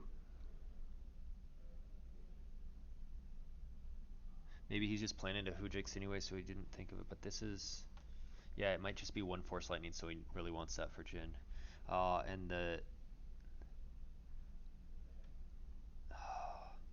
And the Leia got top decked to first strike, which means no drain canceling. Which, yes, Jin's blocking for now. That's not going to last forever, especially with that lightning coming back. If Casey doesn't pull Coward, though, it could be a retrieve and then use Puller into hand. Well, is it? With Walkling. Well, no, or you just bring it back with the effect. So I think Hayes just added 5 Well, to his Leia's in power. lost pile right now. No, I'm saying, well, yeah, I'm saying like bring Luke back. Yeah. So he hit. Yeah, he hit Dooku, and Maul's gonna die from attrition. Yeah. And then Luke's gonna bounce back. And How much is he gonna have to peel here? It's power 10 to 13. Looks like Hayes has not used the 1 force to add 5 yet. Are you sure? Because he just read Obi. I think he had 2 before the battle started. Okay. But maybe he activated 1 and then used it. Yeah, I mean, if Hayes can clear this both, revive, play the saber. Oh, I have you now. That's gonna force the Hujix, or that's gonna basically be game.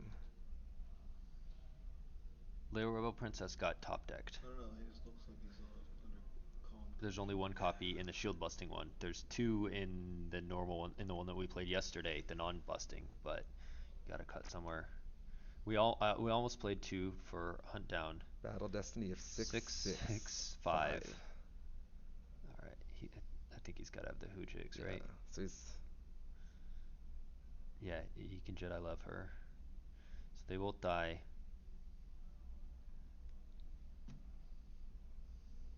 Uh, he's counting power. So it should be what 14 for Hayes. 7 plus 5 is 12, plus 5 is 17, plus 12 is 29. I don't know if 14 Hayes at added to best. power.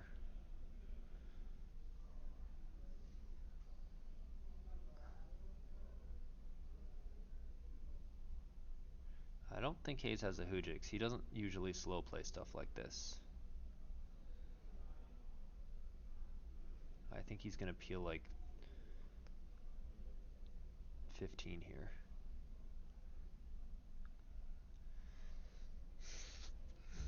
And I don't think Luke would have been hit anyway if he had -2 from those next to 665. But Right. then he wouldn't have drawn 665. He would have drawn 5 something something. If he'd remembered a -2, he might have peeled a lot less. No reason to add 5 if he has Hoojigs. Well, the reason to add 5 is it was before the I have you now, and if you draw high and he draws low, you might not have to Hoojigs. You could save it because once you add 5, your power Yeah, he's 10, giving up his 10 to number. 12. You're only down by 2. So if you outdraw him by 2, then you don't even need to use the Hoojigs. Um, so I think you'd still add 5. But then once I have you now happens, it's bad. Yeah, Hayes is counting. He's peeling a bunch here.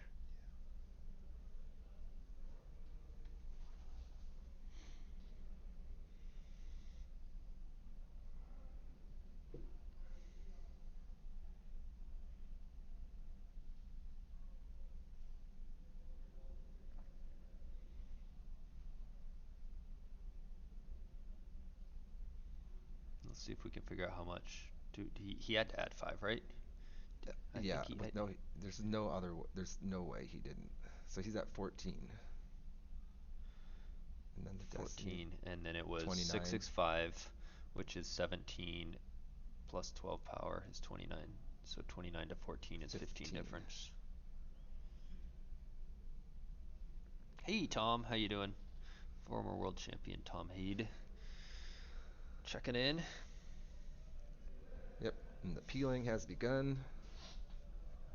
So Hayes will probably lose this by 28, 25 plus. It's going to be hard to win that dark by. I think. I think he can win it by 10. I think he can win it by 15, but 20 plus, based on the fact that Casey's played it twice yesterday against me and Hayes. Weird things happen in match He play. would be able to fight Vanny. Yeah. Nabernine to Vanny, you would need to be on the front side of keep Luke out, or not be fighting with the Skywalker or whatever. Like if he went Blount, Anakin, Saber or something, he could get overflow on Vanny. So he did revive Luke, it looks like. That'll keep Hunt down on the front side for now, and Hayes is just trying to cut diff. Yeah. It's gonna be really interesting to see what game plan changes Hayes does after this. Yeah, his game plan can't be to grind, but to beat down. But Casey's got to know that. He's got to know, like, okay, don't get beat down. Just go slow and grind it down below the amount. R2 to turn it into a battleground. No R2 in the deck, but good thought.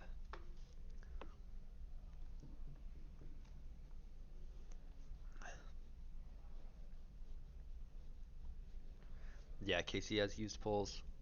Casey has Clash. Hayes, I think Hayes has a sense in today, so that could cancel Clash.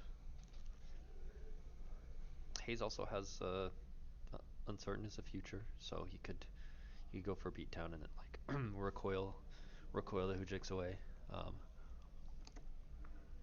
there are always lines, but it will be very uphill. This game is Casey, everything's going Casey's way. I've seen that I Have You Now blow out people multiple times in this top 8. In the today? Yeah. Oh. He blew out B Fred in space. He had Emperor Shuttle plus I Have You Now against Luke and drew like 5 destinies. Oh wow. For a total of 20 something. Casey just moved Forlum over to be with Vanny to have extra power and forfeit if someone does come down onto Covering Vanny. the bases. That's a good play.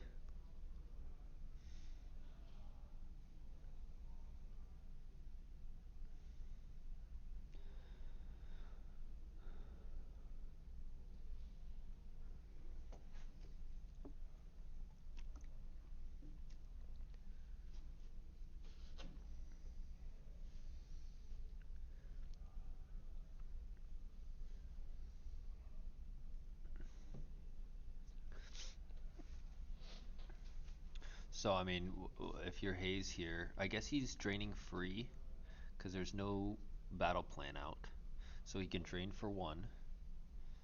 If you're Casey, you probably don't really want to pull battle plan because you're just so shield limited. You eat the drain of 1.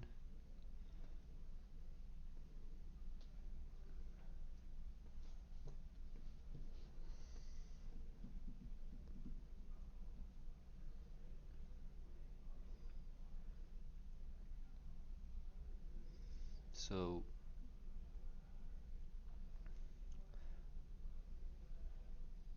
Luke can get his saber once per game from Lost Pile, so we're gonna see him get armed again this turn. Hayes, it looks like Hayes is deciding how much to activate and how much force to leave in his reserve.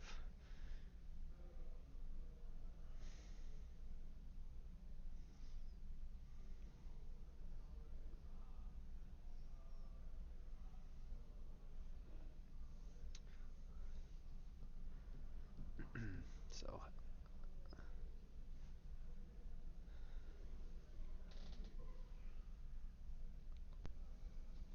and of course, he tries to force lightning Jin here during Hayes activate. That's sort of a weird time He's to do just this. pulling it with Emperor. Okay. Good call. Thanks. It was 14 in overflow. 14. According to Greg, though. I wonder what the power difference was. Oh, Hayes maybe added 1 to his destiny with the effect. Oh, yep. So he peels 1 less. 14 overflow, not 15. Still a lot. I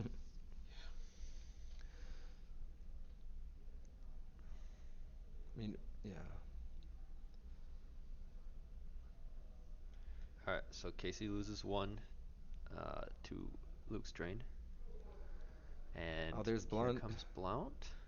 Yeah, if that Forlum hadn't moved over, Casey would be in a lot more trouble here, but that'll add Forlum's 2 power, his There's gunshot Hera. does a -1, and he's 3 forfeit, so that adds 6 less overflow. Casey might take to this battle. That is So we're looking Hera. at Blount Hera, That's 2 destinies. So she's going to draw 2.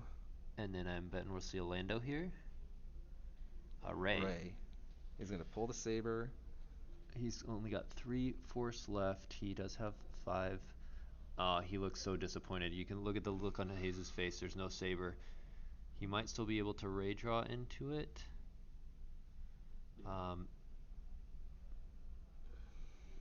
But he's trying to, if he can hit Vanny, he'll be power 4, 8, 10. Ray will add 1, 11. -1 from Forlum is 10. So Hayes is at 10, 10 to 4. Plus and 1 3 from his forfeit effect. will live 7. So 10 to 7. What's that? Plus 1 Plus from 1 for his... the effect, so 11 to 7 plus an extra destiny. So we're looking at 4 plus destiny. Casey will have to peel. No Return to the Jedis in this build, Tom. That's right. Yeah, my build had. +3 with the effect? Oh, he's also... Oh he yeah, also... add 3 to his power. Good call, Dan. He can add 3 to his power with Obi. There's Luke Saber coming back. Coming from This Lost. will cancel Visage, and Jin is still alive. Yep. Yeah. Could buy him some time. Though Visage eating both of them is kind of good for.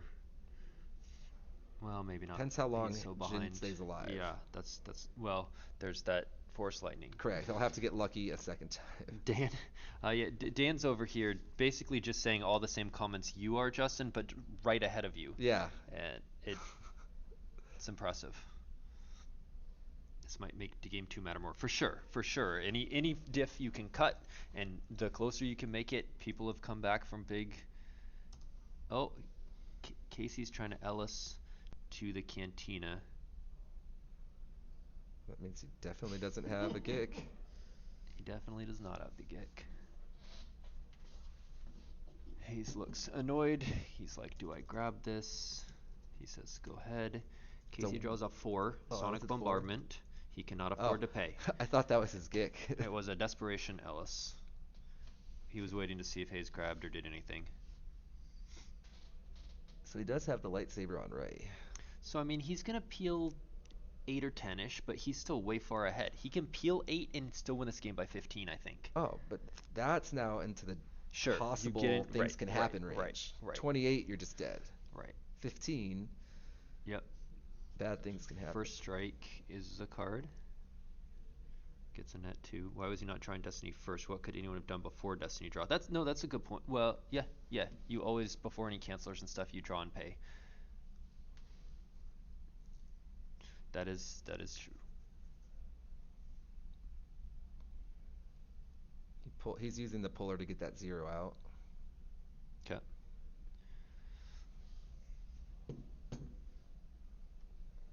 But like I said, we probably won't see that deployed. We have 99 viewers right now. Wow. Yep. Hayes got 99 problems, but viewers ain't one. Don't worry, we've called security to escort Joe out. He'll be here momentarily. That was both good. And this is why you guys booted me. Jeeps, how you doing? You like that? 103 now, JNAP says. Good. Mission accomplished. I made one person laugh.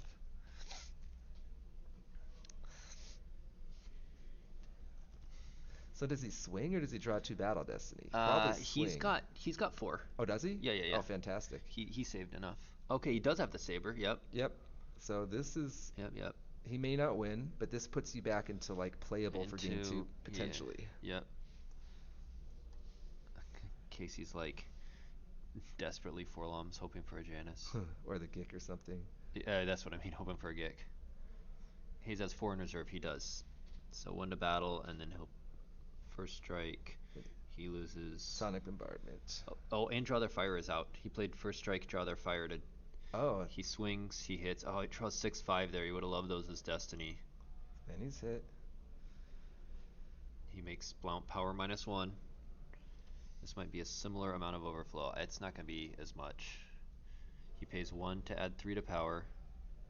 So his power 13. No, 12. So he's 4, 8, 9, 10, 11, 12. Did he activate with the effect? No, because he's going to draw wants to both draw those both. Battle Destiny. Because he'll get 1 or +1. 12 plus 7 is 19. Plus 1 from the effect is 20. He made that one a Destiny 8 with the effect. Yep. Plus 5 is 25.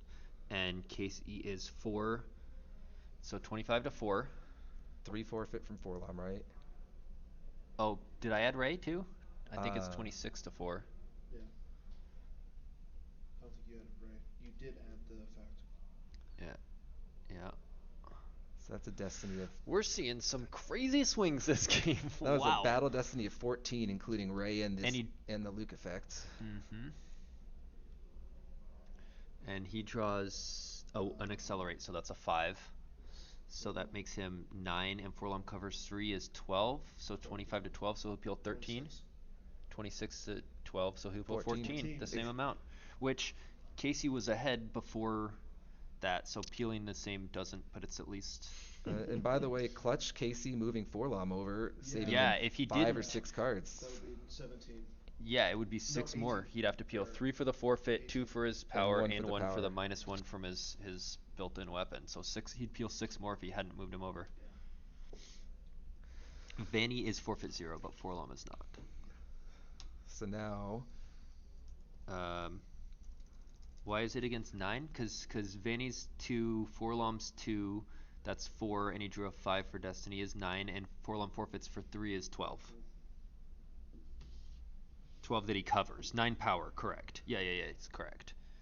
I was just counting the total that he covered versus the 26. He covers 12, 9 power, 3 forfeit, versus Hayes' 26 power is 14 overflow. And This game is a swinging. This is now an Yeah. insane game. This is a swinging game, just like Scott's pineapple shirt. And Hayes' life force, let's see, he paid like 4 for Ray, and then he took one of them. So that's 3. 2 for Blount, 4 for Hera, 1 to battle, 1 to add to power. He drew us 2 for a swing. He drew 2 battle destiny, so he's around 15. I had him at 17, but somewhere right around there. Yeah. I think he was doing a couple other things that I didn't. Yeah. Casey doing. He might have taken out. Casey doing lawyer math.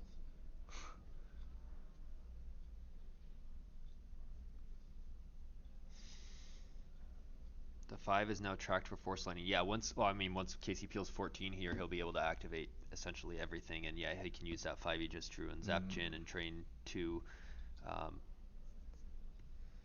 And then it's going to be back on bonus for Luke losing action. 14. Yeah. The real question for Joe: if Hayes wins this, will the extreme confidence exist, or will he admit the absurdity? Hayes will never admit anything Other than he was correct all along and he always knew everything perfectly. He planned that to peel 14. That was part of the plan. Right. He actually, funny story, Bastion's here in chat. He was talking about Bastion yesterday and he said, or this morning, and he was like, yeah, I'm gonna go for the Bastion. You lose game 1 to give them confidence, and then it makes all the more pleasurable when you come back and crush them in game 2. And I was like, that's how he knocked me out of Worlds in 2018. I won game 1, and then he came back and beat me in game 2. It's how he won the finals when he knocked me out in 2019, and it's how he won the finals in 2018. So he was joking about losing game 1 and then coming back. Okay, so that was Vader out of hand, and then 13 from reserve deck. The Brian Hunter. Must not lose mode. So now Visage is canceled. That's going to slow the pace of the game a little bit. Jin is going to get zapped. Casey did pull Coward. Wait, is he just doing it blind right now? I mean, you know where that 5 is. Does he know that it's He high? may want... He got her. It's a Sonic. Okay. He may want to activate and fight Luke. He gets to Dr. E, peek. Dr. E, Sniper. P59, you were beaten in Sniper. That's some beats. But not enough by themselves to do anything against Luke. Right, not if Currently. Hayes remembers the Obi's subtract. Yeah, because he did not in the first battle. As far as we could tell. But the Destiny might clear Luke. That's the issue. Yeah, as That's Dan true. points out, he That's might true. just clear him with Destiny. Luke might not be immune. He draws a Oh. 5 and Luke's not immune. And he gets first strike, draw their fire, 4/4 swing. Yeah, he can make up a lot with draw their fire, first strike, for sure. It's a 4/4 swing every time. I mean, yeah, at some point Hayes might suicide in. He's asked for life count? 1, 2, 3, 4, 5, 6, 7, 8, 9, 10, 11, 12. 17-ish for Casey? I counted 15-ish for 13. Hayes? I could be wrong. It's hard to see. He's down below 20. He draws Destiny equals 0. Dr. EMP 59. Oh. Because Luke's alone. Let's hope. Justin, good call. Casey needs to hope that he does not forget that. Update. Whoa. Hayes has 15 in life, 3 in hand. Hayes has 15 in life, 3 in hand. Casey 13 and 4. Casey has 13 in hand, The 13 in life, 4 in hand. You were right with the 13. Yeah. Oh. They are basically dead even here. Very even. Luke is alone. It's mandatory. Yeah, well, it'd get active judged. He's the subtract 2 from Obi's Hut was optional, and Hayes missed it. But Luke being alone, he couldn't miss that. So now Hayes is pulling battle Ming, plan. thanks for subscribing with Prime for 23 months. If you do not know, you can subscribe to the PC's Twitch with your Amazon Prime account. It is totally free for you, and it gives the PC some money every month. You do have to go on and renew it every month, but if you do that, it does support the PC. They get actual cash for that, and appreciate it a lot.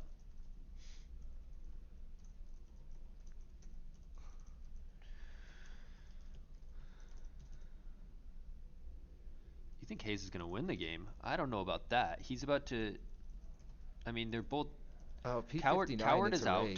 and P59 can just shoot Luke. Well, no, because the -2. If he remembers the -2. I think P59's at Ray. It's like a 6/4 swing. Yeah, Ray with Saber.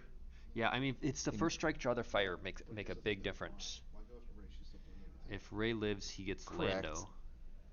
Oh, he still would need to draw a 6 to hit Ray too. Hey, Dr. Lack and Chris Schoenthal subscribing for 3 and 5 months respectively. Thank you for renewing those Prime subscriptions. One day Joe will show me how to subscribe so I can help out the channel as well. Jeff's a huge boomer. He does not know any technology. He's like constantly texting me about his printer problems. Wait, seriously, you're hitting up Joe and you know me at IT Tech? Come on, man. Yeah, I want to save you for the big Top of problems. Hayes deck is 5756. I mean, I only charge $200. This an is hour. why Justin is good at the game. He pays attention and tracks. It can get bad for Casey on both sides. That's true. If he attacked into Ray and Hayes draws, hit, He could end up and peeling. and draws a 7, adds 1, Ray adds 1, like. But he could just sniper her out, and I mean, there's no need to attack her though. Dan pointed out, she's not doing anything over there. Hayes pulled battle plan now. And I think Casey paid the 3. Casey saved 1 destiny. He's planning on shooting someone. With no visage. Yeah. Did we see Unita die early? What if that Jin comes back? The Jin coming back would be ridiculous because he still hasn't pulled out Vader's lightsaber. Justin is tracking his opponent's decks from yesterday. Okay, so I think he's gonna see. It might have been a big brain move, so he's gonna need a 6 to hit Ray though with P59. Otherwise, this is gonna be Whoa, bad. Dan Torteg gifting a tier 1 sub to Nanashi Studios. Thanks for gifting a sub there, Dan. Yeah, okay. Finally gets Vader's saber. All right, Saber's out. Casey.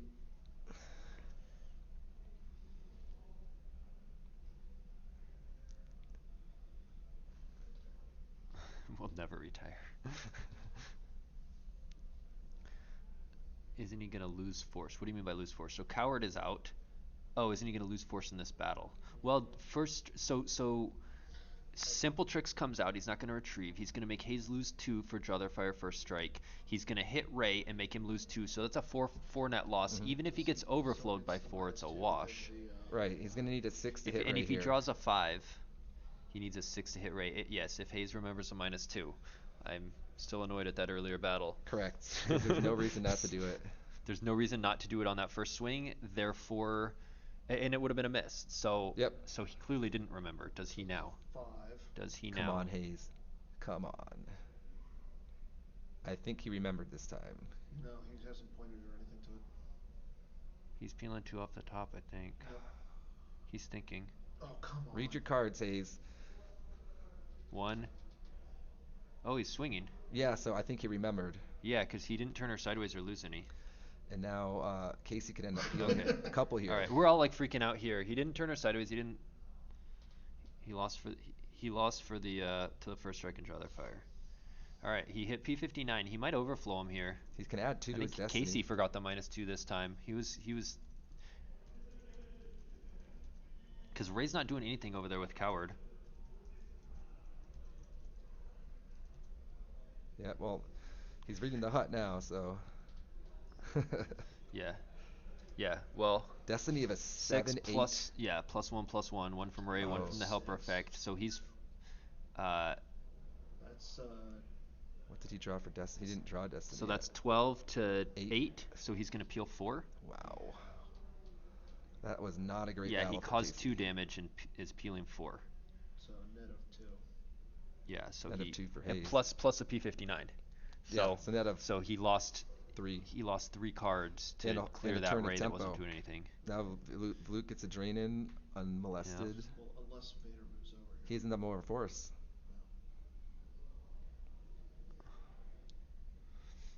He's got a few force. If he left Emperor and moved Vader Tarkin. Oh, that's his force, not his yeah, reserve yeah, deck. Sorry. Yeah. 1,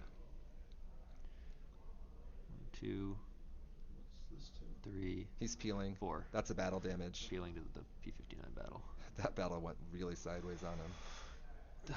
This is it's gonna be close, and game 2 will be close. It's gonna be interesting to see if Casey can shake off Oh, he moves him the other way. The other way. Now Okay. that's bad because Is it? battling into Vader with there's With what? I don't know. He knows run Luke run, so Hayes could get run Luke run back. It's the third from the bottom, because he swung and then drew run Luke run for Destiny, so he could get that back. But if he played it, he would only have 2 in reserve. No, he activated everything. I was just Like his hand Like- is Sniper, Doctory, and 2 to 3 cards he draws. Yeah. Vader Casey could- doesn't have a lot of options, but I like spreading here. yeah. He's threatening 3 and 2. But every Hayes is standing up. Casey leans back for a drink. I don't know if he has a rules question or just needs to stretch his legs. Maybe he just knows they have plenty of time in this match because of these blowouts. They're not Yeah. going to time, so he's like, let me just take a minute to take a breath or figure out my turn, or I don't know. Maybe his knees are like sore because he's like having to sit weird in these little chairs. see Hayes should fight into Cantina. I don't know what Hayes has in his hand. He activated everything, so he's Right. not fighting. Whoa, we received a level 1 hype train emoji. I don't know what that means, but cool. I was thinking. Is it usually untimed? Do that get you? So in match play, I don't know. It's been for at least a number of years. It was untimed at various points. That has happened, and that has led to some very long games and days. The rules for at least a while have been the quarterfinals and semifinals, top 8 and top 4, are an hour 15 instead of an hour, and then the finals are an hour 30. And I believe that is what these are being played under. So they have an hour 30 per game. This is been going nowhere near that, and so, yep. What if Hayes gets off like a Owen and Brew Harvest here? Oh, brutal. And then Jin is one of the cards We had you to take time back. thanks to Kevin Shannon. He had some long games. There was also back at FreedomCon 2001. It was untimed, and they played into the wee hours of the morning. Like Scotland Grell was top 8 that year, and it was the. I think we just saw a 4-force for Jedi Love, and he got Leia back. Very nice. He just Jedi Loved Leia back. Oh, that's gonna cancel 2 of those drains, He's and not it's gonna- gonna give him a used pull. He's not going to be able to afford it. Oh, yes, he can just barely afford it. That's Did he also drain this turn? Yeah. So he could drain Jedi Lev, so he has 4, 8, 11. 3 to drain, 4 to Jedi Lev, 4 for Leia. Yes. 11. And it'll become 10 after he used pulls. Who plays longer games, Paul Myers That's or Kevin insane. Shannon? Paul Myers That just does bought him a whole turn. Hayes wins this. Did he 3PO run Luke run? I don't think so. No. He activated everything. He needed to use them for this Jedi Lev Leia plan. Yeah, and Tarkin's Bounty's not out. We played 12 games in one day in 2001 and 2002. And 2002 was that epic Hayes Twig match. Yeah, that was the untimed one that they were literally spent a half hour on like activating their activate phase. Like, It's just crazy. an endurance competition at that point. Endurance, for sure. I would think both Angelo and I won our titles at like 4 or 5 a.m. Yeah, that got changed. There have been some other super long ones, but So Hayes just stole a turn with Leia. yeah, And he gets a use pull, so he may have something to splash in for a he's First decided what to strike, take on a draw use the pull. fire. Oh, he has Padme. Is that a Yoda too? Padme wouldn't be And a Yoda. Padme and a Yoda. Padme could blank Vader and attack, but he'd be down 6. If he gets hit, he loses a ping. And he could take overflow. He's power 3 to 6. I like Yoda right into Emperor's sight. No, Emperor. That's 7 and 2 Destiny versus 3. Yoda's power 3, and That's why Emperor I'm- and Tarkin is 7 and 2 Destiny. 2 Destiny, yeah. That's why I'm sitting here. That's why I'm not in the final. Tell Hayes I said to tell him to lock in a bit. Okay. How did an activate phase take a half hour? Cause back then everyone was much tighter with no reverts and stuff, so they would think out and they were planning out their entire turn and every little thing, and like, how can you Jedi Lev to retrieve if Coward is out? Jedi Lev was errated, so it is no longer retrieval. It is now just once per game.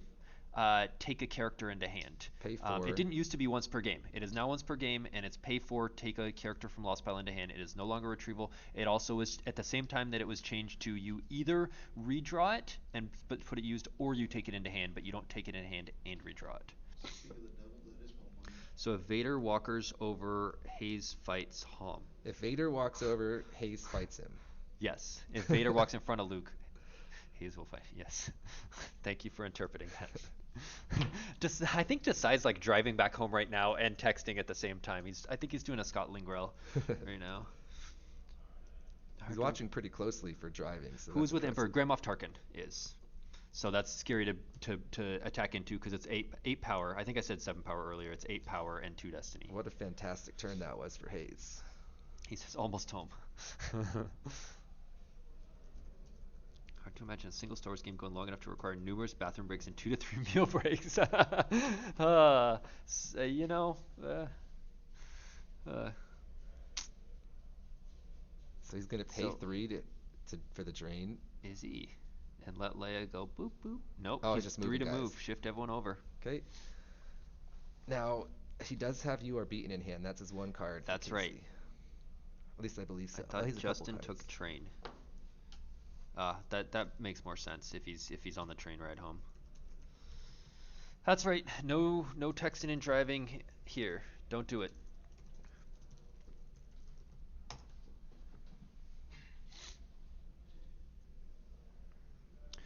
He is on the Hayes train though. Choo choo.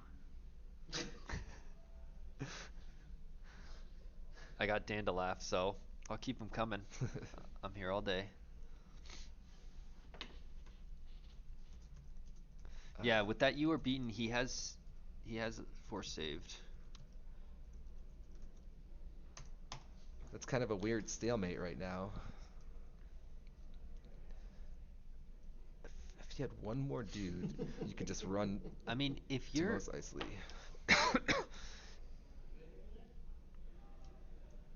if you were beaten too early, Leia just moves into Obi's hut. Oh yeah. Right. And you can't shift everyone over because Emperor can't move in front of Luke. Okay, does he have 2 or 3 saved? Because Draw Their Fire is also out. I'm more focused on this game than commentary and arguably the participants. Well, I mean that's what happens when you retire. You get to watch and More focus leisure on time. that. They always say, "What are you gonna do when you retire?" This is what Justin's gonna do.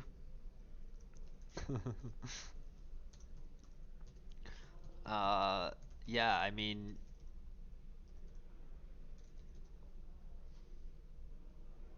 obviously the Draw Their Fire first strike is the wild card in figuring out who's gonna get a slight edge to actually win the game. But either way, it's gonna be under 10. You know, it's gonna be close. It's pretty live for game 2 either way. Yeah, Hayes. It looks like he's saving 3 in his reserve, like he's planning on fighting. I'm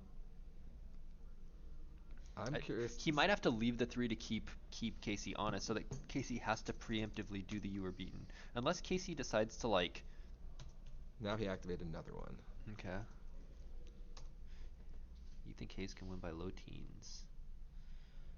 Does Casey have 3? He would have to do it before battle, I think. I can't tell how much force he has saved. But yeah, I mean, if he could, yeah, Luke hit Leia. 3 in hand forces. Well played finals. So for sure, game 1 has been exciting. It was looking like it was going to just be a blowout one way, and then we had the blowout to even it up, and now we've got a little bit of tactical maneuvering. And then the next game is going to be fun because that's a very chess-like match. We'll get into that when that game starts, but the next game should be very strategic.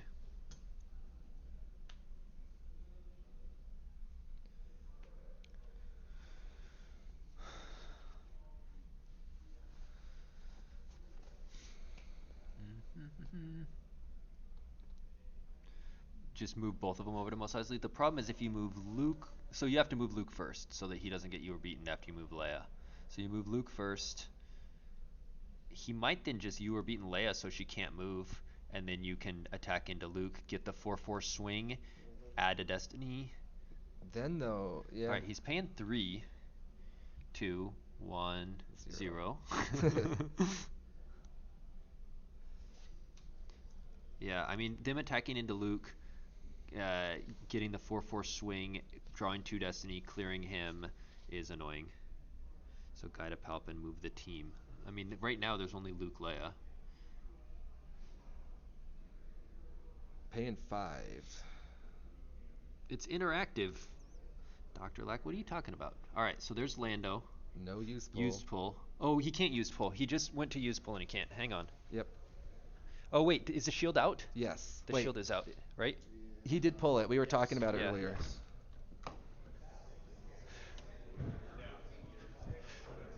No use pull because shield is out. Yes, yeah. Did he? He just used pull. Yeah. Did he use pull? There's a shield out. Right. We both missed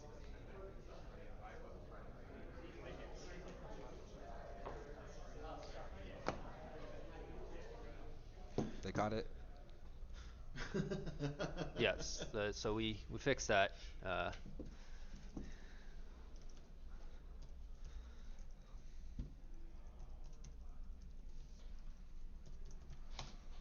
Learning speech lessons. Use pull gate denied. So that might change Hayes' plan. Yeah, he clearly wanted something. So Burned Walkling. Walkling retrieves. No secret plans. Oh, because Coward is now satisfied. So he needs to move Luke first.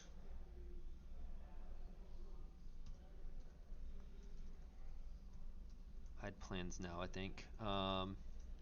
Yeah, I mean, so what's live left? Beggar, Revo, you don't really care about either of those a ton. I mean, Beggar withdraw their fire is a little annoying, but whatever. Harvest, so it's like secret. He just battled. Yeah, he retrieved 2 for free. Harvest, so code clearance is also a Is thing. Casey peeling from his force pile? Yes. So and now he can't only play has You Are 2, Beaten. I think. Yes, you can. He's still got 2. No, He but has it's first 3 withdraw their strikeout, fire. or draw their fires out. Oh, snappy. So that means I Vader. think he just paid 1 to add 5 to the power. Oh, does he still have the sniper dark strike though? Maybe he wants Oh. to hit Luke and then sniper him. Sure. So that's But why he the- added the to power 5 is first good. before swinging. That just causes more peeling. He added 5 though instead of 3. But Yeah. but I mean he didn't need to add 5. He should have swung first because if Luke is swung and operated on and he only adds 3 to power, it's 6 to 6. Leia's gonna keep her forfeit. Right. Like But now it's 6 to 8. he only has 1 destiny in reserve. Who Hayes. does? Hayes? Yeah. Yeah, that's fine. He's not gonna draw 2. He looks for the verify. It's a 5-1-4. 5-1-4. So. It's just that 1 can't come up, or it's a miss. Yeah. He might. Let's see. But actually, I wonder if he swings at Leia. Mouse luck or no? Somebody's going to survive the battle because either misses a swing or draws the 1 for destiny, and the light side guys will be immune. That's Hayes really wanted to see those numbers. Yeah, having that 1 in there is big. Hayes is. And right now Hayes is like what up 13 to power, so it's 13 to 6. So swing at Leia and hit despite the 1.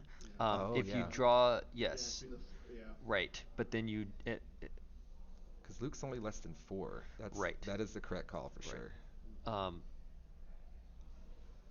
Unless you draw The 1 for battle destiny. the 1 for destiny. But at least Yeah. it gives you a You have a chance. 1/3 chance of drawing the 1 for destiny.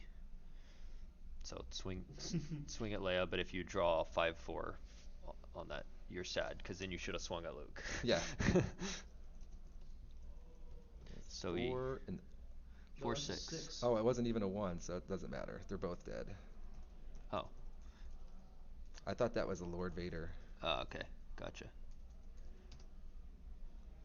Has the revive has been used to save Luke after a Maul battle earlier. Yep. So Luke's hit. Lando moved to the cantina. Does Hayes have 2 in force pile?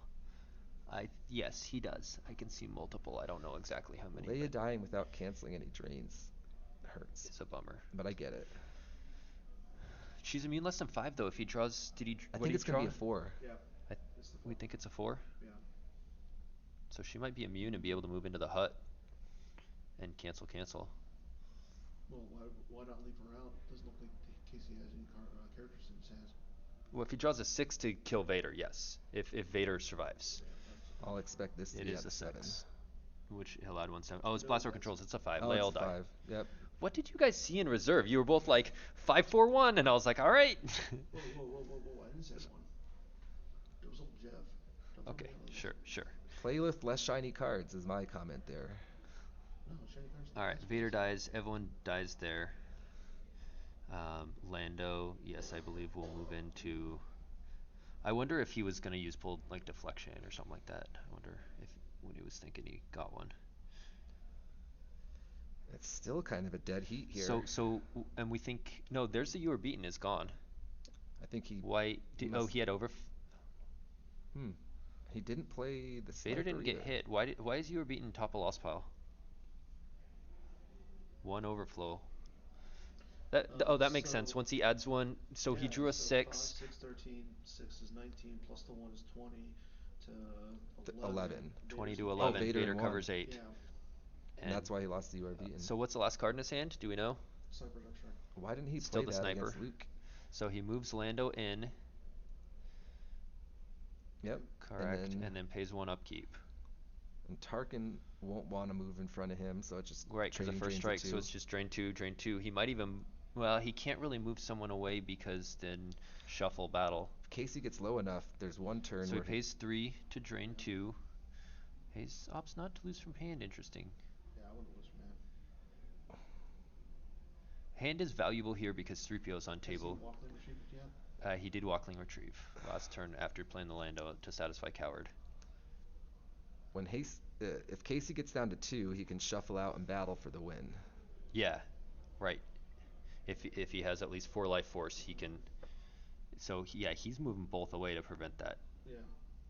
That's a good play by Casey. It's only a drain Casey's of 1 playing this there, well. though. It's only a drain of 1, but it's a 4/4 swing. If he he doesn't have enough right now. That if he drains 2, he shuffles over, battles, first strike will kill him. I think he's got 4. Or no, let's see. He paid 3 to drain and 2 to move. He's got 5 plus 1 in hand is 6. If he drained him 2 of it, and then 4 for or draw their fire first strike would be 2. It's a 4/4 swing. So Hayes has 3 turns. Yeah, I think he moved it maybe a turn early. Doctory and move Grand Moff Tarkin should have been the line. That's the one card he's holding. He had it at one point at least on the Yeah. Jin Verify. I don't know that if it's that or Sniper right now that he's holding, but either way, he had it at one point recently. And then he.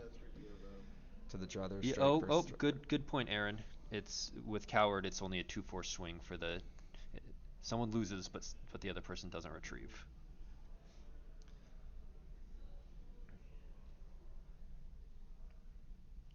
So Casey's left with 4 in deck and 1 in, or 5 in deck, 1 in hand. Yeah. That after he eats 2, he'll still be able to drain. There's sniper. And 4, which means he has 1 more round of drains. Hayes is gonna take.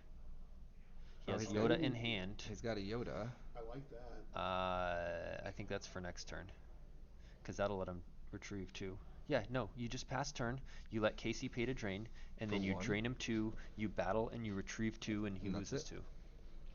First you retrieve 1, he loses 1, and then you retrieve 1, he loses the last one. Oh, for sure. Hopefully. Casey might draw up, thinking it's a character. That's the thing. He might not do the last drain of 1 to try and. Oh, because it's from Hayes' hand anyways. So the thing is. So why even try and get a drain of 1 from his hand? It only increases the lost pile count. 1 upkeep. I think he draws up here. If he doesn't drain, it just decides to draw up Hayes. That's what he's gonna do. That's exactly what he's gonna do. 3POs. Yep, Hayes 3POs. Yeah, if it's a used interrupt. Yeah. So he's drawn up. Yep. Yeah, this is where Hayes should put the card back. I think Casey played this game very well overall. They both did. I think one mistake was not saving enough, peeling from force pile to For the not that you are beaten. Yeah. Oh, he does put it back. He strike forces. So now Casey can't draw. Wait. No. How did he put that? Oh no. He played quite a merc. No, yeah. He put it back. He 3PO'd. Yes. Put a merc, played it. Casey grabbed it. Yes. But now Hayes is going to get 2 from that. No, because he had to Yoda. He had to Yoda cycle down. Oh. So it didn't change anything. Yeah, if Casey would have drawn everything, or Hayes. Yeah. Wait, 1 goes in lost pile. That last one goes in lost pile. Yeah. All right. We are going to take a short break. That is the end of game 1. We'll let you guys know what the final count was here in a second.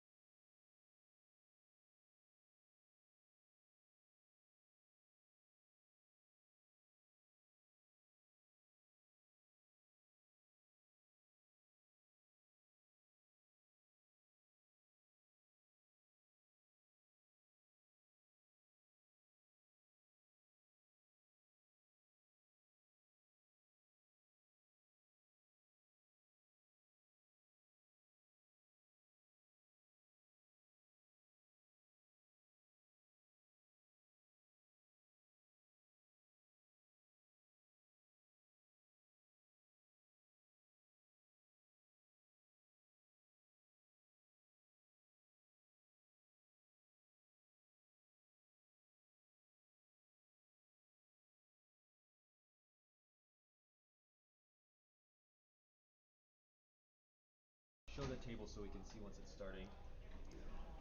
All right. What's up? We are about to start here game 2. Can you flip over to the other camera? Yeah, they're laying out stuff already. Okay, so first, before we get started with this game, hello, welcome back. I'm Joe Wilson, a Rebel Spy here, Treadwell, Jeff Levine. and we are commentating Game 2 of the Star Wars CCG 2023 World Championships between Hayes Hunter, who is at the top of your screen in the upper right live and playing the Dark Side deck on the upper half of the table, and Casey Annis is his opponent down in the lower left, currently still standing up, shuffling his deck. He'll be playing at the bottom part of the screen. Game 1 result is getting typed in right now. Hayes won by 11. That was a wild game. If you were jumping into this now and you did not see that, you should go back and watch. Casey got in a huge overflow for like 15-ish? 14. And then Hayes got in counter overflow for 14. On the very next turn. And so it was just this roller coaster of like Casey's going to crush him by 20 plus. Hayes has evened it up, and then Hayes edged it out. So it was a very well played game by both players. Super exciting one. So now we're starting into game 2. And this is going to be one where I think we see Captain Redbeard. Hell yeah. And Joe, Casey go ahead. played this matchup against a very similar deck twice yesterday, right? Correct. It was very close both times. Yeah, so Casey's deck, which we haven't seen on the screen yet, but we'll see in just a sec, is and we saw it earlier in a streamed game. I don't remember which round, but we have seen it on camera today. Against Choose Indoor Operations, that's right. So it starts Indoor Funeral Pyre, just a 2-0 location for light side, and 3 effects, heading for the medical for 3 effects, which are Like My Father Before Me, the Jedi Luke Helper, I Must Be Allowed to Speak, the Farm Card, and Walkling. Yes. And it plays it plays a bunch of mains and lightsabers. It has Home 1, Akbar Leadership. Oh, we also saw it against Brian Fred's Invasion, right? Yes, we did. And Home 1 Akbar Leadership. It plays a bunch of Jedi Lukes, some High Destinies, and a bunch of it's Jedi Council Chamber, Boss Nass Chambers, and a bunch of Twix Pillars. So his goal is to get all his activation out quick and beat you up with mains.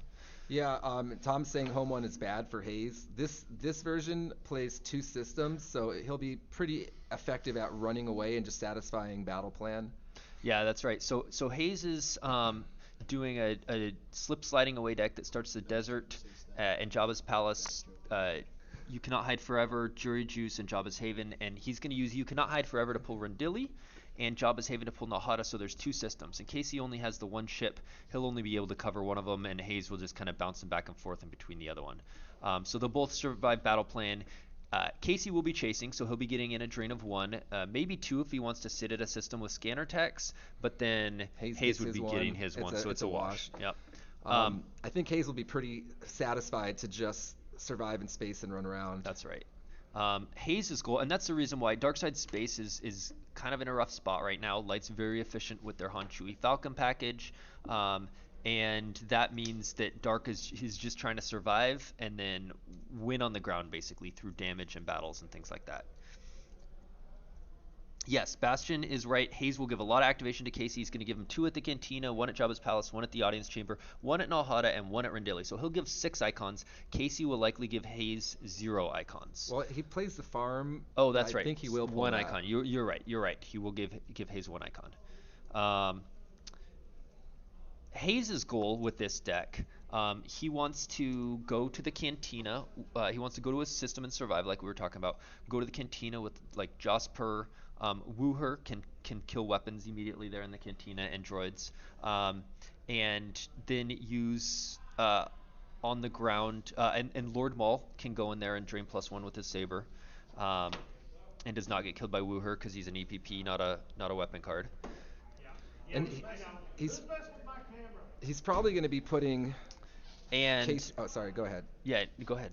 He's probably going to put Casey in a similar position where Hayes is going to get the Cantina with some dudes in it and pull the I'm Bat Shield, and Casey's going to have to decide whether to get his use pulls or to go to the Cantina, or he can go to the Jabba's Palace sites. But he's gonna have to sacrifice the use pulls if he wants to fight directly in the cantina. Dan went in to mess with the camera, and now it's off kilter. I think it was better before, but um, you made it worse. Freaking Hayes. He's too tall. He's too tall. Hayes His maybe gangly bumped limbs hit into him. the camera. Um, it needs to go down and left a little, but if it's not perfect, it's fine. So Hayes' goal with this is he, like we were talking about, survive in space, joust to the cantina, start doing damage, and then he's playing a bunch of like Dooku's and Force Lightnings and Choke Vader and Destiny 6s and 7s. There's a sneak attack and there's a Forlom to cycle Destinies, and he's basically trying to cycle and track high Destinies and Force Lightning and choke things and that sort of thing to maintain board control over the ground. Also a lot of evasion. I think double barrier, double stunning leader, which helps you pick your fight. Yep, and we Make it saw most that efficient. earlier in the Ryan Jellison Yes. WAP game where Hayes was just stunning leader in the throne room, the Naboo throne room, Theed Palace. So that'll be used in the audience chamber and in the cantina as well. Do we know, is Casey running any harvest in this deck? I don't believe he has any harvests. Okay. So yesterday, a little background. Yesterday, Casey played this light deck, and he played against Hayes using almost the same dark deck. They both changed a couple cards in the evening, I believe, but essentially the same decks within a few cards of yesterday. And Casey won by 1. And yesterday, Casey played this light deck against me, playing a very similar dark deck within a few cards, and he beat me by 2. So he's already 2-0 against this deck yesterday, against Hayes and against myself, but by 1 force and 2 force. So very close games, very strategic games. Casey played them very well. That speaks to how well he's been playing this whole tournament. Absolutely. He's had a great run. He's been playing well. Highest 6 and 2. Right now, What's that? He was the highest 6 and 2. Oh, he was the he highest, was the highest 6 6 and 2 player. So he was the third seed. There was two Yep. 7 and 1s, Third seed. and he was the third seed as the highest 6 and 2. Michigan was 1, Bad Mouse was 2. So he's been playing great. But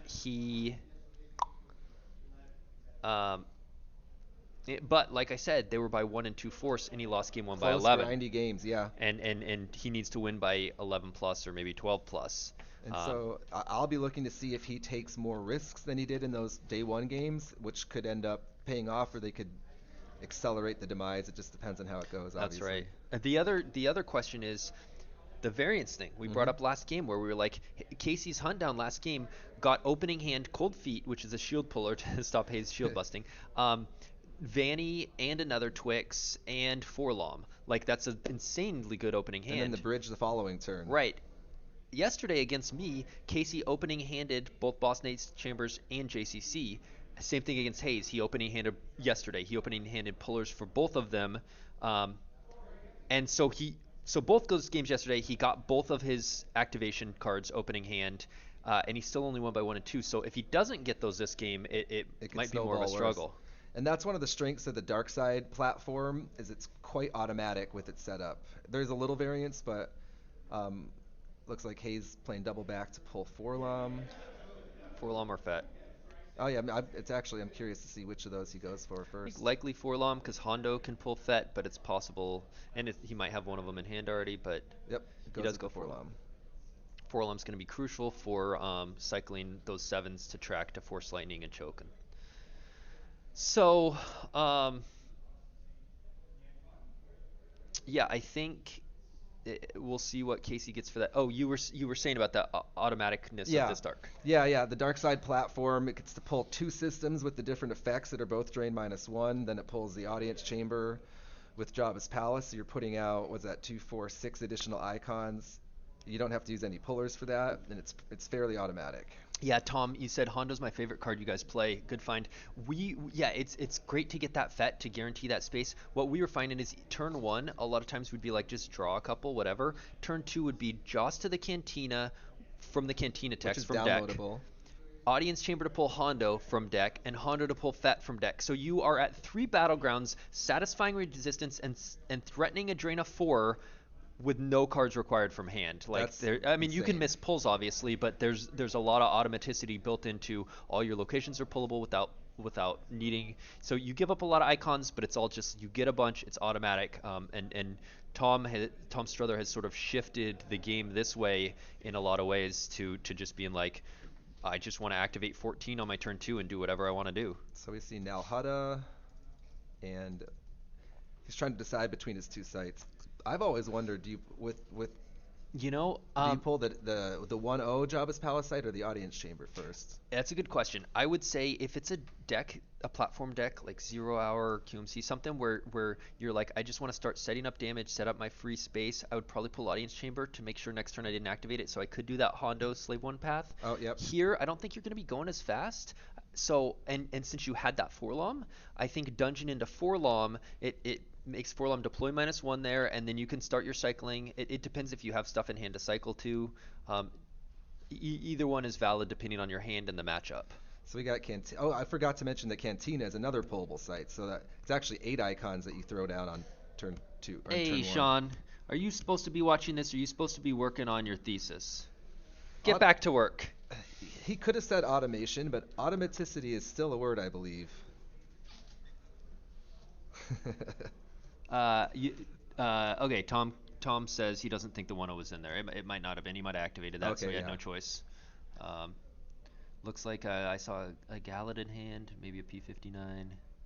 All right. So yep, this is the automatic setup we're talking about, and you just get to activate so much so quick.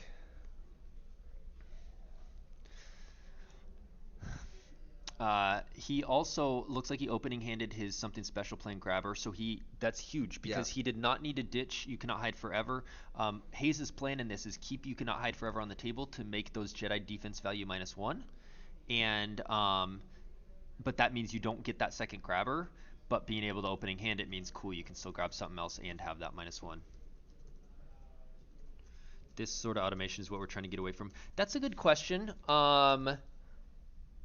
It's how do you prevent so slip sliding used to have accept palace sites, right? So it's sort of stopped that one, but you could always just go back to a Coruscant CRV and do Coruscant into Shuzor's Palace and flood the board with those plus Rindili and that sort of thing. So I mean, there's a lot of cards that sort of allow this thing. You'd have to change a lot. This isn't like a new platform based on new cards. So the one thing to note is that in the Coruscant version, you can't play the Jabba's Haven, so you can't have 2 system pullers, which would slow it down. That's right. A bit. Unless you were playing Coruscant, the 2-1. Oh yeah, there you go. If you weren't doing the Twix, you'd give up an extra icon, but you're sort of at that point that's like. Fine. All right, so yeah, Hayes unsurprisingly just did draw and save. That's what this deck does. And it can explode on the board with whatever it wants next turn. Yep. Hayes is going to be looking for a barrier so that he can go to space and not worry about the home one coming and just beating him up a bunch. And then he can just run. SSA could be an issue, but what about CRV? Like, that's still a thing. You could get rid of SSA, but then you got to completely redesign walkers. I mean, walkers would go back to probably Hoth CRV. You can start Silence is Golden to pull the workshop and then float Haven Nalhada Surface D. You can. It's less automatic. Yeah, less automatic. So Casey, I have not seen him use any location puller yet. For those of you wondering who's typing the nonsense from the SWCCG PC, that is Dan. So say hi, Dan. And he's the one trolling the chat. Yep. I will note, as Joe mentioned, there's a higher variance in Casey's deck, and it looks like this time he did no location pullers, and he's going right to his draw phase. That's going to be tough. That's going to be... Oh... Hayes pulled the Senate Shield. I think he's afraid of the redraw. Sense Recoil? Yeah. Yeah, it protects against Grimtosh too. It does protect against Grimtosh, which I would not expect, but it protects against a 3-card recoil. If Casey's hand is so bad that he goes, I want to spend 3 to recoil and try and get all my activation, then Hayes gets to keep his hand. He must like what he's got. Yeah, I think Hayes is pretty happy with how this has started. Yeah, and that's what we were talking about last game with that variance of, like, you can either get a great hand and roll, or you can not, and then you're kind of in a little bit of trouble. Yep. You want to talk about that? Yeah, the other thing that we were talking about with this version of the Desert Landing site is the islands concept. If you notice, it goes battleground, non-battleground, non-battleground. It just makes it hard for, if Lightside ends up at the wrong site, really hard for them to march over to you. And gives you places to run. Light tends to want to have then this dark deck specifically have a few more guys. Like light will probably put multiple guys at a site, and dark just wants one guy, one guy, Yes. one guy. So it's a lot easier to be like, cool, I'll move this one guy, but to move everyone through stuff is a lot more of a pain. Also, Um, it's also hurts run Luke run because Luke might have to be sitting at a non-battleground, which is bad. And yeah, to add to Joe's point about the guys, Darkseid trades more effectively because of the tricks in the deck. So often it takes 2 or 3 light guys to effectively battle into a light or to a dark side, and then it's hard to move that stack through the islands. So this Jury Juice version is what we played yesterday, but Hayes and I played a slightly different version today. Today I was not playing Jury Juice, and I was doing the lower passages as a third site, so no Cantina, because I was anticipating slightly different decks. And so there are a couple different builds of this that are all viable. So we see Hondo and Fett come out. And that's all downloadable from reserve deck, which is very strong. Yeah, Mr. Branch, that is. I agree that is something. From my understanding, is super high fast activations is on the radar. And I made a comment recently. There's like 14 people on CBT, so like I have a vote in what happens, but it's pretty minor voice. But it's definitely something I agree with you. And I said something recently about like us exploding activation out, so we're on the mid game by turn 2 is maybe not the direction we want to go. But it's not an easy problem to solve either. Speaking of CBT, while we're in between here, the ROPS change was the most recent one, and it has been phenomenal. I've heard so much good feedback because essentially ROPS was the deck. Desai was playing it, I was playing it, Pistone was playing it, our whole team was playing it. We spent a bunch of time on it, and Yeah, even Dan played it. yeah, Dan's like it was obvious. It had iterated to the point where it was the best deck to where it was not only going to be the day 2 deck, it was the day 1 deck, which meant everyone was going to spend another month grinding games against ROPS in the lead up to Worlds, and then playing 8 games of ROPS at Worlds, and it just sounded exhausting. And I think there was just such a deck variety here. Everyone had a whole month to figure out like what do we like, what do we not like, and still ended up kind of going, I don't know, and not necessarily from a lack of time, but just because the meta's so wide open. I think you give us another 2 months, 3 months, the meta's just very like rock paper scissors, lots of things that are viable, and ROPS was just sort of heavy-handed, like this is the deck. And yeah, I'm pretty happy we got rid of that. So Hayes, is threatening. He's threatening barrier. He's threatening stunning leader. May have a kick as well. Yeah. Makes it really right. unattractive to try to fight because, like, if you deploy a good guy into the audience chamber and then the battle gets canceled, you're just stuck there. I'm surprised that Forlom hasn't come down. I'm kind of surprised it didn't come down on turn 1. Well, yeah, I mean, it goes by what's in your force pile, and right. If you sometimes don't have stuff to cycle, you don't need to do it early. And sometimes the stuff in your hand, you're like, I want to keep all this. Absolutely. Less of a priority. There's a weapon lev in there that won't come into play. The there's his JCC and battle planes. The yeah, I mean yeah. So Casey's looking to get something cooking here. He did a verify. He might be checking to see if his pullers will work. Now this is one of those little things that will probably never matter, but those little things add up.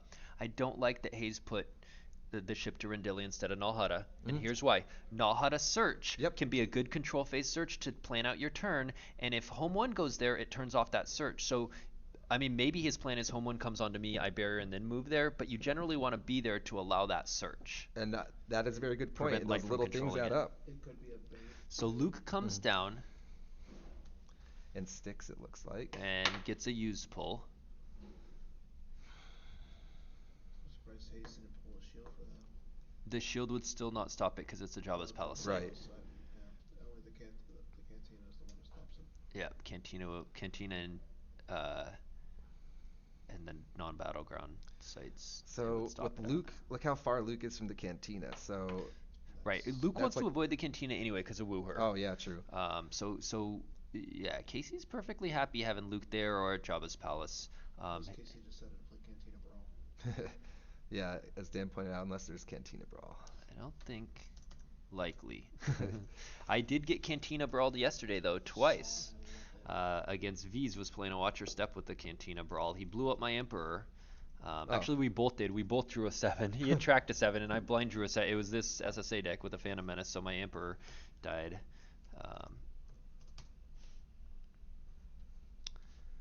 All right, so he's reading Hondo.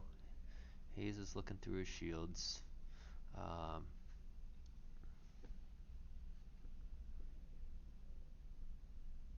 Jim Thomas heart emoji, and I think maybe the Cantina Brawl. He loves those quirky stuff. No, I think it was the previous statement. Or Dan thinks it was to his last comment on the chat. Maybe that too. We'll say it's some of both. It certainly wasn't for Joe's jokes, that's for sure. No.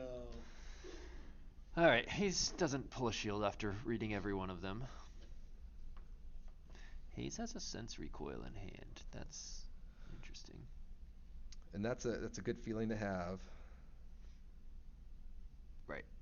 Protect your stuff if you stunning leader and he senses, you can sense back. Neither has pulled the sack shield. I wonder what Casey is. So Casey uses Like My Father to pull a saber. If Casey can get a lot of drains at 3 through, he can. I mean, this game is definitely winnable by more than 11. Yeah, for sure. He looks like he also puts Bionic Hand on Luke, so Luke's going to be immune less than 9. Defense value 7. He's going to be very hard to kill. This happened to me yesterday. That Luke was very hard to kill. And here comes the stunning leader. Yeah. If I'm Casey, I consider grabbing that. Even though it's a lost interrupt, it makes the second one more expensive. It means you can't no escape it. But nope, he says okay. What worries? Erica's not going to come into play this game. No, Erica's not going to come into play this game. What worries me for Casey Why is is Erica not going to come into play? Because Luke, I mean, she can still go to. She for actually retrieving. No, she'll go to the she'll go wide, non-battlegrounds and drain. Her goal is not to retrieve 1; it's to drain for 2. So what worries me for Casey is Hayes is draining free now. He's happy. It's so expensive to get home 1 out to also drain free.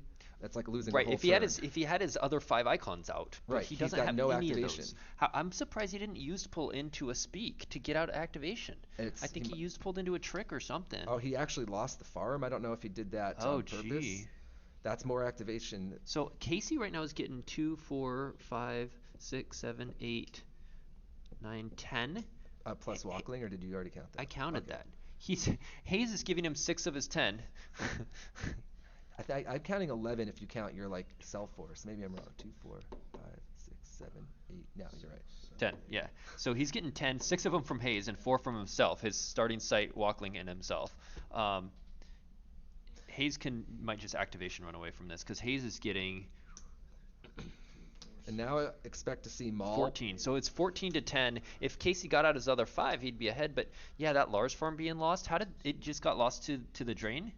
I don't. Yeah, I can't imagine he lost it from hand, but yeah. Justin saying. But he's why going wouldn't he have pulled it? Capital run away with this. Don't underscore the mental impact of the last game on Casey. Sure, that roller coaster of I'm going to win by 20 plus to I lost by 11 is like, yeah. So I'm expecting to see. He lost it from hand. So I think that's a bad play because not only are you only activating 10, but if you play that between the Cantina and Desert Landing Site, you can deploy there, get your used pulls, and move into Cantina. It also prevents Darkseid from deploying Maul for free or 2 and moving him over. And so like Hayes is going to be looking to set up. Maybe he just drew into a bunch of his activation and he was like, I don't need this. So it is Hayes Erica. Put Erica at. I guess he's just wanting to start damage rolling. Yeah, but put her at the pyre. Looks like he took maybe a Kylo. He had a Kylo and a choke Vader. I think she should be going to the pyre right now. Certainly. And someone else to the Cantina. He might not just want Hondo might die. Leave a beat down. But he might just be trying to stay alive at a battleground site because he's planning on moving Hondo in. Yeah, he certainly will run away. He needs to get to Jabba's palace and play resistance and battle plan. Decide like sort of the Cantina. Yeah, I mean, if you had somebody else, maybe Josper wasn't in deck. I'd like to see a Maul or something with There's her. Vader, Galad. He's 2 for Forlom. So the question is does Casey have any